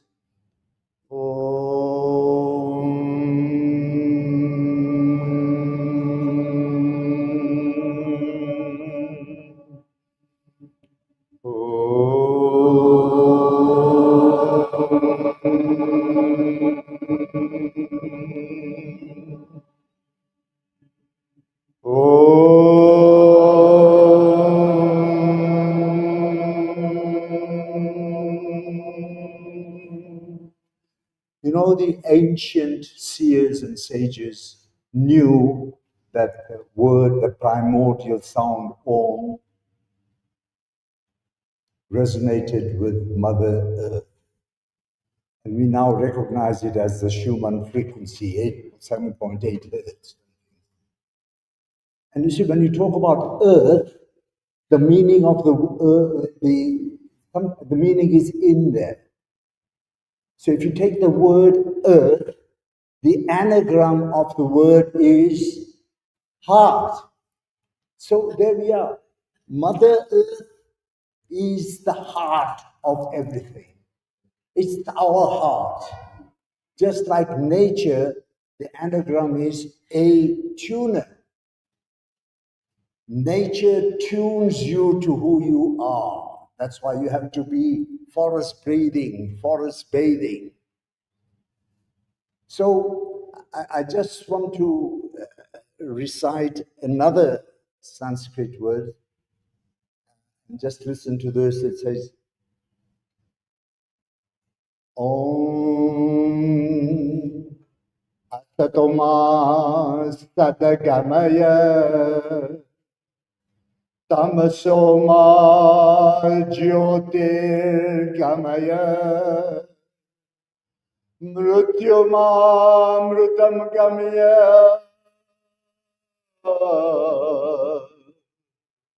Om Shanti Shanti Shanti.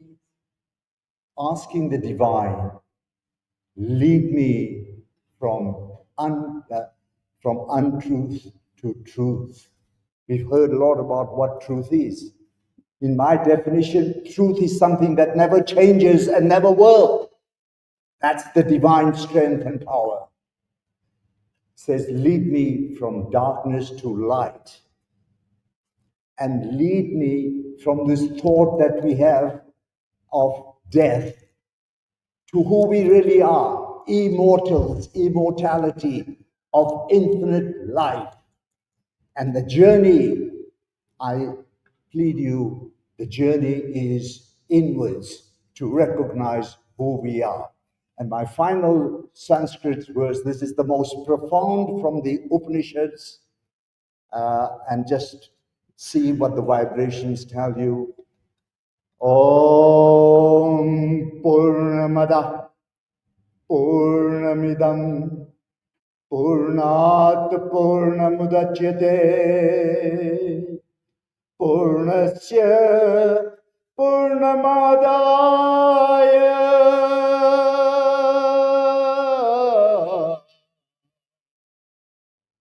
Purnameva Vashishyate.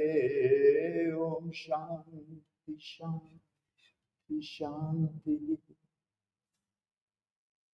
And its meaning, Purna in Sanskrit is whole, complete, perfect, without a second.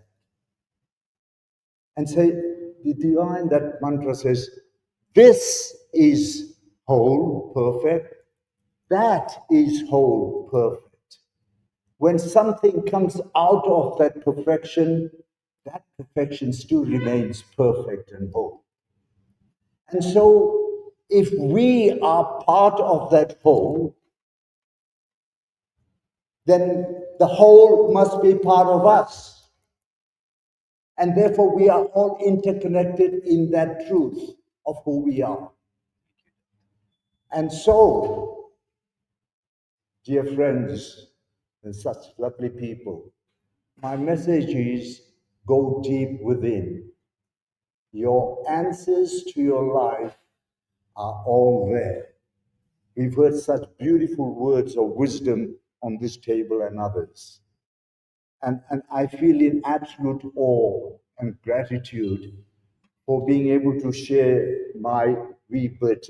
I'm not a high flyer like the people here, but I'm grateful to my friend Sach. You know, one thing in common that we have. Not age.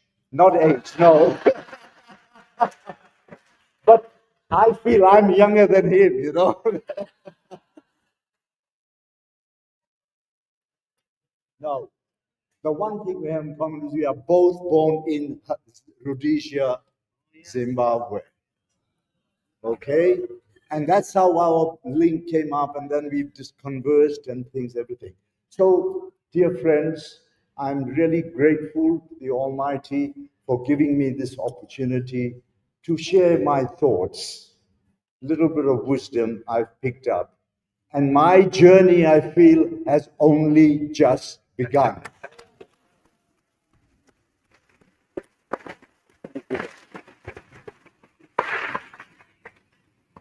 God bless you all. Namaste. Namaste. Namaste. Christy in San Diego, I'm blind to you again, but kindly begin the transmission of the message prepared earlier today by Hereditary Chief Phil Lane Jr., who's been very much the inspiration behind the ceremony that we all participated in yesterday. And certainly in the course of the last year and a half, thereabouts, courtesy of my beloved sister Anahita and my brother Sky, who are our Regenesis Mama and Papa, sitting right here, who made the introduction, indeed, who made the introduction between me and Hereditary Chief Phil Lane Jr. We then joined Chief Phil last year in Palenque, in Mexico, for a historic meeting of hereditary leaders and elders from around the world. And what an extraordinary time that was. And earlier this year, Chief Phil flew to my home in Bali, Indonesia, where the 8th fire ceremony took place at NewEarth Akasha in Bali, with many, many hundreds of people in attendance, kings, high priest, and Brother Steven Seagal, who is a 7th Dan Aikido master, and a ceremonialist, and a karate master. 50 blockbuster films to his name as well. Doesn't get a dime from Hollywood on that because they flushed him out because he had a voice and a conscience, and Hollywood does not like people who speak against the machine. But beloved brother Steven Seagal flew in from Moscow. He is a special envoy to President Vladimir Putin, which is probably why some of the more scurrilous journalists have been calling me out as being a Russian spy. Stephen flew on his diplomatic passage to my home in Bali and came up with a police escort of about 12 outriders. In any event, he was there as a friend to participate in the 8th fire ceremony and to bridge east and west, which is what we were doing. This is prophecy, it's how it's done. This is proper ceremony. And in any event, Hereditary Chief Phil Lane Jr. came and participated for that week. He stayed longer, but it was quite extraordinary. All of that stuff was filmed, as was Palenque Congress, as was last night's beautiful ceremony here in Tanasi. And the film is coming shortly, friends, Arise, Homo Sapiens Sapien, which is going to be really the telling of this greatest story that's behind the one that we are now dreaming into being today. But I would like to send my salutations and love to Chief Phil Lane, and I know that you'll take them back with you when you head back to Kanata, the land known as Kanata. So let's hear the message from Chief Phil Lane Jr. now on the screen, and following that, Chief Mel Standing Eagle will close with Hopi Messenger Bertram and Grandmother Eshna. The musicians are assembling, and we're going to have a little bit of a spiritual jam. I'm going to ask the folks in the theater, once we close the live transmission broadcast, because that has to come to an end after that, we're going to continue a little while longer. The bench can disperse. I'd like to bring up my brother Matthew, and I'd like to bring up Buzz. Where's Buzz? Brother Buzz, thank you. And I'd like to bring up Ethan Lucas. Ethan, where are you, brother? And Ethan, friends, do not forget, is the director of NewEarth Tanasi, and I'd like you to please give him a hell of a round of applause.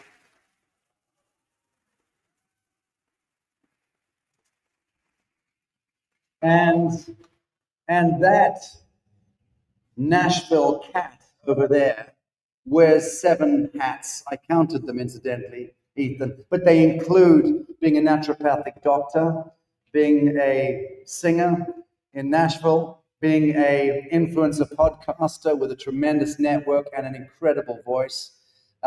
He has a 20-year construction expert behind him, and I need a man who can build the NewEarth Tanasi. And there are a couple of other hats there. One of which is he's also into very advanced nanoscience with his Sarona group. It's a group that manufactures very advanced supplements. Sky Anahita, we've got a lot of talk there with the NewEarth Pharmacy and with the incredible products that Ethan's lab are manufacturing, and they have the most advanced nano laboratory pretty much in the world, as I understand it. So it's exciting stuff, and it's all to do with reclamation of our mRNA DNA. It's all about bringing ourselves back from the brink of entropy, of dis-ease, and of death as we move into a psychocultural, psycho-civilizational resurrection as Lazarus from the dead, which is what the New Earth promises. It's why we're gathered here today. Let's welcome the voice of Hereditary Chief Phil Lane Jr.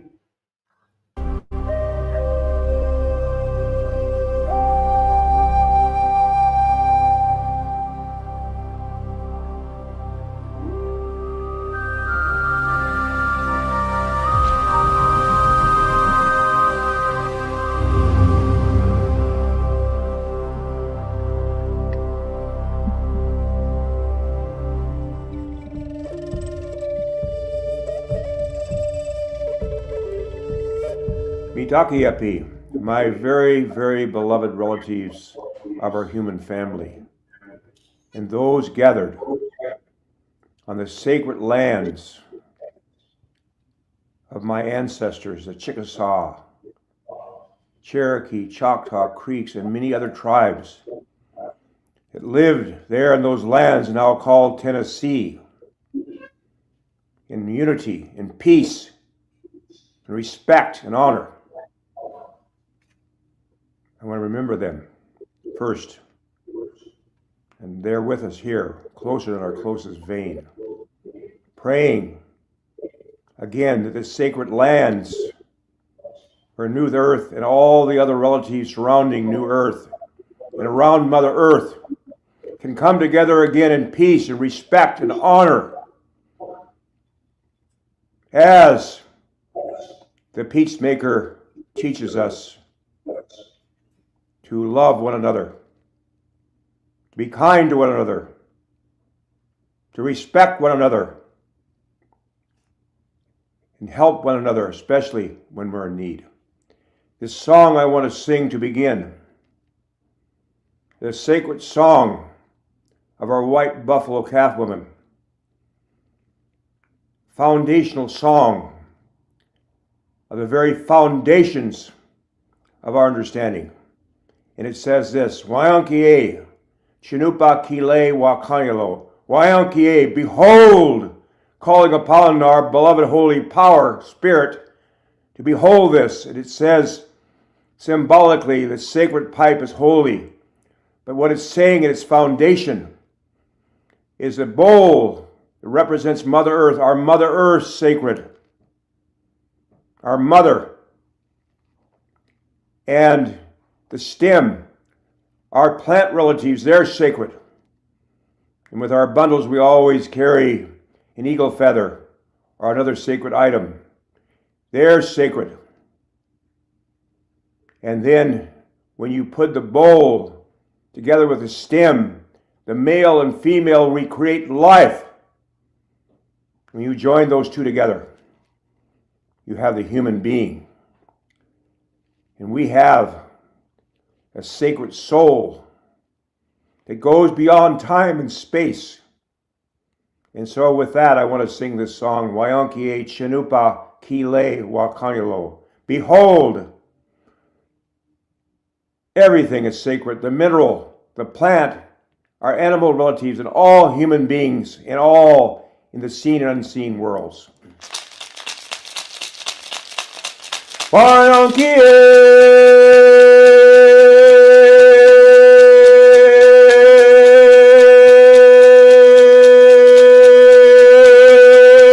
Wayankie, Wayankie, Wayankie, Chanupa Kile, Wakayelo, Wayankie, Wayankie, Wayankie, Wayankie, Wayankie, Janubakile, Wakayelo, Wayankie, Wayankie, Wayankie, Wayankie, Wayankie, Janubakile, Wakayelo, Wayankie.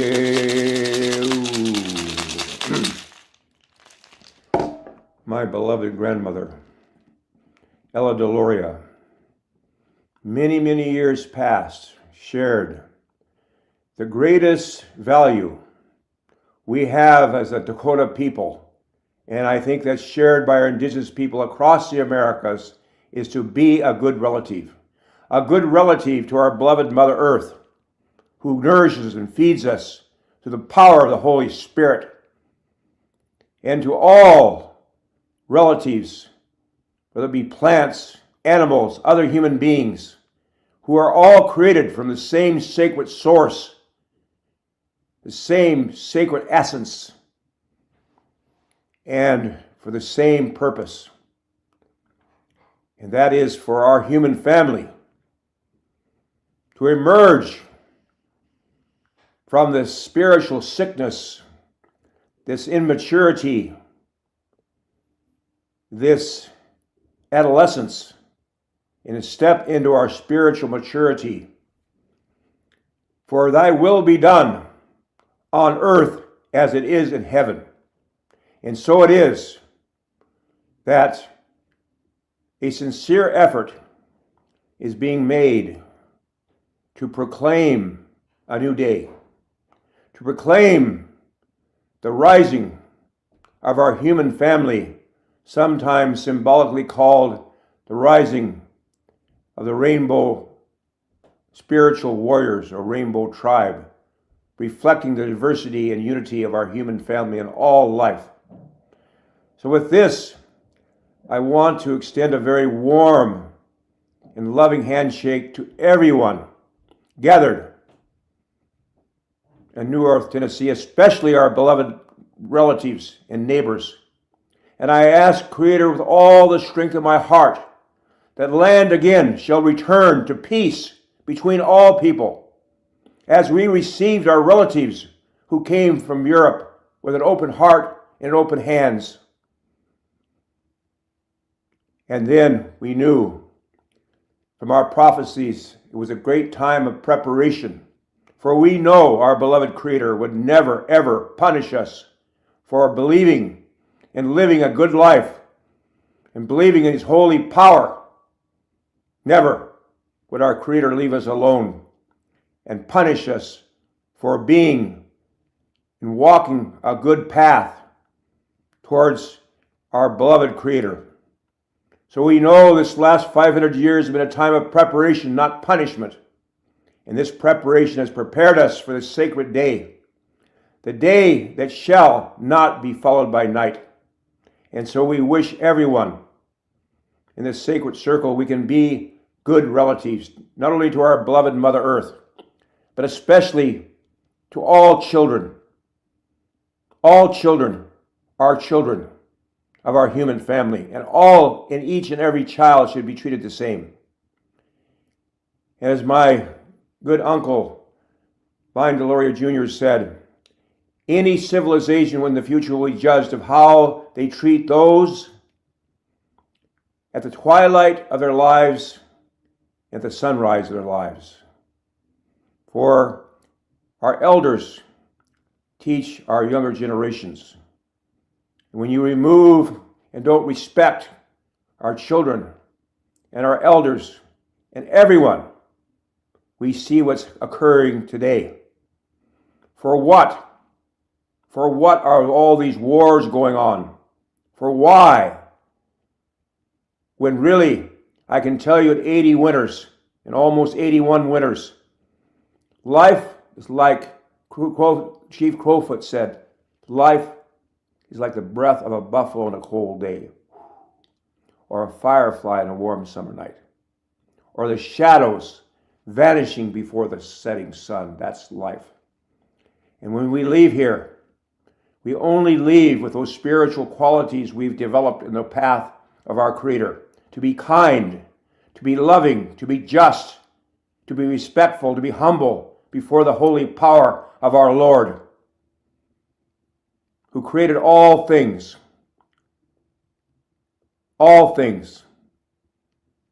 and even beyond anything we can comprehend or understand. And so, as our relatives gather, and all the relatives there who are praying, I've heard our beloved relatives who surround NewEarth, Tennessee, and their prayer circles, and I honor that. We honor all prayers. There's no wrong way to pray if we pray with love and kindness and forgiveness and justice in our hearts.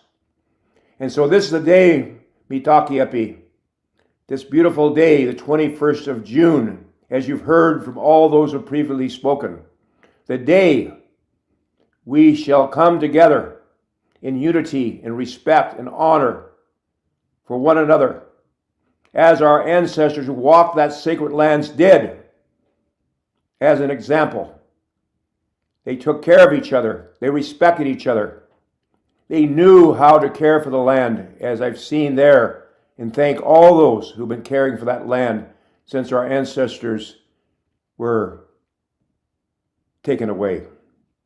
But we also know, as we walked that trail of tears, we sang, as our relatives died along the way, children, women, we sang Amazing Grace, for we could see in this brief time of 500 years, or how many years has passed, that we knew and could see our Creator had a reason for our suffering, a reason why we walked that trail of tears that began there in what's now called Tennessee.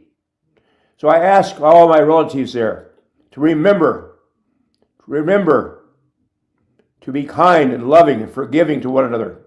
And those there I know who are strong in the teachings of Lord Jesus Christ, who gave his life to teach us forgiveness, to teach us love and compassion, as well as all the sacred teachers who have been sent by the Creator of all good things to uplift and inspire and unify our human family. And so, Midaki Epi, I would like to say this closing prayer, a prayer from the soul of my heart. Otenkashla Wakantaka, Creator of the universe, most beloved one, all powerful one, most kind one, most compassionate one, ever forgiving one, we call upon your holy power, your Holy Spirit, with all our hearts and minds, for peace upon Mother Earth, for love upon Mother Earth, for forgiveness upon Mother Earth, for the end of war, so our future generations might grow up in peace and kindness and compassion. And Wakantaka, Creator of all good things, most beloved one, all powerful one, we call upon all the tribes and nations of the East. They might come together in unity. They might come together in peace, in forgiveness, in kindness, and justice. As has been foretold and prophesied, thy will be done on earth as it is in heaven. And we call upon all the tribes and nations of the South, from where comes new life, to come together in unity and harmony, in kindness and peace, in justice, for all life. All life. In Takashla Wakanda, we call upon all the tribes and nations of the West, from where comes thunder, lightning, and rain. They might come together in unity and harmony and peace, and might awaken the thunderous power of your holy word, our hearts and minds, to this new day of awakening, this new day of peace has been promised by all the visionaries, by all those who gave their hearts and souls to the holy power, that there would come that day of our spiritual maturity, the day that shall not be followed by night. We call upon all the tribes and nations of the north, from where comes the white snow, the purifying north winds, to purify our hearts and minds, so no attachment to anything in this world of time and space, this world of material nothingness, that we might completely and totally be one with our beloved Creator and the sacred teachers He sent to uplift our hearts and minds. For we know that all that comes to us is for our own perfecting, our own growth, our own development. For we are sacred beings, each of us a sovereignty, ancient and perishable and everlasting, created by that power that no mind can grasp, no words can express, beyond the world of syllables and sounds. And so for that holy power, we ask this day, all those relatives who shared their good words, all those relatives who are here listening and in their hearts are sharing words of peace, that every thought of war might be replaced by a thought of peace, that every thought of conflict might be replaced with a thought of cooperation, of respect, of unity. And so, my beloved relatives, I want to close with this prayer for unity. O my God, unite the hearts of thy servants and reveal unto them thy great purpose. May they follow thy commandments and abide in thy law. Help them, O God, in their endeavor, and grant them strength to serve thee. O God, lead them not to themselves, but guide their steps by the light of knowledge, and cheer their hearts by thy love. Verily, thou art their helper and their Lord. So, Mitakiepi, my very beloved relatives, again, I send my warm and loving greetings to each and every one of you. And I know in such a swift time, we'll all travel to the other side camp, beyond this world of time and space. And I pray that when we leave here, each and every one of us, we leave with a heart purified from anything but love and kindness and compassion and forgiveness, as was so taught and so practiced by our beloved relatives who came after my beloved relatives were taken away to another future, but for a purpose, a much higher purpose, to this very day in which we're here together. So with this, I want to share, as we share as Dakota people when we finish speaking. My name is Shinupasapa. My name is Shunkmano.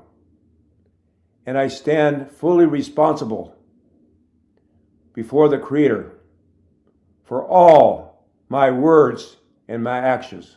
Halimi chante washtelo, Shunkmano hemeado, Shinupasapa hemeado, Halimi chante washde. My names are leader of warriors who takes the enemy's best horses. My name is a sacred black pipe born of thunder, lightning, and rain, and I'm fully responsible for all my words and my actions, as all of us, each of us are. Halimi chante washte.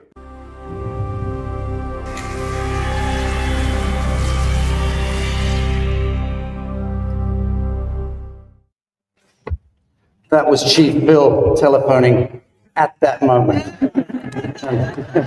And that's called God's geometry.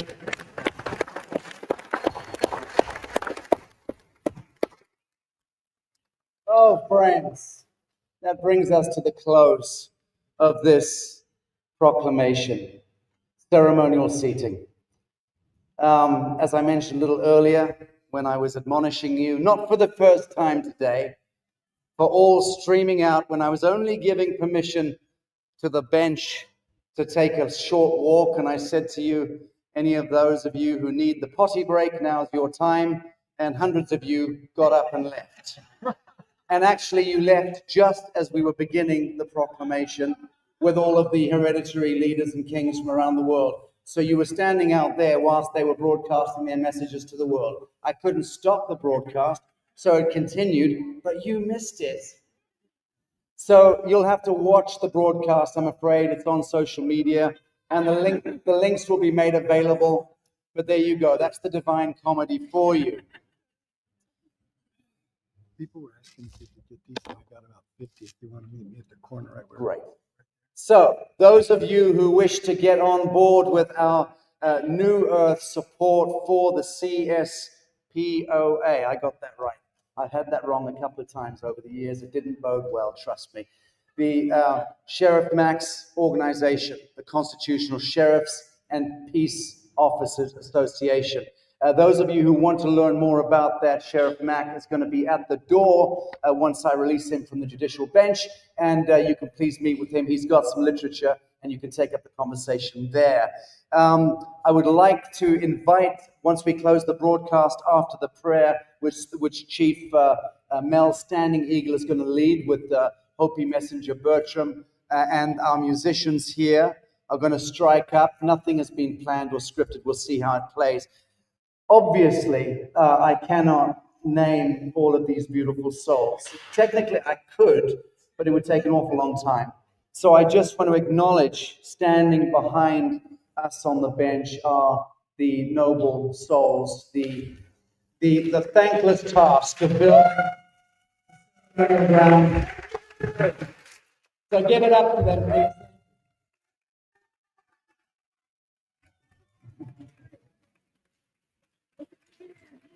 All right, take your seats.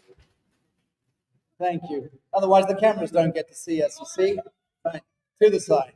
There you go. Very good, very good. Here we are. So, New Earth crew, just so that you can be seen by our camera. Where's our camera? Where's our official photographer here? We'll need a wide angle. Can you get it from there? All right, here we go. Arms up, baby. All of us at the back. And keep them up for our photographer. There we go. Hey, hey, this is how we do it. You're blocking my face. That's a sacred crime, that is. All right, but what I would like to do is I would like to thank General William Baker. I would like to thank Dr. David Martin and Kim Martin. I would love to thank Ethan Lucas. I don't need reminding of anything. I'm on the game. I would like to thank Marsha Ann Willardson. I'd like to thank Sheriff Richard Mack. Come on, for heaven's sake, you can do better than that. I would like to thank my beloved Laura Eisenhower. I'd like to thank my bestie for coming in with his 300-foot rig, his tomahawk, his hatchet, his dog, his guns, his street fighter, Scott McKay. I'd like to thank beloved Chief Sabrina Whitehorse Barnett for that.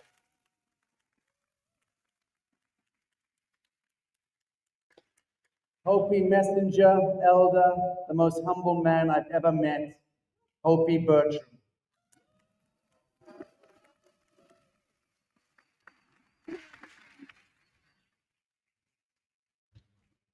And for holding us, along with Marsha, as the center of gravity here on planet Earth over the last cycle, 24 hours, Grandmother Ejna flew.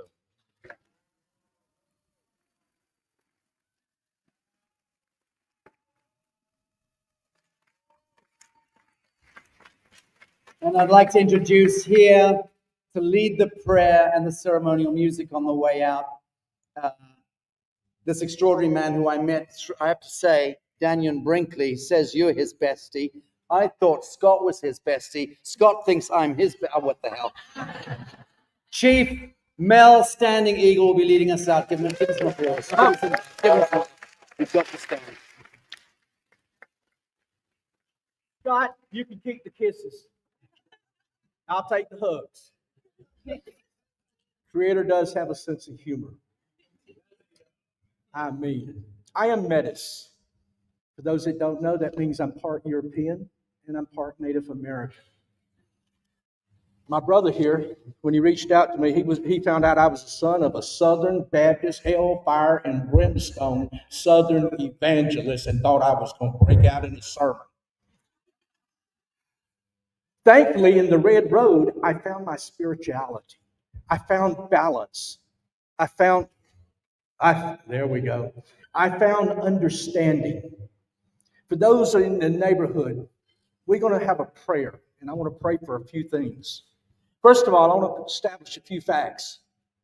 We are not a minority. We are First Nation. We are First People. Don't let your governments tell you anything different. Rainbow Warriors, we were chosen. We then chose to walk this road. I was nominated, elected, and feathered as a peace chief in 2009. And Brother Phil out there, I spoke at Yankton, Brother Daniel, a couple years ago at Star Knowledge. And from there, the grandmothers found me. They were watching the feed. Then Dr. Robert Ghostwell's widow reached out to me. And she said, "Where did you get that talk?" I said, "Excuse me?" She says, "Everything that you said was what Ghostwell had written about just before he passed. And some of the things that I was saying, no way that I could have known." Since that time, we have come closer, the grandmothers and I together. I honor them. I respect them. So together we must work together. The New Earth. This is not New Age. This is biblical. This is native prophecy. Worldwide native prophecy. So don't let these others tell you different. Because if they do, I'll be happy to quote them Isaiah and Revelations and several other scriptures about the new earth. So this is not New Age. This is the coming of the new earth. So we must work together as one. We must grow and learn. Our forefathers has put before us, our ancients, the tools that we need to grow so that we can become as one. So we're establishing on the internet a few things, and I'm working with some of the grandmothers to help us in our daily lives with plants, how to clean up things. People that think we have organic foods are not because of such contaminations. So through that, I want to read one quick statement for us to think about, and then we're going to go to prayer. And I want you to all think about this statement. Laziness kills ambition. Anger kills wisdom. Fear kills dreams. Ego kills growth. Jealousy kills peace. And doubt kills confidence. Folks, we are the Rainbow Warriors. Our ambitions kill laziness. Our wisdom kills anger. Our dreams kill fear. Our growth kills ego. Our peace kills jealousy. Our confidence kills doubt. So hold your heads high and know that you are a chosen one. Keep your head in your heart, and Creator will keep you on your path, for we are the Rainbow Warriors.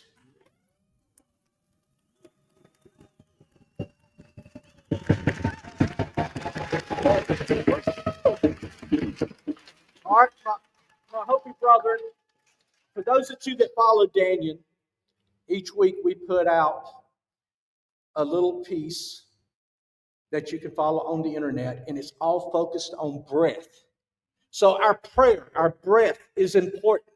We breathe in for the Creator. We breathe in these thoughts to change the world.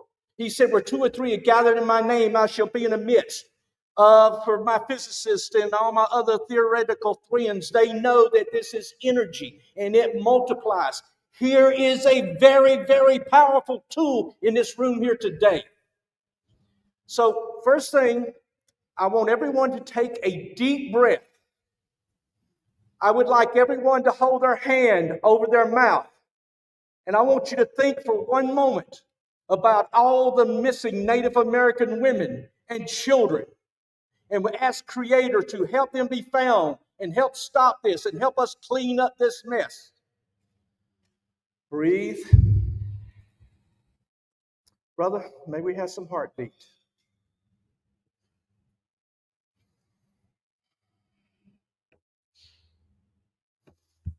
As you breathe, feel the Creator's presence flow within you. He said, anything I can do, you can do even greater. We have that power, so we must not limit ourselves. We argue our limitations, we have them. Don't. Let us be focused on those around us. Let us journey. Let us all work together to heal this planet, heal this community, bless this mission among our brothers and our sisters here that work so hard to bring us all here together. And may we all think, breathe, and pray in one accord as one. Aho! Yehete, from the heart. Thank you, my brother.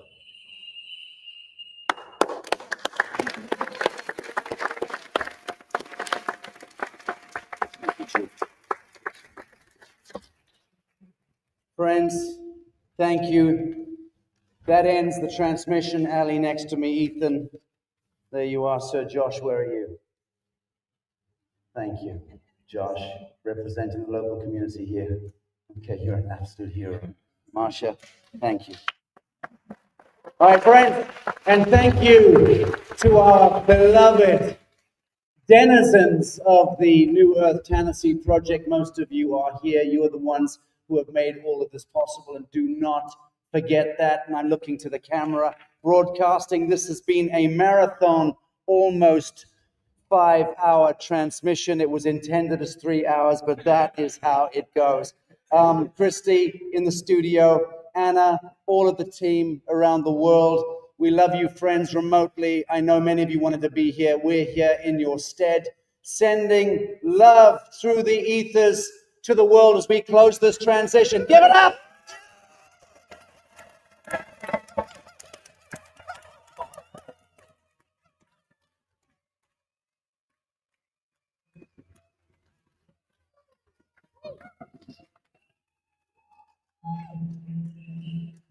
Transmission closed. Thank you, friends.